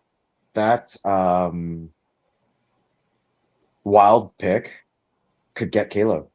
Mm-hmm. That would be I would really like that. Tyler and Jill, do you think we have a chance at a magical run to make the playoffs, or more likely to now drop to drafting 10 to 15 instead? I'm not sure about a magical run to make the playoffs. I don't think that should be the focus. I think your focus should be on building this team and not necessarily tanking, but trying to get a top 5 pick, at least a top 5. So yeah, I'm not gonna say they should focus on the playoffs. I think they should focus on getting this team younger, building this core, building a I guess in essence a new core, and then maybe contending in a few years or so, maybe 3 to 5 years. I could see it happening even faster. I'm leaning more towards 3 as opposed to 5. Maybe even 2, if we're lucky. Yeah. Kevin K, hey everyone, do a like and subscribe. There's only 4 likes. Thank you, Kevin. Yeah. If you guys have enjoyed this 3 hours and 17-minute discussion, go ahead and hit that like button, hit that subscribe. I know this is a touchy subject, a sore topic, but we're all just here talking about it and going through it together and reminiscing in a way about having Quinn, being able to say that we had a top 2 defenseman in the entire league on our team. He'll always be in the record books, so it's fine. Yeah. I mean, at least I mean, you and I have gone to see him play live, so I think it's so nice to watch. But yeah. I mean, it's definitely going to make me want to tune into Minnesota games. I'll tell you that. Malhotra is at 15. So let's hope Minnesota screws up. Then we'll get that 15th pick. Yeah. Isn't Quinn Hughes since Quinn Hughes is no longer with the Canucks, do you think Marcus Pettersson will be on the top line for the D pairing, or do you put DPD? I wouldn't trust Marcus Pettersson on the top line. At least not right now. Not right now, because he's playing like shit. I wouldn't mind putting testing DPD, seeing how he is. But I know Hronek is right defenseman. Yeah. Yeah. Is Villander left, or is he right as well? He's right. Okay, DPD's left. DPD's left. So yeah, it would most likely be DPD. Marcus is right. Mm-hmm. Yeah. So yeah, I don't see Marcus Pettersson being on the top pairing. I could, like I said, see DPD. Is Mancini Yeah, I know he's not up at the big club right now, but is he left as well? Or is he right? I can't remember exactly. I think he's right. Hmm. Because there was a game where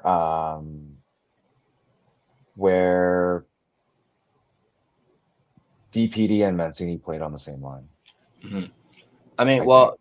we're kind of, I mean, yes, obviously DPD is a good option, but I could even see Buium being on the left side, on the I top wouldn't line. mind I wouldn't mind trying him on Yeah, the top line. just seeing how he is, and if he doesn't work out right away, you can slide up maybe DPD. But we'll see. We'll find out. We'll find out on Sunday. Obviously, with a lot of talk about Buium and his potential, I definitely see them giving him a look for sure. Zeev Buium. You know who I'd like them to give a look is Reichel on the left wing with PD. Mhm. I 100% agree. And I'm a little baffled they still haven't even tried. Yeah, They keep wanting to put him at center. It's like he's not a fucking center. Like, put him on the wing. Well, he's dead. especially now that you have Rossi. You don't Yeah, even really need Reichel anymore. You could probably get maybe a low draft pick for him. they gave up a 4th for him, right? Yeah, it was a 4th. It was technically Chicago's own 4th round pick. Yeah, so they can. Yeah, we'll see. I mean, he's just that spare. It's like P.O. Joseph being that press box guy, and Reichel right now is that guy. Kevin K, please extend your luck and get a Baines jersey. Why? So Baines gets shipped out next? Yo, Baines would not be shipped out. He'd be if Baines is sent down to Abbey, he needs to clear waivers, and I think someone will claim him. So Yeah. I don't think we even need the luck. Mm. I, Tell you I what, think we're good on that. I should get a Doc jersey to try and extend. Yeah, dude, get that. Yeah. I had a feeling you might like that one. Gerald hot take about Hughes being traded for the 4 assets before it was blowing up like crazy when things were calm, and yeah, now here we are. It's happened. 1 for 1. 1 for 1. Yeah. I'll think of another one. I'll let you guys in on it. Mm-hmm. Let me think of something crazy. Zeev Buium is already a top left defenseman. Should take Hughes' spot. He's also good on the power play. Yeah. Yep. Justin is pretty much echoing the same thing. Has potential to be a good piece, but if you're expecting Hughes production, it won't happen. Only Hughes and McCarr are probably in their own class in terms of franchise D-men. Yeah. I mean, Bynum has that upside, has that potential to be a top 2, like a top pairing, but you never know. I mean, a lot of people also didn't think Quinn would have been like he thought he was too small to be a top defenseman, right? So you never know. We'll see. You know what? It's funny because do you watch basketball, Tyler? Not really. But you know about SGA, like Shea? Yeah. So I don't know. I think it was uncensored. I threw it in the chat one day and I said, why can't the Canucks trade, like if they were to trade away Quinn Hughes, get a return like what OKC did? So OKC traded away Paul George. They got SGA, a 1st round pick, and another person. So technically right now, I think it was like 2 1st round picks. And OKC right now, you know, they're leading the league right now. I think they've only had 2 losses all season. And they won the finals last year. So with that said, I was like, why can't the Canucks do something like that? So if they're able to get a player like SGA in a trade, so Bynum could be one of those players that just like pops off out of nowhere. and we still have that first pick, and we have. I mean, like I said, I would have preferred the first round picks as opposed to maybe Ohgren, and then to be 2 first round picks. At least you get an extra one in 27. You get 2 this year, 2 next year, and that kind of stockpiles it. It kind of works with what Swervin Irvin has been saying, is to stockpile it and draft by volume, right? So, but it is what it is. Justin Hudson and Lacombe might be Hughes light. Yeah, that's very fair, especially Hudson. Yeah, but the thing is, I'm pretty high sorry, on. go ahead. I'm pretty high on Lacombe as well. But for Bynum, like if you read some of the reports before he was drafted, you could see some people actually compared him with how Cale Makar plays. Not like the physical force of things or how how shifty or how he can jump into play, but the amount of points, it's comparable to Cale Makar when he was in college. Wow. Hogs, Rossi, and Garland could be our Munchin line. We represent the Lollipop Gang. Google that. Oh, that was a good one. That was a good one, buddy. 5'9", 5'9", and 5'9", I think. Yeah. C. Wills, 23. No, I'm getting old for prospects. Win now. Take our G. Gus for a score. Wild. Is this a Minnesota Wild fan? It looks like it. Damn. Maybe. We got some Wild fans coming in. That's crazy. Are they talking about Gustafsson? Yeah, I saw this when I was checking about Rossi. Yeah, Bedard injured tonight in final second of tonight's game. Looked like a shoulder injury. Fuck. First it was Bo Horvat last night, and now it's Connor Bedard today. Jeez. Well, that means Macklin Celebrini makes the cut for Team Canada.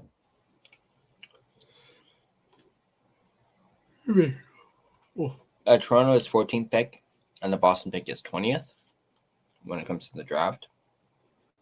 How do they know right now? It's not even if that's the case, the Canucks have the top pick. Like you won't know until the lottery, like the actual draft, right?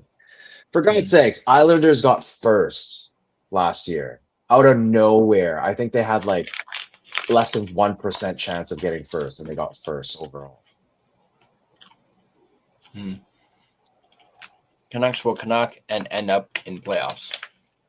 Okay. No, please no. Please don't. Please don't. Yeah, I think this is definitely a Minnesota Wild fan. LOL, you lose your cap. Must be rough. Yeah, it sucks. It's a sad day in Vancouver, but we got your future, Bynum. So I don't know. Tell us how you feel about the trade. Do you think you guys got fleeced, or do you think it was a fair trade? I want to hear from a Wild fan about this. I mean, like what you said earlier, you guys got freaking Quinn Hughes. Yeah. Buium Hronik when it comes to the first pairing. Love it. Only a matter of time before Hughes joins his brothers. It's written in the stars. Yeah. I mean, unless Guerin is able to convince Quinn to sign long-term in Minnesota. Dude, that's like an extra like $40 million that they leave on the table. Like if he signs in the offseason, it's only 6 years. Like if it as a free agent, it'll be 6 years. But if he extends by September 15th of next year, it's 8 years. Yeah. And if it's 8 years, let's say for like 20 million, I don't know. I think he could probably command 20 million. And if it's 20 million, that's $40 million that you're leaving on the table. just to play with your brothers. But you know what? Given Quinn Hughes' caliber, if it was him, he could pull a McDavid, right? Like he doesn't need an 8-year contract. He probably sign a 2-year contract or sign a 4-year contract, or just within time of the timeline of Jack. So if Minnesota was smart enough, they could time it and extend Quinn Hughes to 4 years, and that works just within the same time frame as Jack Hughes being a free agent, and then they'll run with that, and then see if Quinn Hughes actually stays for 4 years. Maybe they can swoop in and get Jack Hughes on the Wild, but who knows? So yeah, we mentioned Buium and Hronek first pairing. Second pairing, likely DPD and Myers. Kevin Kane, no, they won't. Not with their defense. Talking about the playoffs. Dueling out PD, Rossi, Hedel, Sasson, not too bad. Barry Camp to the depths of the AHL or waive him. He's a net negative to the squad. Well, yeah, I guess. No, you can't say that. I mean, he won a lot of face-offs like the last few games. If it like with PD away on his leave, Camp has he did his job. I mean, he came in to, that's what he was brought in to do, right? Do you think the brothers will come to Mini? Maybe. Then again, you never know, because we obviously know Quinn's contract expires right around when Jack's does. If they it doesn't. Oh no, it doesn't. No, it's no, like it only no. So Jack has, I think Jack signed a 7-year, right? I can't remember. So he's got like, but what, it 5 would more be years? so it extends 4 years. So Quinn's is done in 27. It's done in 27, and Jack's is until 31. Yeah. All right. I mean, yeah, they could potentially go to Minnesota, both Jack and Luke. But for all we know, Quinn may not re-sign with Minnesota. He may Who knows? I mean, he may end up signing with Detroit, and then his brothers follow suit. Yeah, but you know what? Like, does a player really want to go to a team where he lives in the off season? That means he's there for the whole year, right? That's fair. I mean, that's fair. I mean, let's talk about the late Johnny Hockey. He signed in Columbus instead of his hometown because it was close enough. It was close enough to home, but not home. Just in case he's closer to family, but he didn't want to sign with his hometown, right? So Quinn could also be like that. Like if he's there in the off season for Michigan, why be there the whole year? Like he'd probably want like another summer home, and Michigan is his summer home. Yeah, that's totally fair. It was just an idea that I thought he may like kind of swerve us, be like, oh, everyone would be like, oh, he's going to New Jersey, and then he goes and signs with Detroit. But who knows? I might be wrong. Who knows? Yeah, who knows? Boys, Buium is 1 LD for Minnesota, for sure going to be top line. We lost our QB for our already weak PP1. That makes me sad. Yeah, but we've now kind of gained one in Buium, who's basically going to completely replace where Quinn Hughes was in the lineup, both on the top pairing and probably the power play as well, because they mentioned he's got some power play experience. Kevin K says our power play was better without Hughes. Oh man, that technically kind of is right, but I think it also has to do with the coaching on the system itself. And also with PD always passing. Like this whole pass first mentality is just such bullshit. Like I'm so tired of it.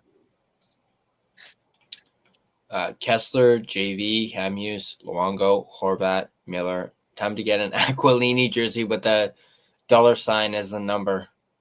and then throw that on the ice. That'd be hilarious. And then just watch Aquilini will go get it picked up and then resell it in the Canucks store.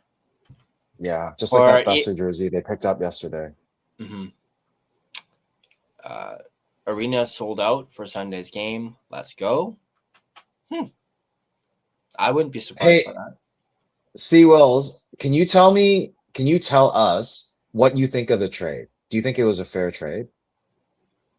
Let us know in the chat. Our QB on power play sucked this year. Just saying.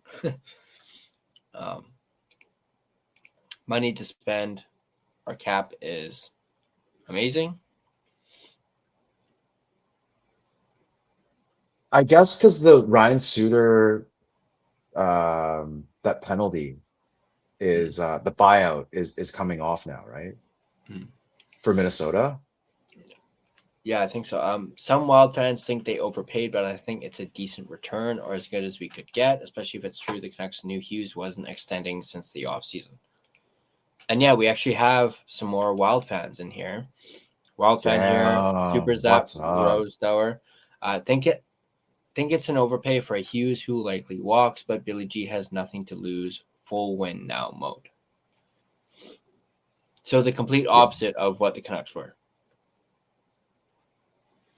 Yeah. See, I told you that the Wild fan thinks it's overpaid, but for God's sakes, you're getting Quinn Hughes, man. If you get Quinn Hughes at his top, like you guys will love watching him play on home ice. Like you'll love watching him breaking ankles. Yes, exactly. Like that's why we all miss him because you won't see another player that plays like that. Like Makar's good, but he doesn't skate like wheels around you. Like it's just, oh my God, you won't understand until you see him play. Seriously, like you would think it's more than worth it, or if not, you guys underpaid for Quinn Hughes. Mm-hmm. It's our time finally. Oh. Justin, don't play with our freaking heartstrings, man. Imagine this was just a mastermind plot where Hughes planned this with management to get us to Tusi and Rossi, have him play out his few years, only to come back to Vancouver as a free agent cheap when it's time to sign. Justin, don't play with our heartstrings, dude. Oh, man. I mean... Yeah, that's very, very unlikely. That's quite the thought. For sure, I'll give you credit for that, but too soon, way too soon, and that tugs on our heartstrings a little too much. No, but you have to give Justin some credit. You know his comments are always negative to a point where he gets called out on that shit. So for him to be that optimistic, give it to him. Any time absolutely. Absolutely.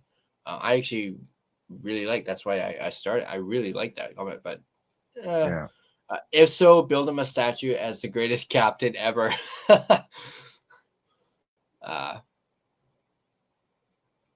Oh, by the way, no one here actually calls it Biddy. Good to know. That's good to know. Thank you for letting us know about that, for sure. Seawell's awesome, finally going all in. So I guess sounds like Seawells is super excited to have Quinn Hughes. Okay. Oh, here's Rain. Rain, good to see you. Talk about seismic. I'm trying to get together with Rain and do a hot take video. I mentioned tomorrow to Rain, so hopefully him and I can do it. That'd be amazing, especially after what happened today. Rain was actually even saying might be even bigger hot take tomorrow now that this trade has happened. So be on the lookout for that. Can't wait for that. Connor, I really wish we did not give Peace Shooter away. I really enjoyed having him on the second or third lines. Same here. Yeah. Management Sorry. mess up. Yeah, that was a total fumble. It was basically we ran out of time 2.0, as I've mentioned before. Holy crap, there's a lot of messages right now. CEO's not paying tickets for prospects. Super Zap Rose Stour says if he resigns, it's fair. See, there's a optimistic Wild fan basically saying if Quinn Hughes resigns with the Wild, it's a fair trade. No, it's not. Because we should have, if they, you know what, they should have put in a clause. If the Wild re-sign him, we get an extra pick, another first round, or like at least a second, like a conditional. Like, so say if he gets re-signed in the offseason for 8 years, we're talking like 8 years. This is the last time any team can sign for 8 years. The Canucks get an extra pick. That would have been a fair trade. I'll tell you that for free.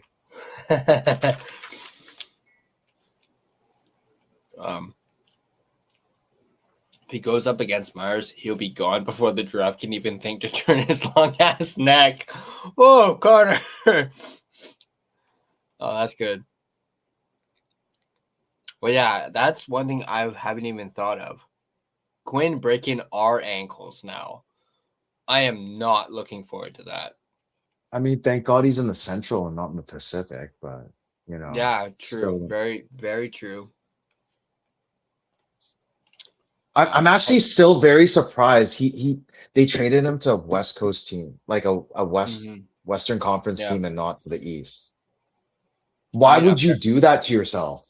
I mean, apparently Eastern Conference teams tried, and they felt as though the West was better, or at least in this case, Minnesota was better and had the best offer, as we mentioned. Adding Rossi kind of removes Raju from showing what he can do. Not really, because at that point, like Rossi would fill in as 2C. I don't know his face-off percentage. If any of your Wild fans know, let us know, or we'll look it up. But you'd have Petey, then Rossi, and hopefully Bluger comes back, and then Ratu at 4. That's pretty much what we thought in the beginning. Like if we were to get a 2C with Hedel, Ratu would have been 4C anyways, right? And then with Bluger coming off the books next year, or even they might even trade Bluger away when he gets healthy. Ratu slots back into 3, and then you would have Kampf at 4, right? So it still works within that whole frame of thought. Yeah. Bintang Warrior Alvin playing 4D chess. Yep. With the Vancouver Canucks. The viewer count keeps going up the later the show goes. Yeah, that's good to see. I'm actually looking at it right now. We're at 30. Well, we were at 33. We're at 32. 16 in both YouTube and X. That's right. Connor says, Connor's heading off to get me some Korean fried chicken. Ooh, that sounds delicious. Again, one of the strangest days ever for the Canucks fan base. Yeah, absolutely. I really don't think anything other can come close to it. Yeah. Now that I think about it, I don't think even last year's Miller trade hit me like that. I mean, I was stunned when the Miller trade happened, but nothing like this. Like, I was still able to speak, and I wasn't speechless when Miller got traded. But this one, I literally couldn't. Like, at the beginning of this stream, I couldn't even really talk. I was so stunned. Despite all the rumors and the speculation. How did you last almost 2 hours though? I have no idea. Like you were here for 2 hours when I came in. I was like, holy crap. I thought you were about to leave. I honestly, what I did was, I started talking about it a little bit, or rather trying to. and just process it. And then I just threw up the Twitter feed and was just going through all the reactions, like live reactions, from, guys ranging from Matt Zakaris to like people in the media. And literally everybody was reacting to it, not just local Vancouver people, like people in Columbus were reacting to this trade. Like podcasts in Columbus who cover the Blue Jackets were busy, or Biz was freaking reacting to it. It was nuts. So yeah, I was just going through, basically Twitter feed and seeing all the reactions, like some of the live reactions, like even seeing, who was it? Was it Irf from Rink That's Wide? conversation. That Yeah, too. Basically saying "Holy shit" was one of his tweets. But yeah, just seeing like the like right away, like the instant reactions was pretty interesting for sure. See, with everyone jumping on, you guys from Minnesota should be happy that you guys got Quinn Hughes. Everyone is jumping on this bandwagon right now. Mm-hmm. So that shows what kind of player he is and what kind of magnitude he brings. Where we go from here, God knows. Even Dustin Boydell and all his unwavering wisdom can't figure this one out. Yeah, I don't think anyone can at this point. But yeah, big shout out to Dustin Boydell, Dusty from Nothing Is Perfect. I saw they did a little emergency show, and usually Russell doesn't do that. He usually sticks with his live streaming the Canucks games. So even he jumped on. I wouldn't be surprised if Kempner, we're almost at 4 hours now. I wouldn't be surprised if in that time span, Kempner hadn't, and he was the one who was saying Quinn Hughes is resigning. So I can't imagine what he's thinking right now. Yeah. If we do tomorrow, I have a surprising loser in this trade. Little preview from Rain. Ooh. Come on, tell us more. Don't tease us like this. So yeah, Connor's heading off. We'll see you bright and early Sunday morning after New Jersey. Maybe even Are we gonna do a post game after that? We'll see. Have you talked to them yet? I haven't just yet. Okay. I was actually looking at, because I technically still have my old account. I just have it paused right now, so it doesn't take any payments out. I might be able to let you use that one. Okay. And then all I have to do is I just have to add like the overlays and stuff real quick, and then get it all set up for you. And then, but I'll try and check that out tonight. I haven't actually logged into mine in a while, so I'll look into that and then I'll let you know. We'll talk afterwards. But will we have to? Do I have to do your sponsors also at that point? I have a pre-recorded sponsor read, so all you have to do is just play that video. Okay. And you don't have to do the Gassy Jack Art one, but it's just the DraftKings one that needs to be done. And I have a pre-recorded one, and I don't have to do a new one because the reads are the same thing as last week. Nice. So it's already been done for that. We already did that one. Anyways, take care and have a good night. Truly the end of an era. Yeah. Thank you, Connor. Or start. Or start. Yeah. Thank you, Connor. Yeah, we always appreciate your takes, even though you kind of went off a little bit earlier, but we still love you. So enjoy that fried chicken, man. Oh yeah, that's actually, believe it or not, I think this was maybe an hour ago now. Maybe 2. My dad actually texted me saying, do you want the rest of my, apparently he had schnitzel for dinner. He's asking Nice. me, do you want to finish this? So I hope it's still down there because that sounds delicious. Although I'm just snacking on some lychee gummies that Sam got me from H Mart. Where do they sell schnitzel in Vancouver? That's actually a really good question. Because the only place that I would know is like it's on Victoria and like 30 something, like that German like community. I don't know, like that big restaurant. Maybe grocery stores. I'd have to ask my dad. That's actually a good question. But we have another Wild fan here. C Kramer 76. Y'all are gonna love Ohgren with Sherwood. I'll take your word for it, for sure. That's if Sherwood stays. Yeah, true, very true. Oh, Japan 4 in the house. What's up, Steve? What's up, Stevie? Yo boy is very sad to see our best D-man leave, but management knew he wasn't going to resign, so it had to be done. But Gerald, right, if they got one more first-round pick, I would be happier. You know it. Yeah. I hope this opens the floodgates with more trades. I did hear, obviously I mentioned, they still have to make, I think, a few more moves. But that roster freeze is coming up. So if they don't do it within the next few days, they might have to wait until January.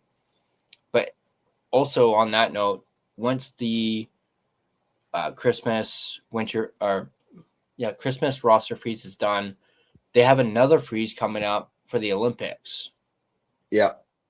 And then it's like, I think there's like a 12-day gap between the Olympic freeze and the trade deadline. So there's not a whole lot of time in that time frame to make trades. I'm actually a little surprised the NHL didn't kind of like extend the deadline to try or work that out with the Olympics. Seawell's best goalies, and now Blue Line K and Boldy at the front. Let's go. Yeah. Seawells is definitely excited for Quinn Hughes, for sure. Go Wild. I'm assuming.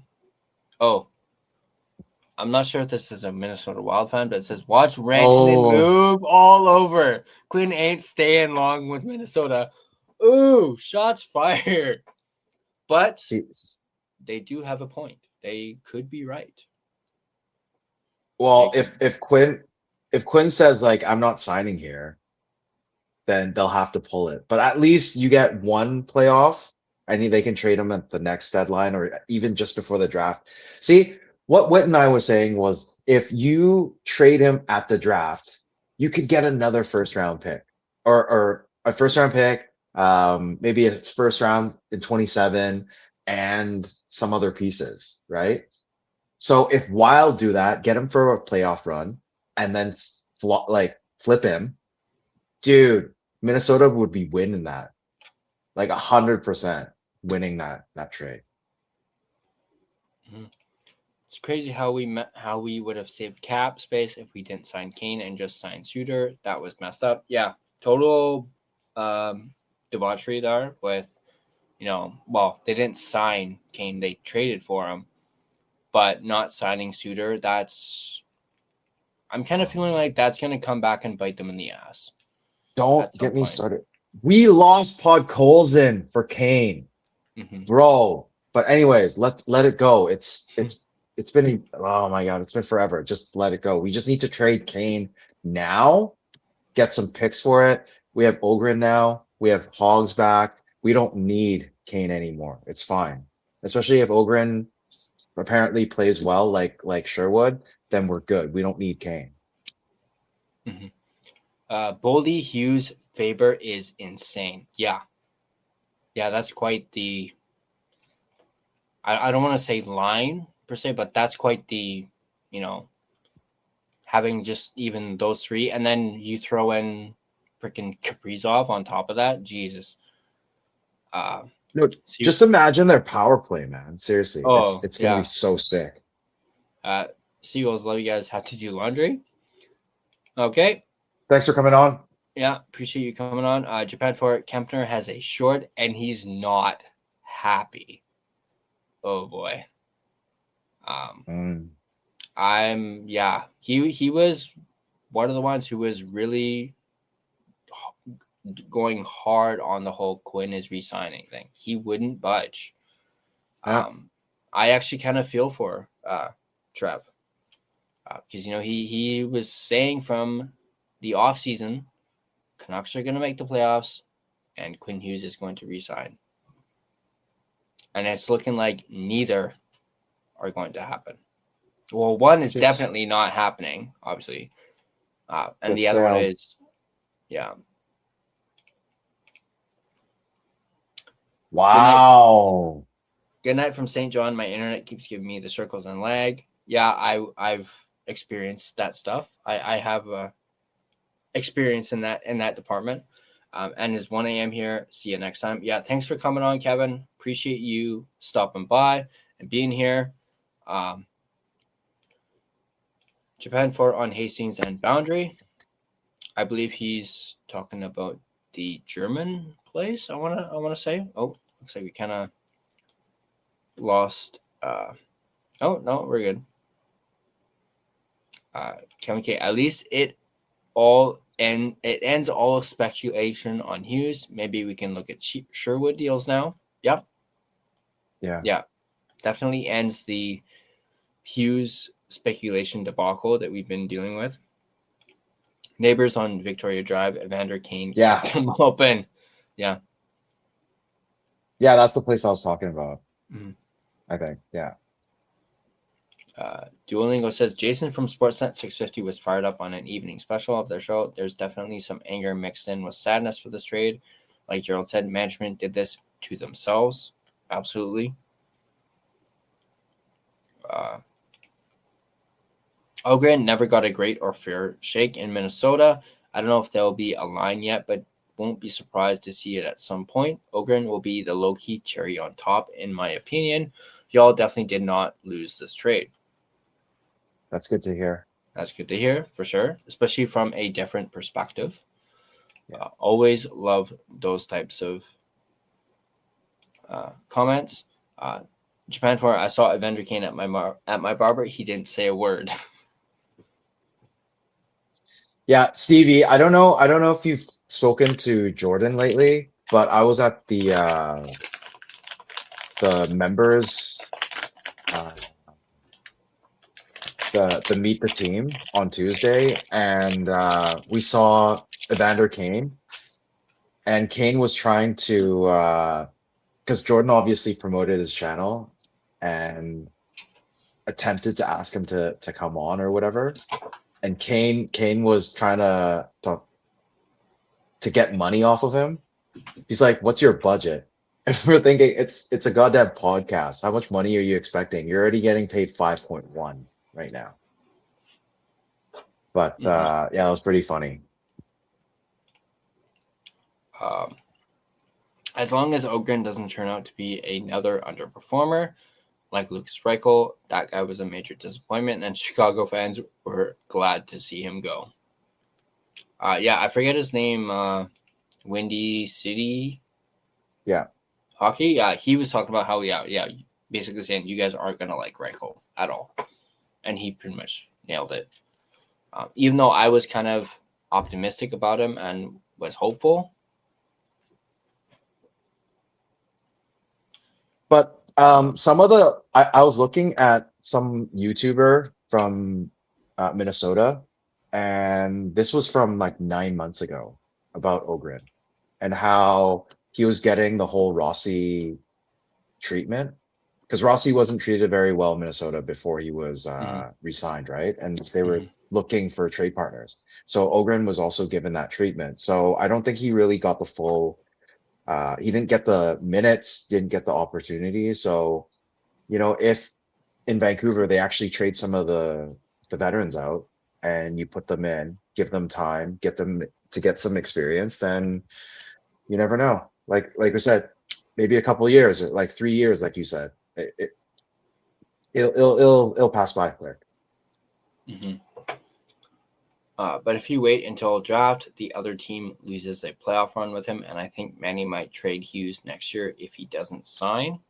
I believe he means Minnesota. Yeah.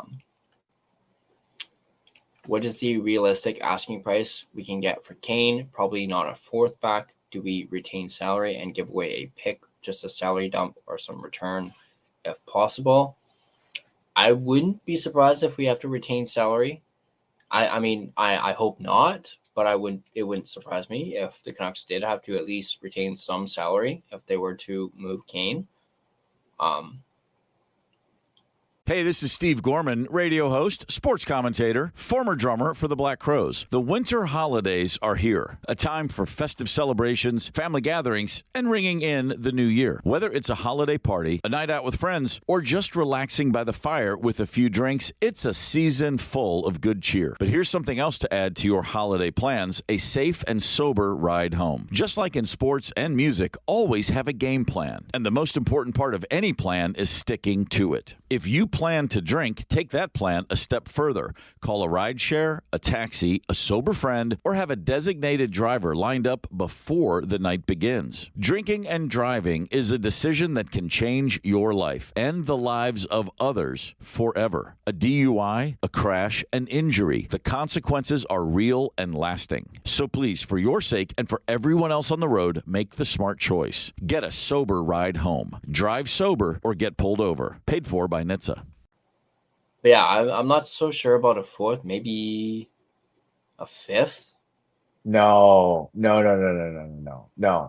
Because with what Kane is a playoff producer, and because his contract is coming up, any team that wants to do a deep run, if you have Kane, you have that physicality. Well, the so-called physicality that he offers.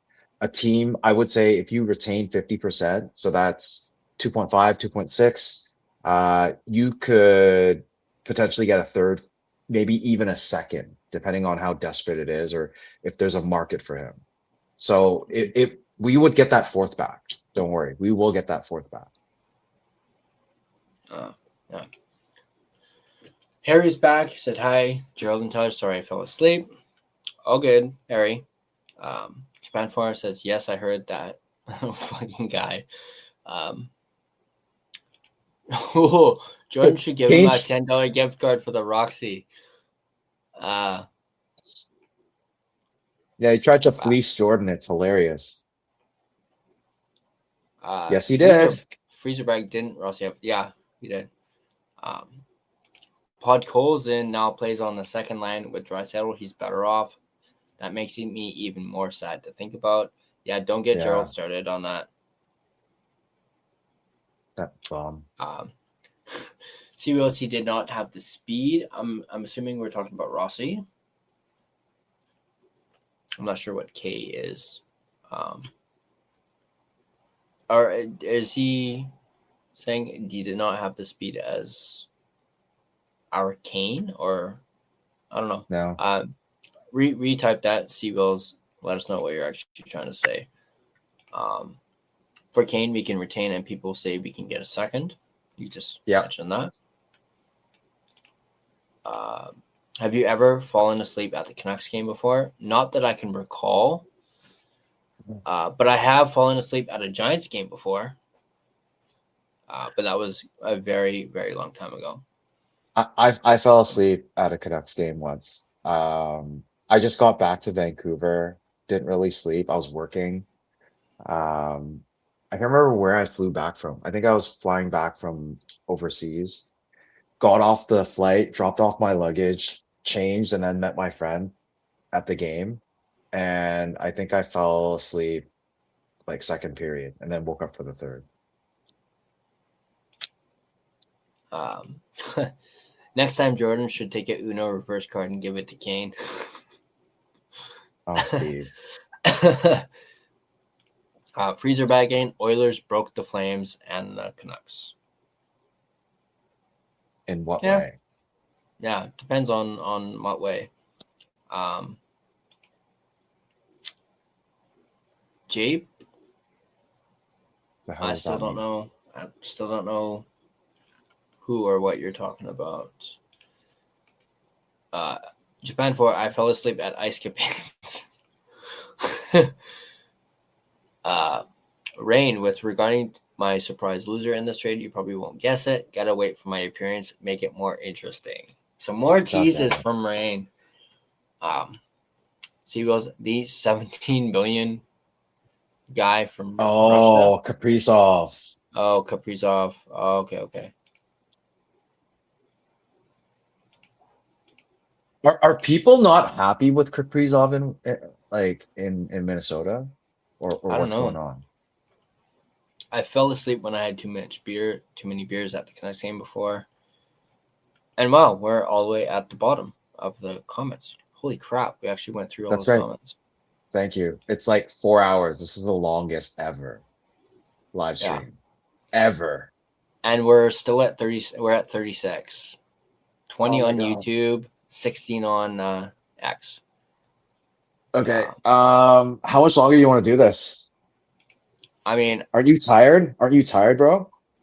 I mean, have you not been seeing me like trying to, hide me yawning?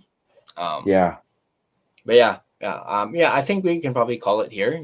4 hours and 5 minutes now.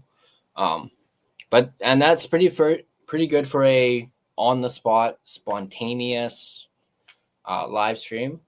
But it's because it's Quinn Hughes. It's Quinn Hughes, so he's worth 4 hours of our time. At least 4 hours of mine and 2 hours of mine. 2 hours of yours. Yeah, just a little over 2 hours. Yeah, a little over 2 hours talking in a video about him, but you also got some actual one-on-one time with him at the season ticket holder thing. So yeah, I really do hope you hold on to that, because that is, especially knowing now, 2 days later, man. Hold on to the jersey or hold on to what? Well, that moment, talking to him and having a conversation with him, and for sure getting him to sign your jersey, and just being right next to him and just talking with him, just like a normal human being, like you mentioned in that story, how you asked him. I even told Sam that. Yeah, she was pissed. Yeah, she was pissed. You met Quinn Hughes, but I told her he literally had a genuine human conversation with Quinn Hughes. Asked him about his mental, asked him about his, I guess now that this trade has happened and the fact that you asked him about his mental health. Yeah.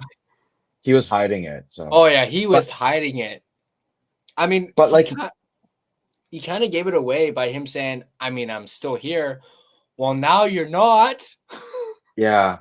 So I think it's him saying that, I'm still here, aren't I?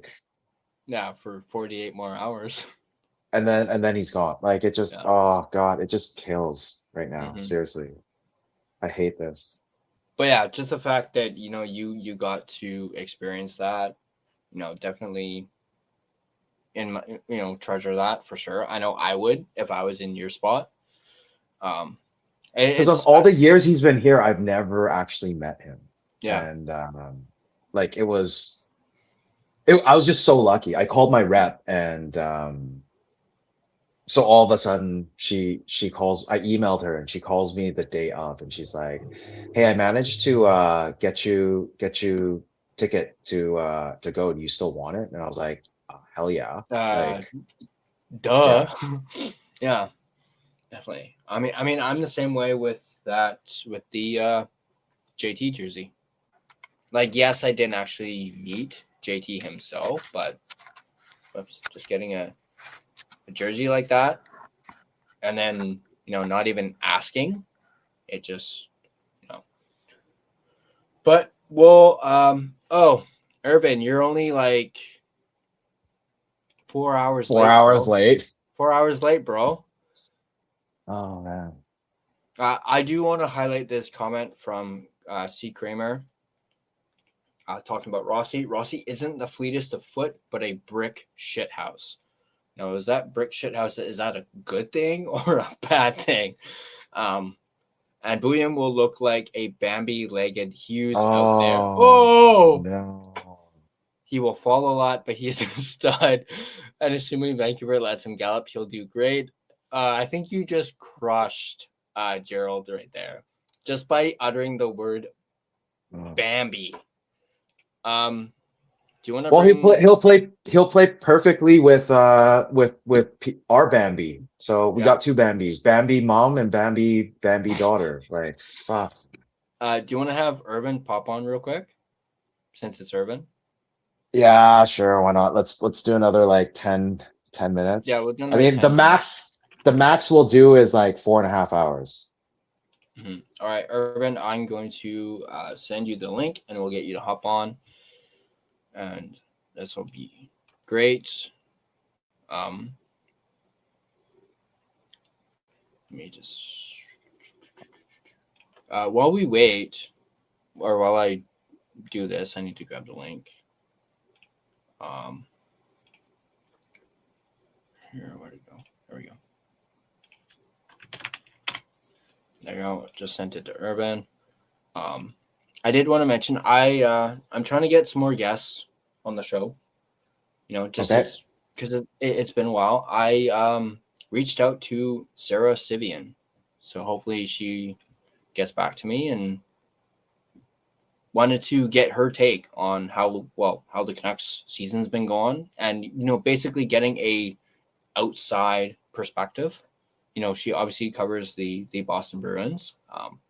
Okay. But I just thought it would be interesting to get an outside perspective, and I guess now even more now that Quinn Hughes has been traded. But I mean, I really like to hear her take on what she thinks about Zadorov. So when you ask her about Zadorov and Lindholm. Mm-hmm. And yeah. But welcome, Urban. Yeah, thanks for coming on, buddy. Coming at you live from Anaheim. Ooh. Oh yeah, I forgot you're still in Anaheim, and then this freaking trade goes down. I know. It's my actually, who was the one who broke the news to me was C Edits. Oh, really? And then after that, I was my phone kind of blew up. I was going through all the different group chats and with you guys and various people. But is she in Anaheim right now? She's not. She's in Florida, I believe. Yeah, she's still in Florida. Because I messaged you a couple, maybe 5 minutes after must have been on WhatsApp. Yeah, it's one of those things that even though you kind of are aware that it could happen, and in your heart, the way this team's going, that he's not going to stick around. When it happens and when it comes down, it's still a shock. There's finality to it, Took you by surprise, right? It's like when you have a loved one and they're sick. Not to compare the importance of this to that, but when they finally die, there's a difference to it than say when they're diagnosed to a terminal illness. You know what I mean? There's such finality to it actually happening. So are you saying that Quinn Hughes died in your heart? In a way, I mean, my investment is only ever going to be for the Canucks. I'm not going to be one of those people who is going to say oh, well, when he wins a cup, it's going to feel good because he used to be one of ours and he used to be our captain. It's no, he's going to win a cup for somebody else. I've heard that shit from people. I had a Leafs fan being oh, in 2019, Tyler Bozak won with the Blues. It's who gives a shit, right? What are we talking about here? When you get divorced from your wife, you cheer when she bangs another guy.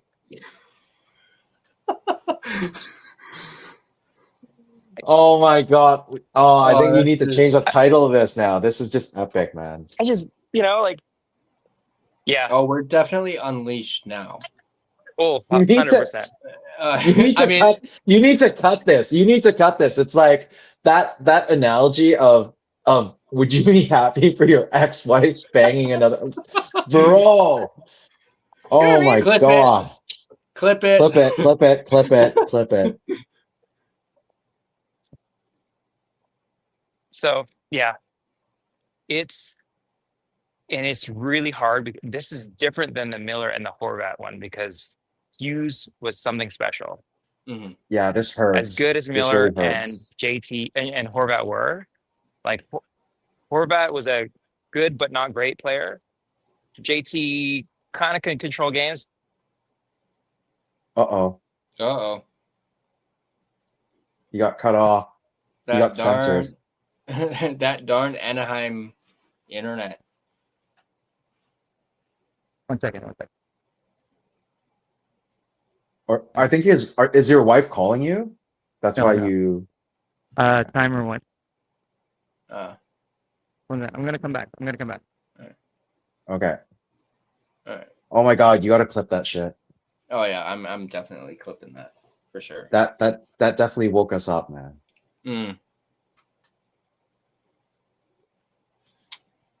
Before he comes back, he's back already. Yeah. Boom. He's So the what was I saying? Flash. Boom.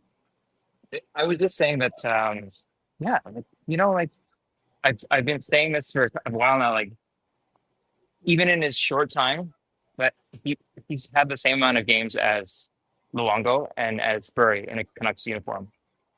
And I would Is argue it the that same he time? is like they were all three were roughly 400 some odd games. Because I think Quinn Hughes played some odd years. 469 games, I think. Okay, probably more than the other two, but not by much. Damn, I didn't realize that. I've been saying that he is no less than the second best player that we've had all time, individually skilled.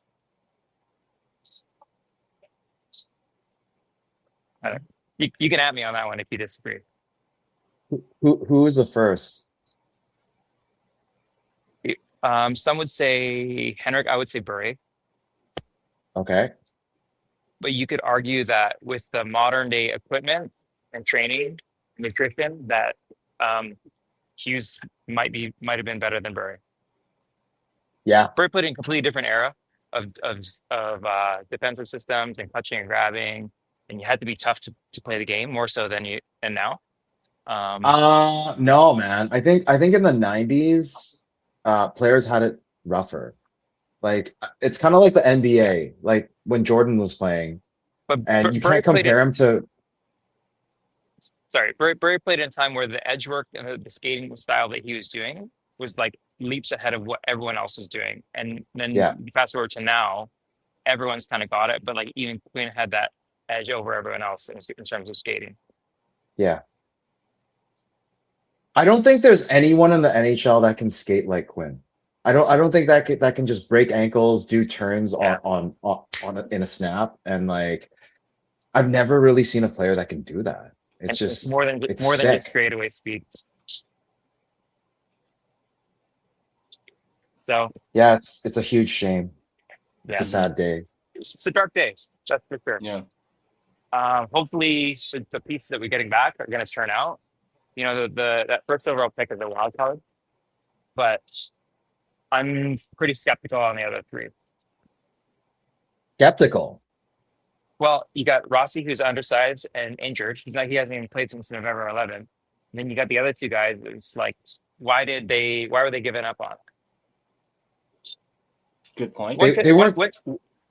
One could argue Bill Guerin and Judd Brackett were really high on Quinn Hughes, and they just had to have him, and so they gave up something good. But the skeptical Canucks part of my brain says they're throwing us like some sort of grenade. Something's wrong. You know? Something's wrong. Yeah. Ratu was supposed to be like kind of the centerpiece of the Horvat trade, and we're still waiting on that egg to hatch. Yeah. Yeah. Not sure if you watched earlier. There was a Wild fan that gave us kind of like the 411 about how they feel. Tyler, if you can pull that one back again, the one about the Bambi. It's C. Kramer at 920. So it says Rossi isn't the fleetest of foot, but a brick shithouse. And Bynum will look like Bambi-legged Hughes out there. He will fall a lot. But he is a stud. Assuming Vancouver lets him gallop, he'll do great. That comment kind of kind of messed me a little bit. Don't like hearing that.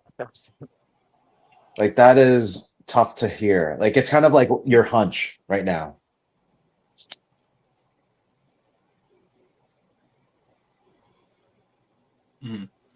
Sorry, guys. I'm in like a really noisy environment. I'm in the middle of picking up takeout. It's all good. I just noticed this one from Japan 4, since we were kind of talking about Sherwood earlier. Have you guys heard about Sherwood for Kent Johnson? No, but that would be an amazing deal. I think I saw that somewhere. I think it was Lego posted a video about it. I didn't actually watch the video on it because I haven't heard anything about Sherwood to Columbus. But yeah, that would be something. Trading Sherwood for a guy like Kent Johnson, that would sign me up for that. I would take that in a heartbeat. Even though as much as I love Sherwood. You got to get what you can out of Sherwood.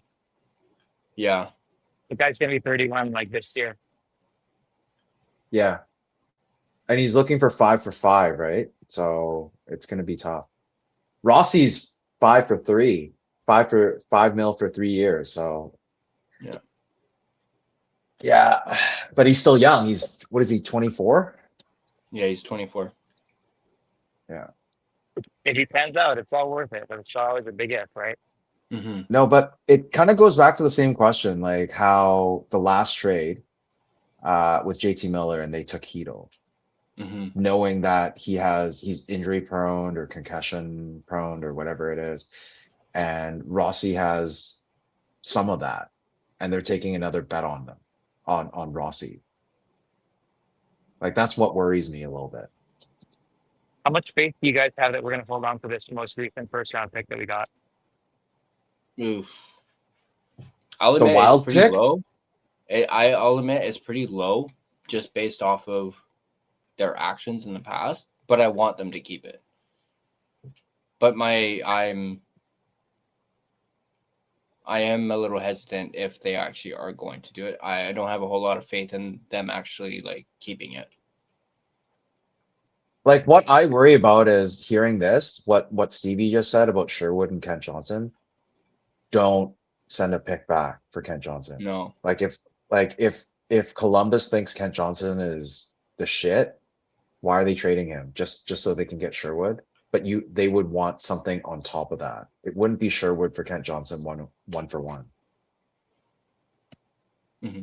So you're saying that they would want more from us? I think they would want more than just Sherwood. Like the market right now, apparently it was heating up. Sherwood didn't score for 10, 11 games. He finally got a goal last night. He was on a tear to start the season, but right now he's slowing down. Obviously, we all said that shot percentage, he was at like 31, 32%. There's no way that would have been sustained. Mm-hmm. And now it's showing, right? So what are teams willing to give? Are they more on Sherwood, the hitter, or Sherwood, the overall power forward Sherwood? So depending on which way they see it, that all obviously affects the return, right? It feels to me that the team closest to feeling like they're kind of shifted over the edge would be the one who values Sherwood the most. I don't know if that's Columbus. Yeah, definitely. I mean, when I think of trading Sherwood, I'll admit Columbus isn't the first team that comes to my mind. Bro, I thought it would have been with Wild. I would have thought Sherwood to Wild. I was thinking Dallas because they're missing. They lost Tyler Seguin, who's the right winger, so they need to bolster that right side. I could see Dallas as well. But definitely like Minnesota, Dallas were the two teams that I was thinking of when it comes to Sherwood. I wasn't thinking Columbus at all. Just like I wasn't thinking the Wild when it comes to Quinn Hughes. Everyone was focused on Detroit and New Jersey. I was focused on Washington, man. It would have been nice to see Huggy win a cup with Ovi for his last year. Are you guys of the mind that there was better trade packages out there? Well, apparently this was the best one But yeah, out of the six. I was just about to say, apparently this was the best. So it doesn't look like, according to Rutherford and Alvin, there was anything better than this. At least that was offered anyway. Because with Washington, apparently, I think the Canucks wanted Leonard. Like, who wouldn't want Leonard? Like, dude, I watched them play the other day. Dude, good. Leonard is like something that we need for rebuild, but Washington wasn't willing to let him go. There were some prospects that would have been worth it. There's like a really big I can't even pronounce his name. It's like a super long name. Something Menko. And then Washington also has 2 firsts. So it would be the first this year and next year, but it would be definitely a low one if they do a playoff run, right? So I guess they wanted to solve the 2C issue right now. That's why they got Rossi, and they were high on Rossi in the offseason, right? So it's like two birds, one stone, right? And that's why they got him. And then you also have Bynum, who is already a top 2 pair in Minnesota. That's why they got him. I would say, if anything, it wasn't really Rossi that was the centerpiece. It would have been Bynum that's the centerpiece. Mm-hmm. But now knowing he's Bambi, bro. Yeah, that comment really ruined you, didn't it? Fuck me, that man. definitely rattles you.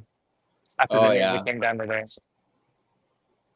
So it's shit like this that management really still like. I was talking to Jordan yesterday, and I said I'm not super confident in this management to make this Quinn Hughes trade, and then it just happened today.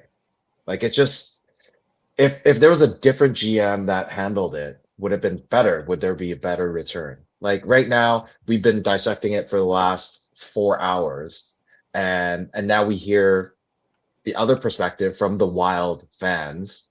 We hear all of this. Did management do their due diligence for this trade? That is what I'm questioning right now. How much do you guys buy into different players in different environments and their success level determined by that? So you're basically asking, like, in terms of a change of scenery, different environment, different system, different, I would say you look at like Valerie Nichushkin as the Dallas Star was a bust, and then Valerie Nichushkin as a Colorado Avalanche is a galvanizing piece. But you can't. That's not really a fair comparison, because look at how stacked the Avs are. But I guess you could also say that about Dallas, but the system itself was entirely different, right?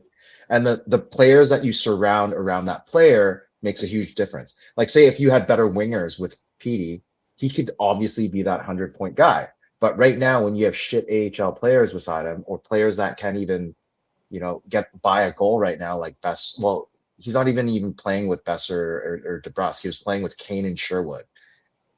That didn't work out. Sherwood was on fire at the beginning of the season. So it really depends on that chemistry and if you click, right? So I guess it'll work if it works. Like, Burry didn't do well in Florida. Like, he did his own thing, but he wasn't as good when he was in Vancouver, right? I think he had at least one 50-goal season. One. It was just one. But yeah, I think I'm just kind of grasping for hope. And he also had Valerie. He had his brother in Florida, and he still couldn't. Like, come on, man. So, yeah, I mean, the only exception that I'm taking right now would be because Minnesota didn't utilize these players that well. I mean, Rossi, we've all heard about him being underutilized. Like, the coach didn't play him in the playoffs, and he didn't get that playing time. But if he gets the playing time, he gets the ice time, then you play better. Same with Ohgren. They said he was getting the Rossi treatment too. But Bynum, on the other hand, is getting top PP1 minutes, top line minutes. And they said he's been doing well. He has more points than David Kampf in the same amount of games. And he's a D-man. So we'll have to see, right? I love I love that you brought up Buium, as Kramer is mentioning Buium was not given up on, about as close to untradeable as you can get, and must have been the sweetener to get the deal done. And Yeah, he was definitely the corner piece. He was definitely Kramer, like the Kramer. centerpiece. Are you a wild expert? This person is apparently. This Okay. person is a Wild fan. That's giving me hope. This person, they also say he is a great skater. He's just young, and sometimes his mind and hands get ahead of his feet, and he'll fall, but he'll be up faster than most guys can skate. Buium is literally said he mirrors his game after Quinn Hughes. Okay, fair enough. That gives you a bit more confidence. Thank you, Kramer. Yeah, and Kramer, thanks for hopping on. Gerald and I absolutely love when we get new people coming on the stream, so this is great. And it gives us a different perspective as well. The change of scenery things can be kind of a wild card. Sometimes it could be really bad, sometimes it could be really good. I think back to when we had Michael Grabner. Mm-hmm. He only had 10 career goals for us, and then we traded him to Florida. Florida lost him on waivers, and then suddenly he went to the Islanders and broke out for 34 goals in his first full season. He Right? lit it up that year. I was like, why did they trade him? It was terrible. What was the difference between 2011 Grabner and 2010 Grabner? Truly, it was nothing. He's the same person, same player. Yeah, systems, trust. Okay, fine. What is the difference between Quinn Hughes of 25-26 and Quinn Hughes of 23-24? Probably health and psyche. So if that's the case, I think Tyler and I were talking about it on the stream earlier. I was saying, Gillis at the time had, sleep doctors and all of that. Why is it that the Canucks outshoot their opponents? It was like I don't even remember exactly, but it was 30 or 30 plus shots last night compared to 32. 15, and they still lost the game. Nope. He's pulling a Tyler right now. And again, hey, don't be jinxing it. It's hard to explain that one, eh? Mm-hmm. But Right? I'm really curious about the heat maps. Yeah. Because shot on goal to shot on goal. If you have a tight angle shot on goal, that's a shot on goal. Is that likely to go in? Right? Okay. Or if you throw a muffin from the point and it hits the goalie, that's a shot on goal. But was that likely to go in? That's what I'm versus a one-timer from inside in a slot. Yeah, for sure. Kramer saying, y'all just got a younger Quinn Hughes for $5 to $6 million per year versus the 14 plus the Hughes will demand from Minnesota. Is basically what he's comparing Buium to. That's a huge thing, eh? I gotta figure that Minnesota's trying to win now because they just re-upped Kaprizov on the richest deal in the history of the NHL. So are they really going to have enough to have both of those guys? Yeah, I brought up the same thing. They just threw the table of the dead cap from Suter and Parise, right? Just recently.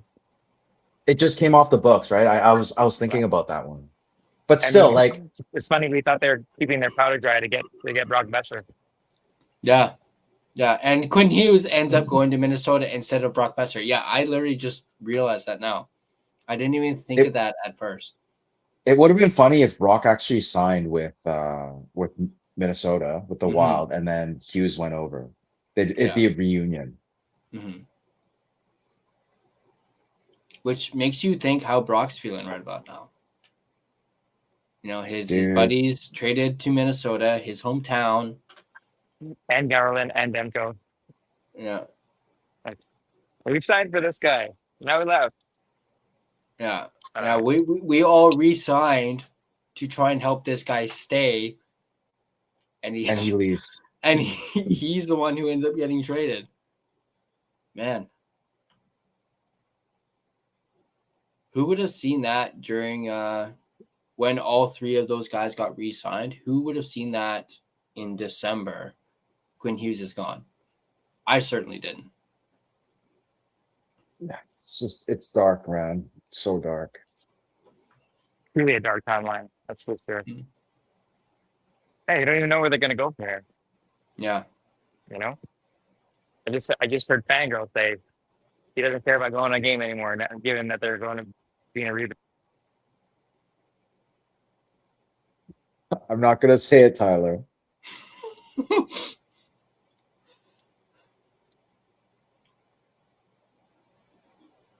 He's I should that's gimmick infringement. Oh my god. Uh-oh. So that's why I'm not having any issues throughout this entire 4.5 hours. It's the freaking Anaheim. It's here. What is there was? Well, I guess we've gotten more. I guess here more from Kramer. Minnesota is very locked in on the playoffs and set on playing their style. Buium was under a microscope and not allowed to really thrive, forced to really focus on D first as an offensive defenseman. Well, right now we don't care, especially with Foot's system with man up, like with the D-man being able to jump into play. I think that'll work out quite well. So it's kind of what Irvin was saying before about the environment and what's changed and stuff like that. So hopefully that works out. I mean, we haven't even seen them play a game and we're already judging, so it's very unfair to them, right? Mm-hmm. Yeah, as soon as the trade went down, I went straight to Taylor Betts, which is kind of my prospects here. Mm-hmm. And my initial reaction was like, I was just so pissed off when it came down. I was like, what the hell are these guys? Yeah. Going back to like you guys were talking about Washington, like, and you guys were talking about Ryan Leonard, like that's a guy that would go after, like, I think it's one of those like when you're talking to a team like that, if you don't have a guy that good on the table, you hang up the phone. Mm-hmm. Would you be okay? Would you be okay if they went like, because Leonard was definitely off the table, untouchable, but McMichaels was on the table. Would you have taken McMichaels 2 firsts and maybe a prospect? I was of the mind like, hey, you don't want to give up a player like that. 2 firsts, 2 seconds. Like, like let's go here. Like 2 firsts, yeah, because I know your mentality is about stocking the shelves and drafting by volume and having, if it hits, it's great. And then you have all these kids growing up together and coming up to the AHL or coming up to NHL and just developing together. I understand that, but or would even take a long cashing in time. on them, right? Not even necessarily like drafting them all and developing them all, because that can spell a recipe for disaster. But like you never know. Like if some other team makes a bet on your guy and then they hit, like that's how Dallas cashed in on Stan Coben, right? And then now they have Rantanen. Yeah. They're feeling pretty good about that, I'm sure. No, but you love the whole Dallas sort of formula because they drafted Robertson, they drafted, I think it was Ottinger too around that time. They hit so much. Yeah. But I can see it the other way. It could have been bust, man. It could have been. Yeah.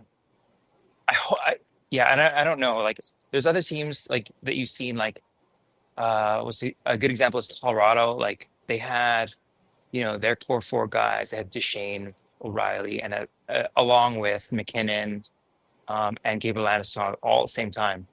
And you thought that, for sure. I'm not saying you, but one could look at that and say, "Wow, those guys are on their way," and they only ended up winning with half those guys. It's similar case with St. Louis, and they had like Schwartz and Shen and Backus. Yeah.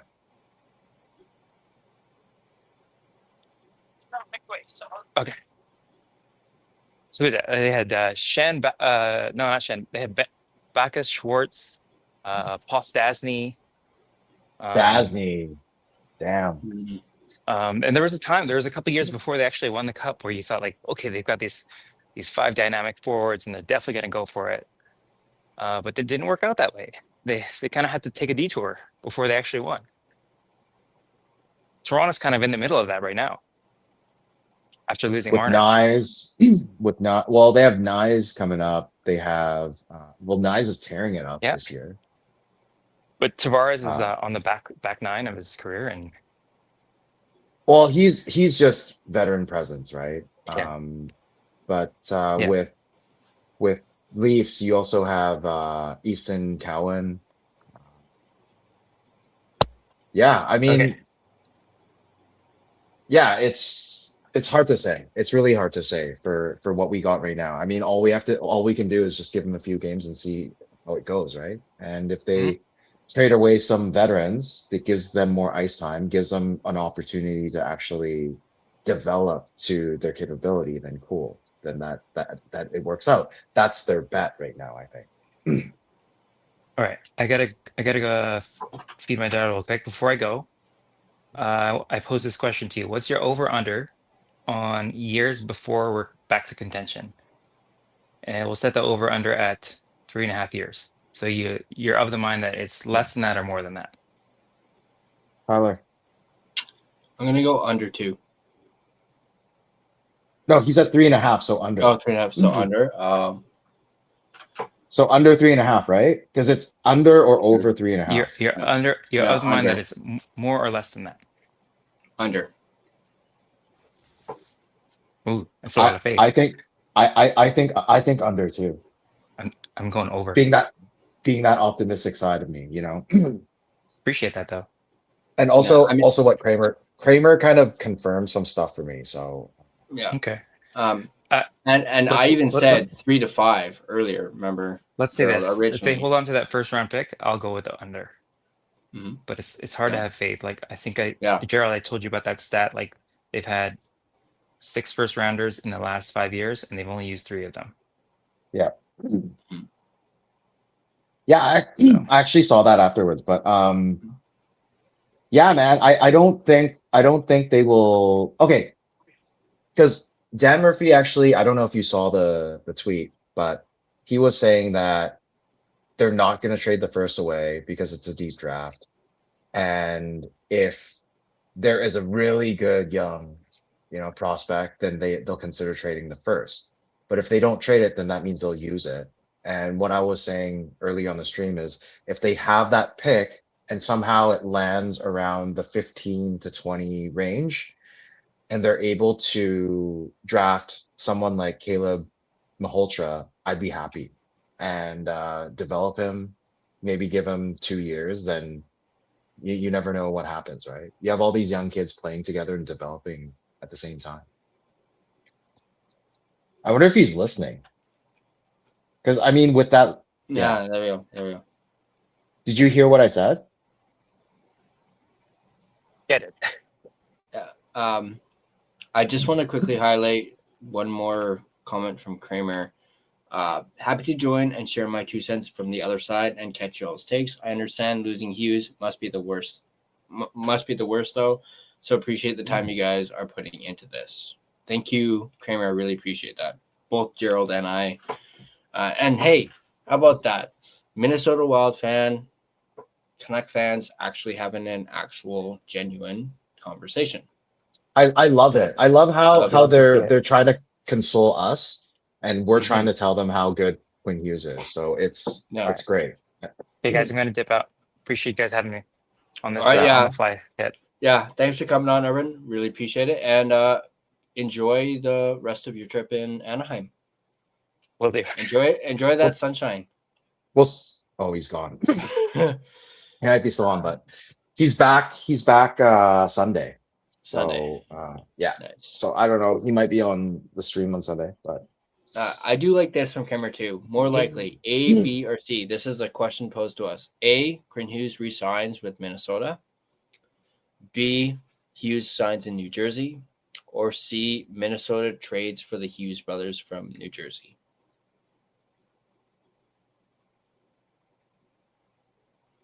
I would say Hughes is probably traded before he signs with New Jersey.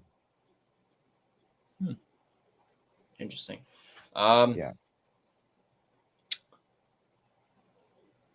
I'm going to be optimistic here, and I'm going to go with A.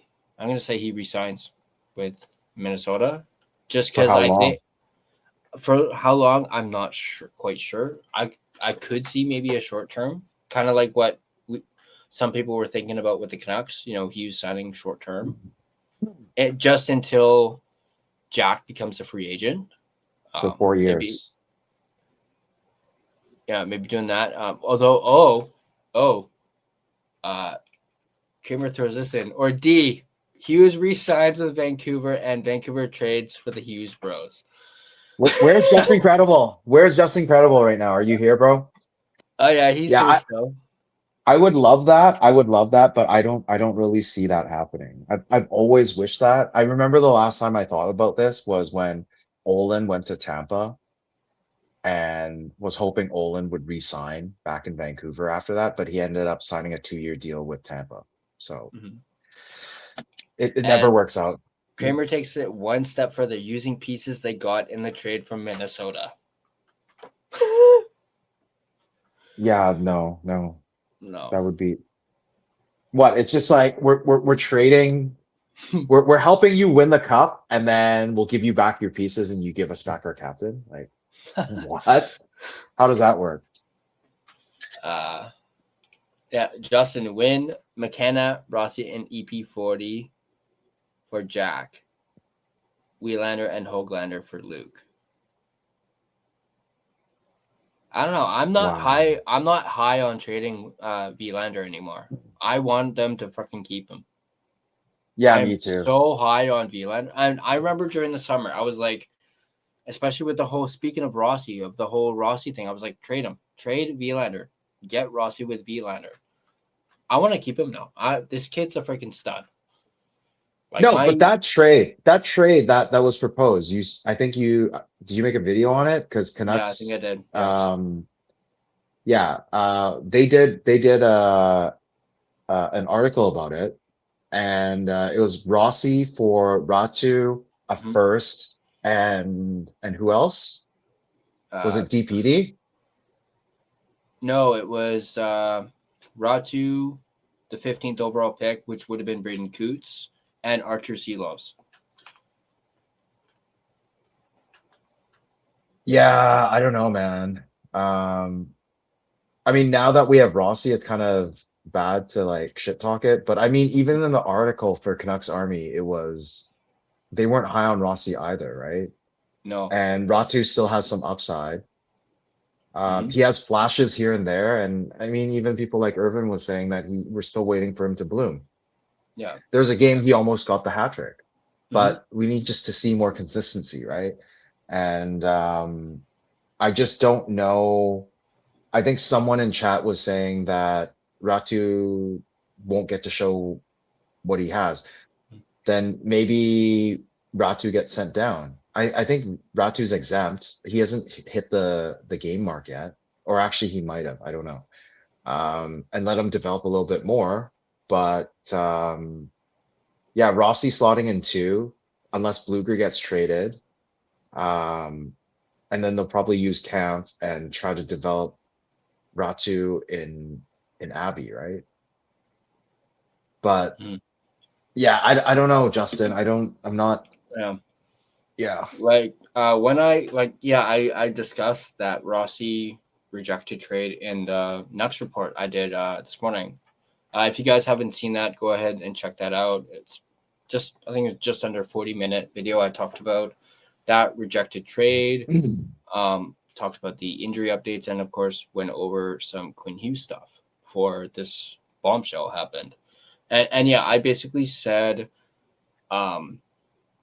Rossi for Ratu, the 15th overall pick, which as I said was essentially Coots, and Seelovs. I thought that was a overpay for Rossi. I also said I would have considered it if they removed the 15th overall pick. I would have been more open to doing it, because that way you're keeping Coots, and I would have been okay with trading Ratu and Silovs for Rossi. But at the same time, I would have been fine with that. I would have been fine because you're losing Silovs anyways. In a way. And yeah, you'd be losing Ratu, but at the same time, and this is what I was kind of saying in that video, was you would have solved your 2C problem right then and there. Yeah. Granted, we wouldn't be here. We wouldn't be here right now. Hughes would still probably be a Canuck. And granted, Rossi is injured right now, and that could have very well still happened. But Rossi was putting up points before he got hurt. He had 13 points in 17 games to start the season. Yeah.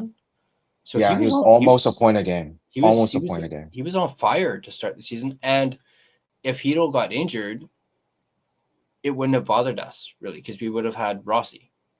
So that was kind of my argument about doing that trade. I was trying to be, hindsight 2020 about it, but I said it could have happened, and that was my argument for having done the trade. But at the same time, they definitely dodged a bullet not overpaying for Rossi.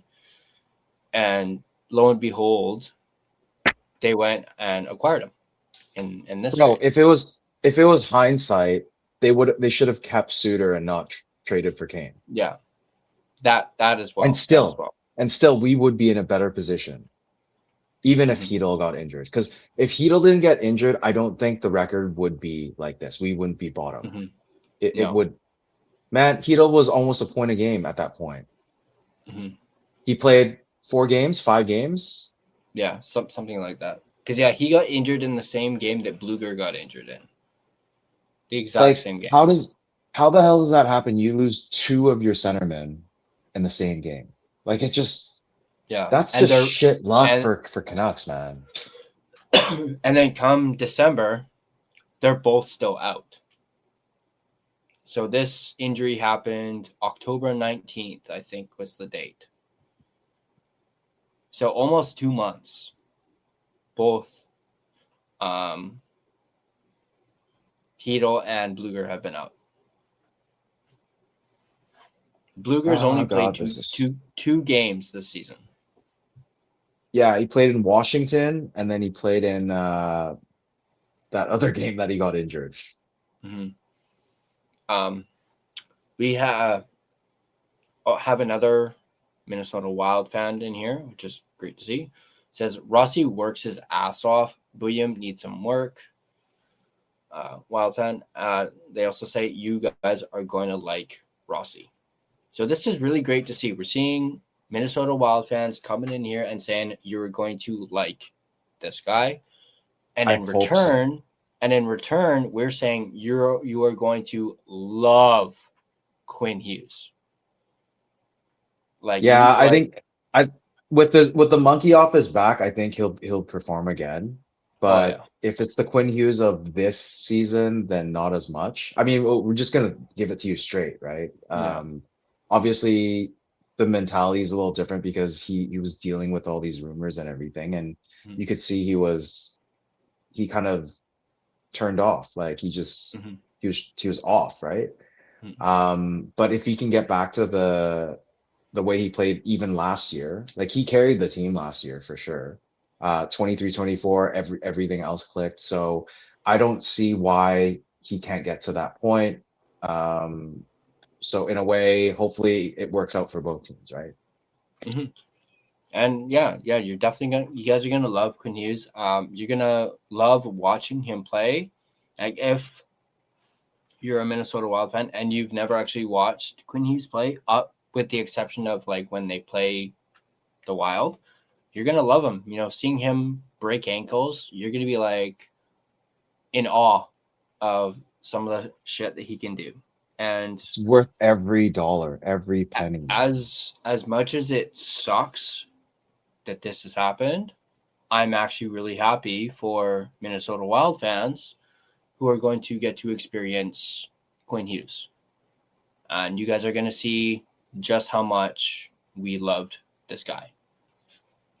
And hopefully the same can be said about Rossi, Buium, and Ohgren as well. Yeah, still not really happy about this, but I actually just want to shout out all those Minnesota Wild fans that are here. Yeah. It's very rare that there's people that are not Canucks fans that are here, watching the stream. Come back if you subscribe if you're it doesn't cost you anything. Then that we're online, we're doing a stream, we do post games. And then you know what? Come back, tell us what you think of Quinn. And we can let you know what we think of our players, right? Or your players that came back this way, right? Yeah. It also says Wild don't need depth, they needed a star. Yeah. Which you guys freaking got in Quinn Hughes. Like, you could maybe argue that Kaprizov is a star. Oh, he is though. Yeah. But now you guys got a guy like Quinn Hughes, who I would say he's a level above Kaprizov when it comes to star power. So yeah, you guys definitely got one in Quinn Hughes for sure. Like, the guy was like top 3 Norris for 2-3 consecutive years. And obviously this year he might not have been, but bro, that game that he played in Florida, what was that, like 3-4 assists in a game? We saw that a lot in the 23-24 season. He was having I think the most he had was 4 or 5 points one game. I think it was a goal and 3 assists, a goal and 4 assists, something like that. So if he has the right players clicking, dude, you guys are definitely considered a contender right now with Quinn Hughes. Yeah, and he's got exactly what he wanted, and that was being on a contending team. Yeah. I just want to highlight a few more comments here. Kramer, injuries have been a major buzzkill around the league. Yeah, definitely. And it's definitely not just the Canucks. It's been around the league, with Bedard being the latest victim. And Horvat last night. Yeah. Hey, Russell's in the house. Nothing is perfect. Can you believe Edmonton got Jari from Pittsburgh? Yeah. I was a little surprised by that this morning. Obviously, that feels like a forgotten memory now that this has happened. Yeah. I even did a video on that.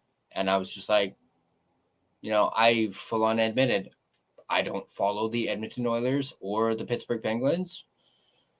But I just wanted to talk about this because this was pretty big. And the Oilers actually went out and got a freaking goalie, something that their fans have been telling the management to do for the last 2 years.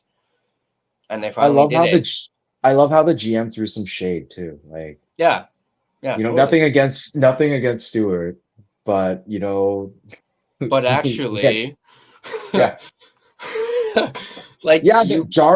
Jari's just a minor upgrade. It's not really a huge upgrade, and they had to give up Kulak for it, and then go and do another trade just to get another defenseman back. So I think if anything, they should have traded.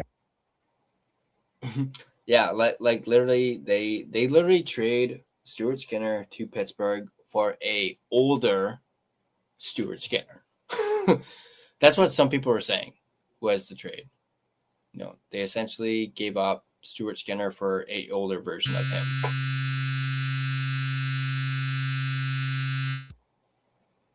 There's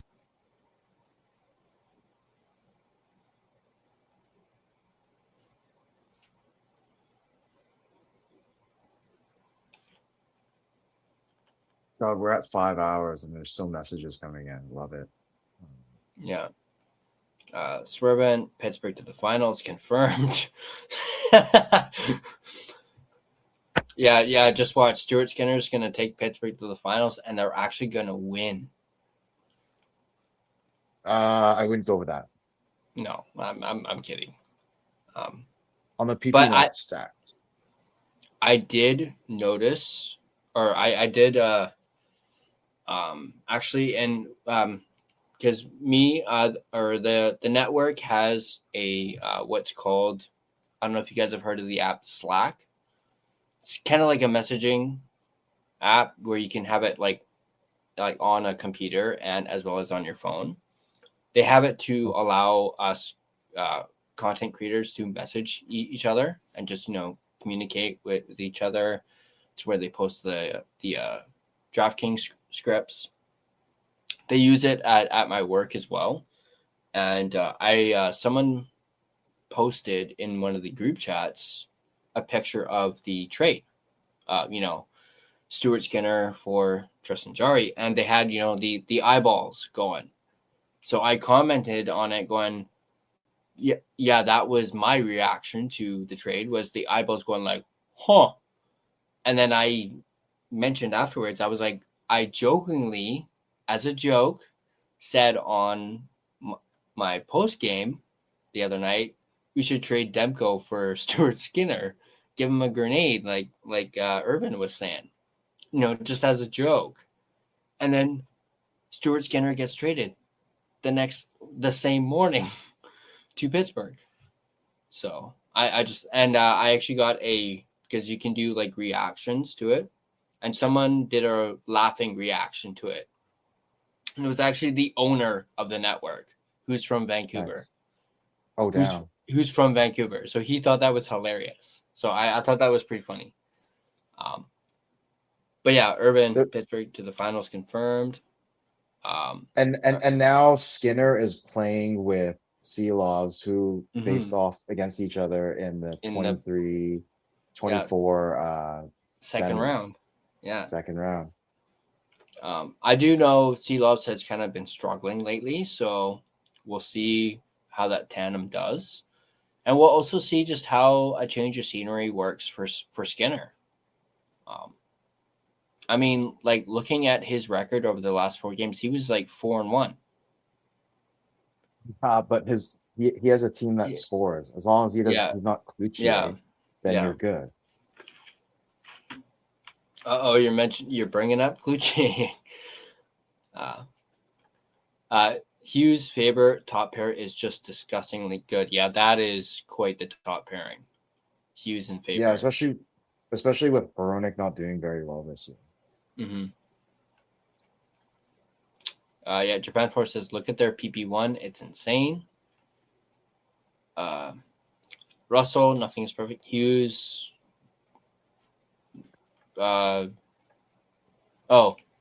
Hughes is a 1.5 year rental for 4 first round picks. Kaprizov is an elite superstar. Minnesota now has 2 elite superstars.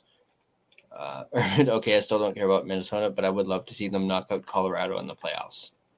Ooh. Oof. That'd be interesting. Yeah. Hey, Urban, I thought you're not gonna cheer on Hughes after this. You don't cheer for another team. You're not gonna cheer you're not that ex-husband that's gonna cheer on the new husband. Colorado winning the cup, says Steve.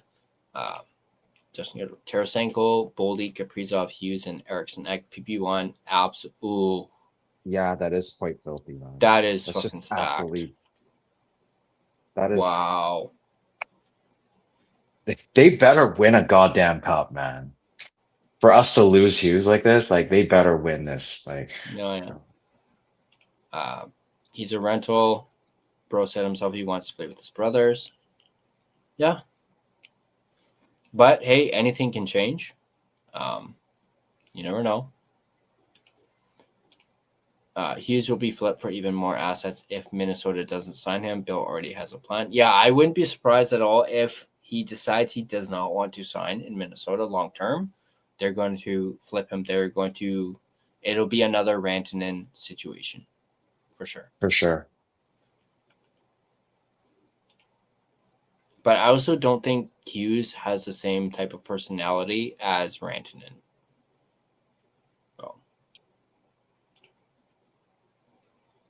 On the PP note, stacked on paper, but just note the league's 26th ranked power play has Mac, Makar, Natchez, and Landy. So Hughes doesn't guarantee anything. But yes, Kaprizov, Boldy, Ek, Zook, and Hughes is mint. Yeah. Yeah. Edmonton made another trade, with Nashville for that defenseman. Jari is not an upgrade. Definitely not. Bro, Russ, I said it was a minor upgrade. I didn't even say it was like, No. yeah, it was minor. It means it doesn't even push the needle, to be honest. Yeah. Well, yeah, it's like what I said. It's basically an older version of Stuart Skinner, like a slightly older. So I think Jari is 30, and Skinner is 27. Hughes wasn't a one-man power play machine. His production decreased as pieces were taken away. Good point. They should have. Sorry. Whew. They should have traded for Demko and given us a first to allow the tank to continue. I wouldn't have minded that. No, but the problem is you would have gotten the 31st pick in the draft. They're going to go to the finals again and then lose to the East.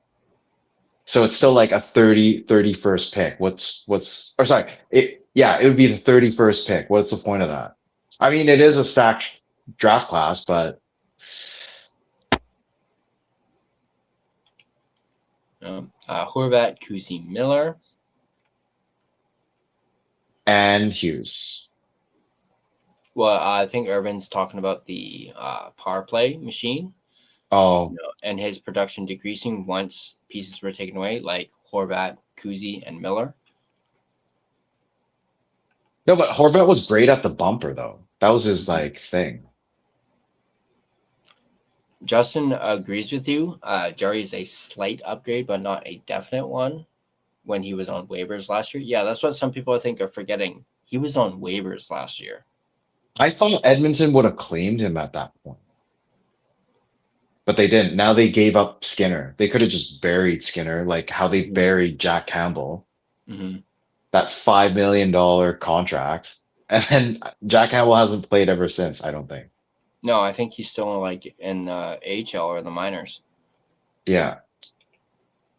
Any new face in net in Edmonton is a welcome change at this point. Yeah. Some could say that for sure. Skinner and Seelovs being teammates is hilarious. Yeah, that is actually pretty funny. Like what?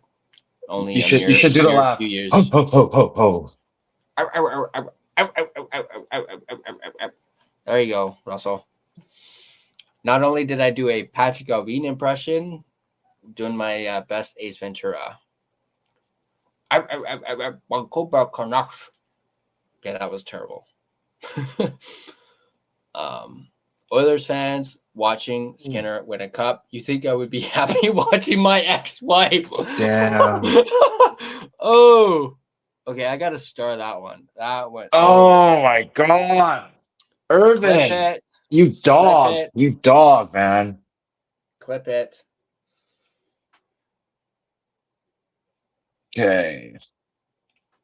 How much more do we have here? We're at 507 now, right? I'm just trying to quickly run through these comments. I'd rather have Skinner and Seelovs than Demko Lanky, which is even more sad. Well, I mean, you're entitled to that for sure. Apparently, fire. Yeah, there was apparently a sound earlier. I don't know what it was.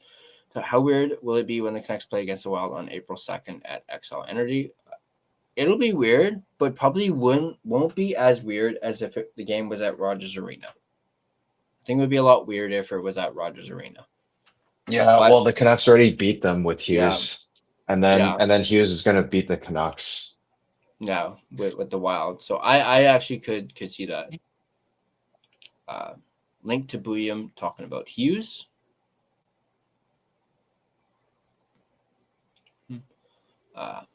Pay a third of the price for the same level of goaltending pretty much with Skinner and Jari. Do you think Rossi, Buium, and Ohgren will get a standing ovation when they return? Potentially. Yeah. I mean, I don't see why they wouldn't. I mean, I don't know about Rossi because of the, but maybe. What do you think, Kramer? Do you think Rossi, Buium, and Ohgren will get a standing ovation when they come back to Minnesota on April the 2nd?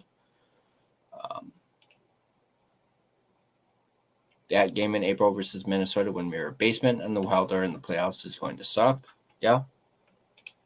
I think this Hughes trade would be perfect if the draft pick was a second. The first was too much. That's fair. That's your opinion. That's fair.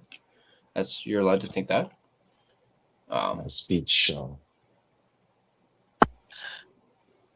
Perfect for Canucks or perfect for the Wild? No, that's a good We question. will have to see. I mean, it's perfect for the Wild out. right now. Yeah, we will find out in the long run. Hronek is doing better than Faber right now, apparently. Kramer, let me know if that is correct. You might have some insight on how Faber's doing. I thought Faber's playing pretty well this year. Yeah, I thought so as well. G. Barrett, fans, we're hoping another second or third on top. Our defense is weaker. Yeah, I guess. I mean, when you trade away your, best player on the team and best defenseman in franchise history, yeah.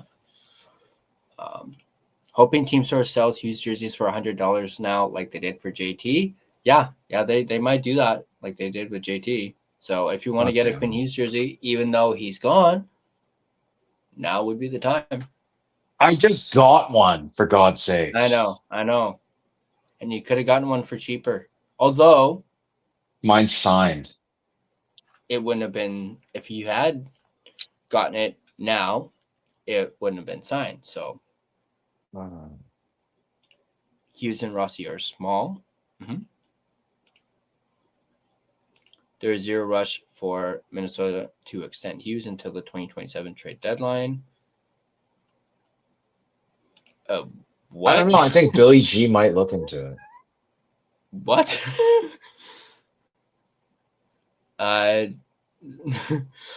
Ex-wife thing. Jesus, Steve. Part deux. The whole ex-wife comment from Irvin.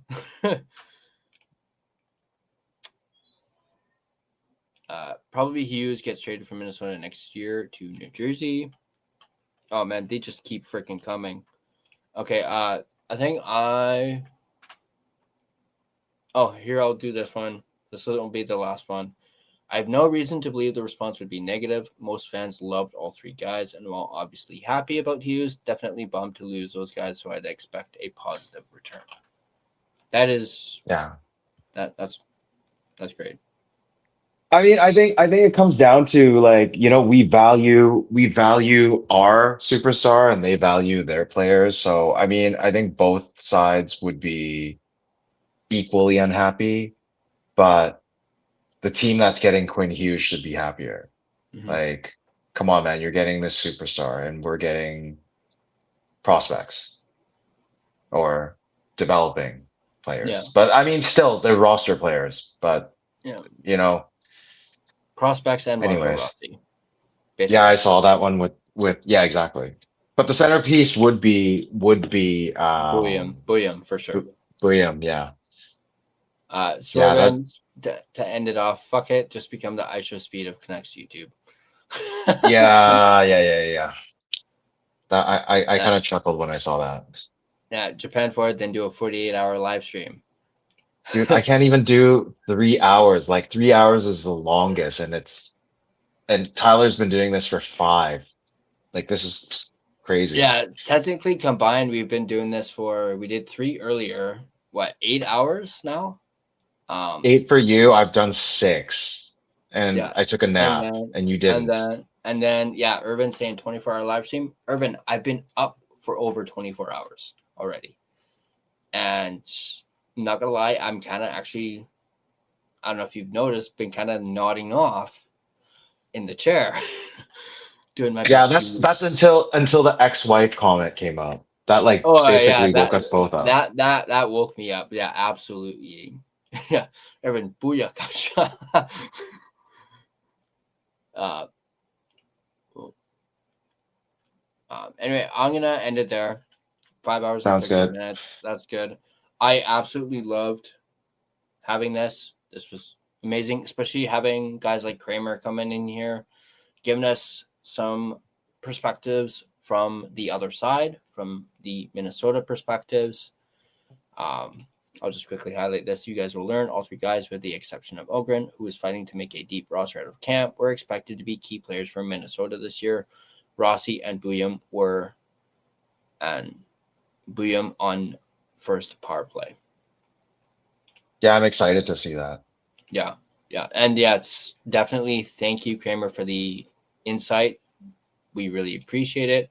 And as Gerald mentioned, feel free to like the video, subscribe, and come back and check in and see how Marco Rossi, Buium, and Ohgren are doing. As Gerald mentioned, we do post-game shows here on the Line Change, and as I mentioned in my earlier video talking about the Stuart Skinner trade, I might keep an eye on Quinn for future videos and just non-Canucks related stuff. It definitely gives me a reason to keep an eye on Quinn and what he ends up doing, so I will definitely do that for sure. Any parting words, Gerald, for the chat before we go? Just a quick shout out to all those Minnesota Wild fans that are here, especially Kramer. Yeah, subscribe so you know when we're on, and hopefully we can chat with you again. Unless you have a channel yourself, I'll definitely try to see if I can find you on YouTube.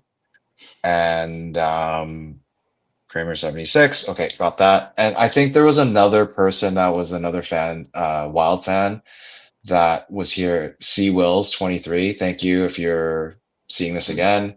Definitely appreciate both of you. There was another one as well. Where is it? I'm trying to go through the chat right now. Yeah.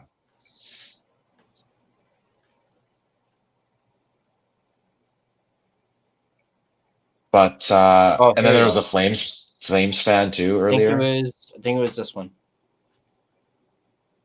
Oh, everyone just I think accidentally hit the wrong button. But it was this one as well. Bring it back in.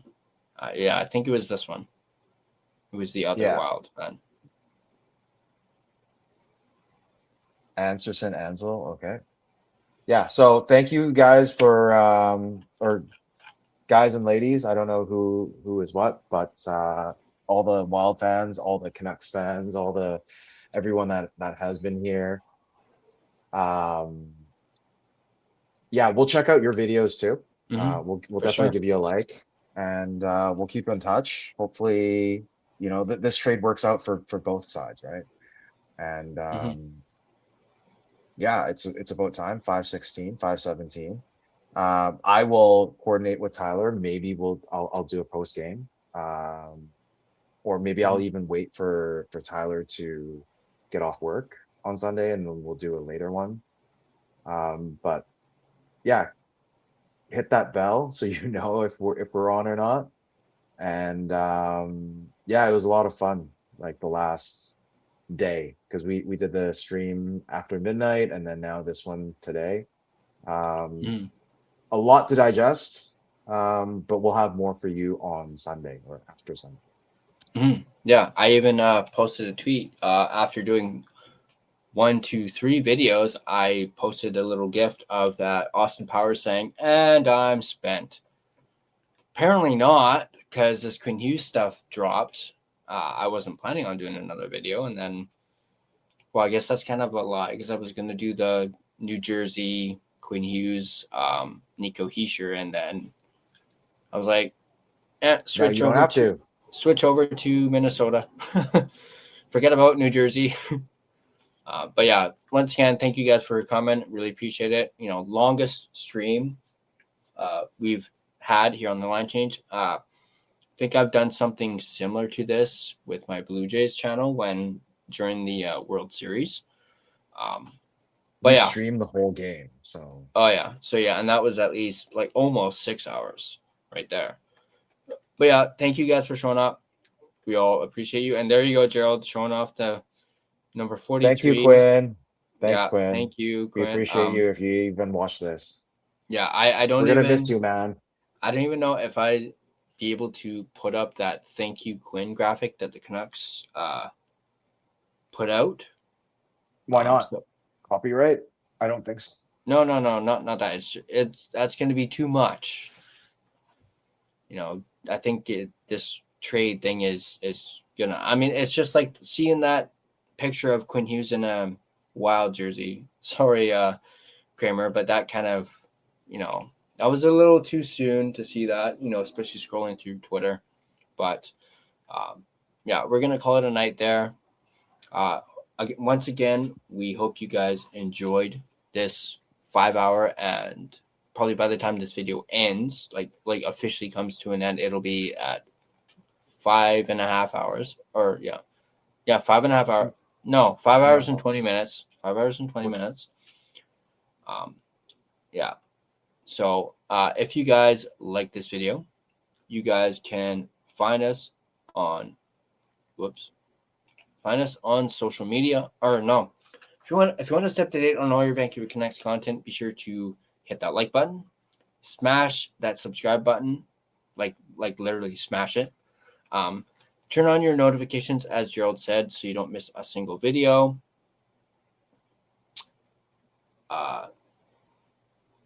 You can find us on social media. All our social media platforms are right there. Feel free to give us a follow on all of our social media platforms.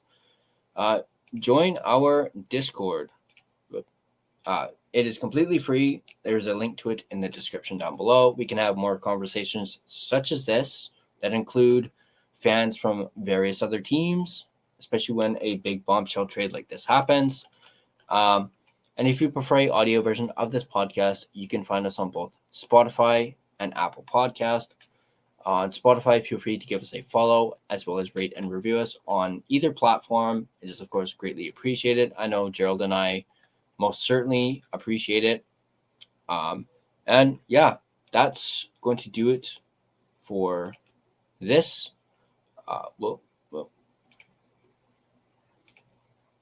It's not working. There we go. There we go. So yeah, that's going to do it for this. Once again, hope you guys enjoyed.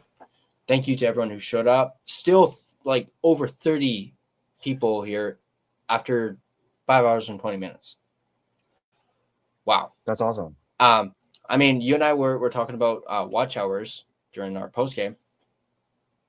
This has got to at least increase. I don't think I'm going to get it just based off this one video, but I think this is going to help, most certainly. Yeah. Because it's been steady at 30 for a while. So, and, the more that happens, yes, so will we, Harry. Absolutely. I already did that thing on my Instagram story where I did thanks for the memories. And then I did see you again, the song, which are very fitting for this.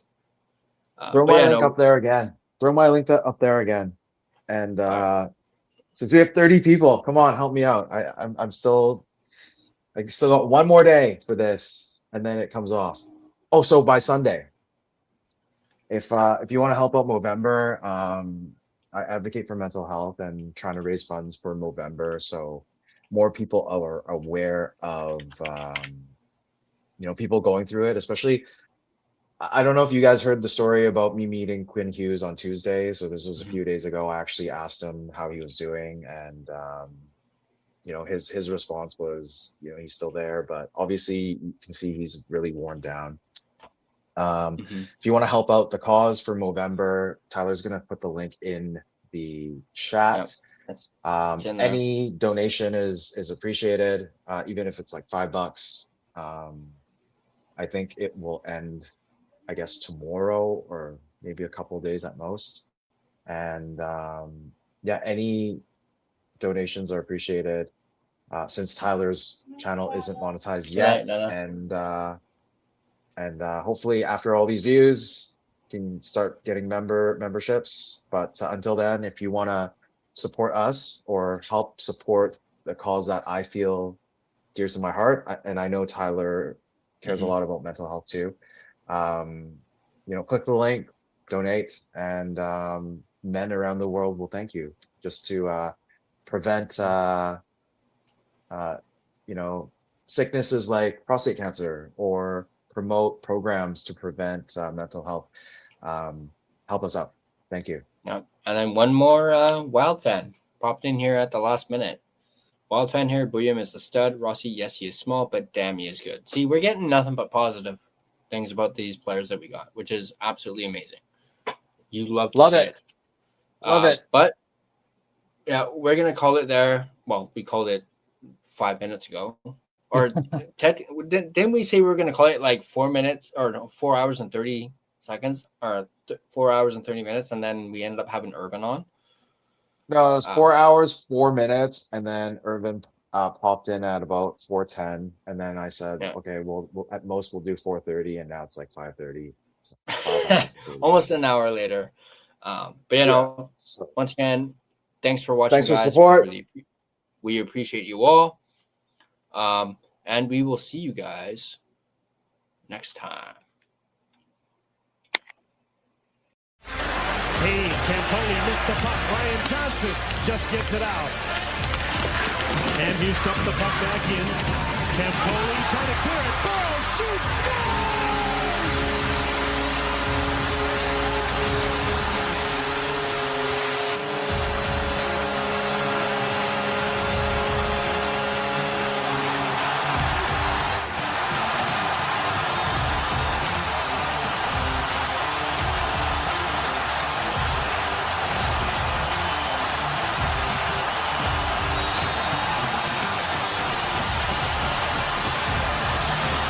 Wow.